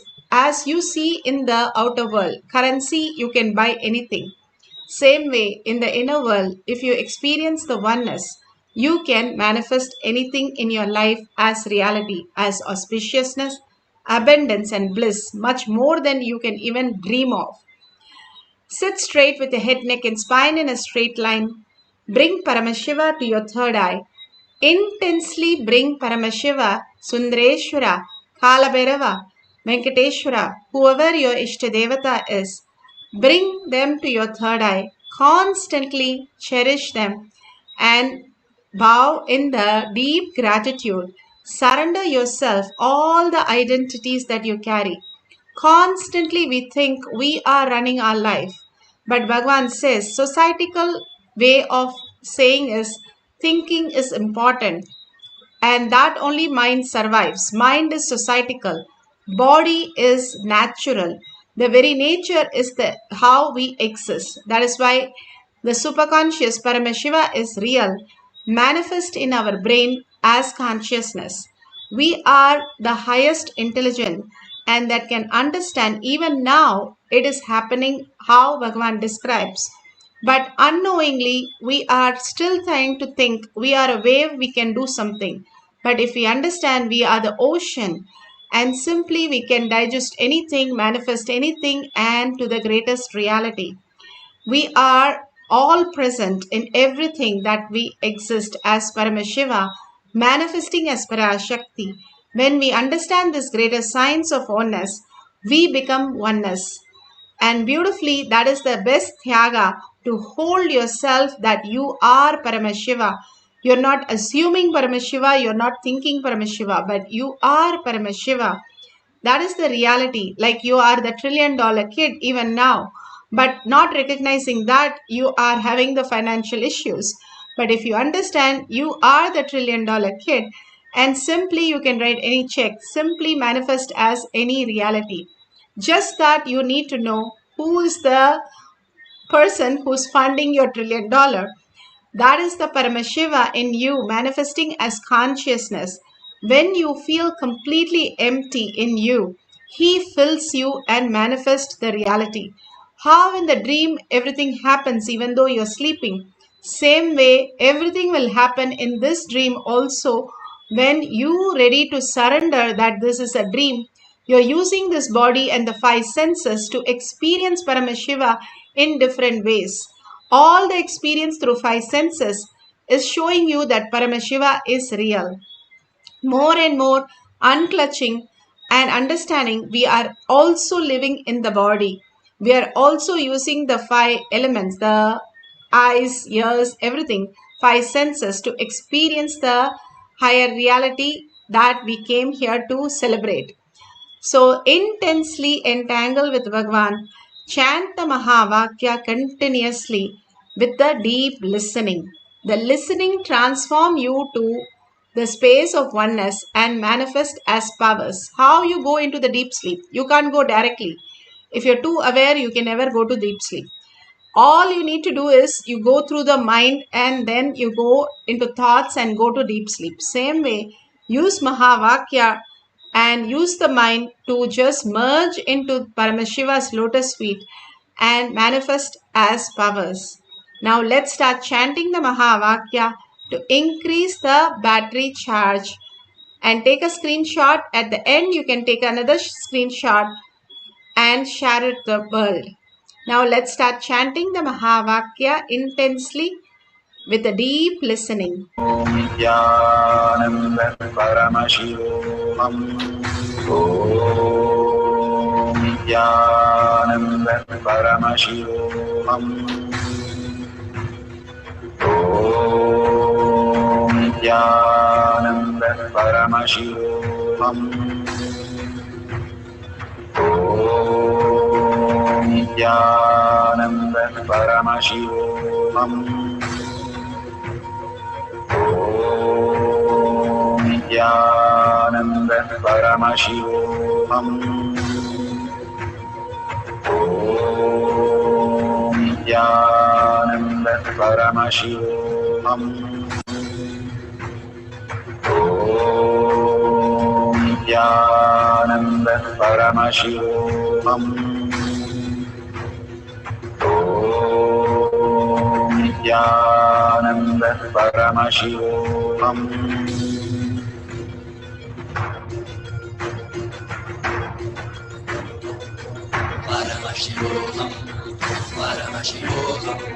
Let Paramashiva's third eye manifest in all our third eyes. Let the Amrita pour, let the Vani open up, manifest in all of us.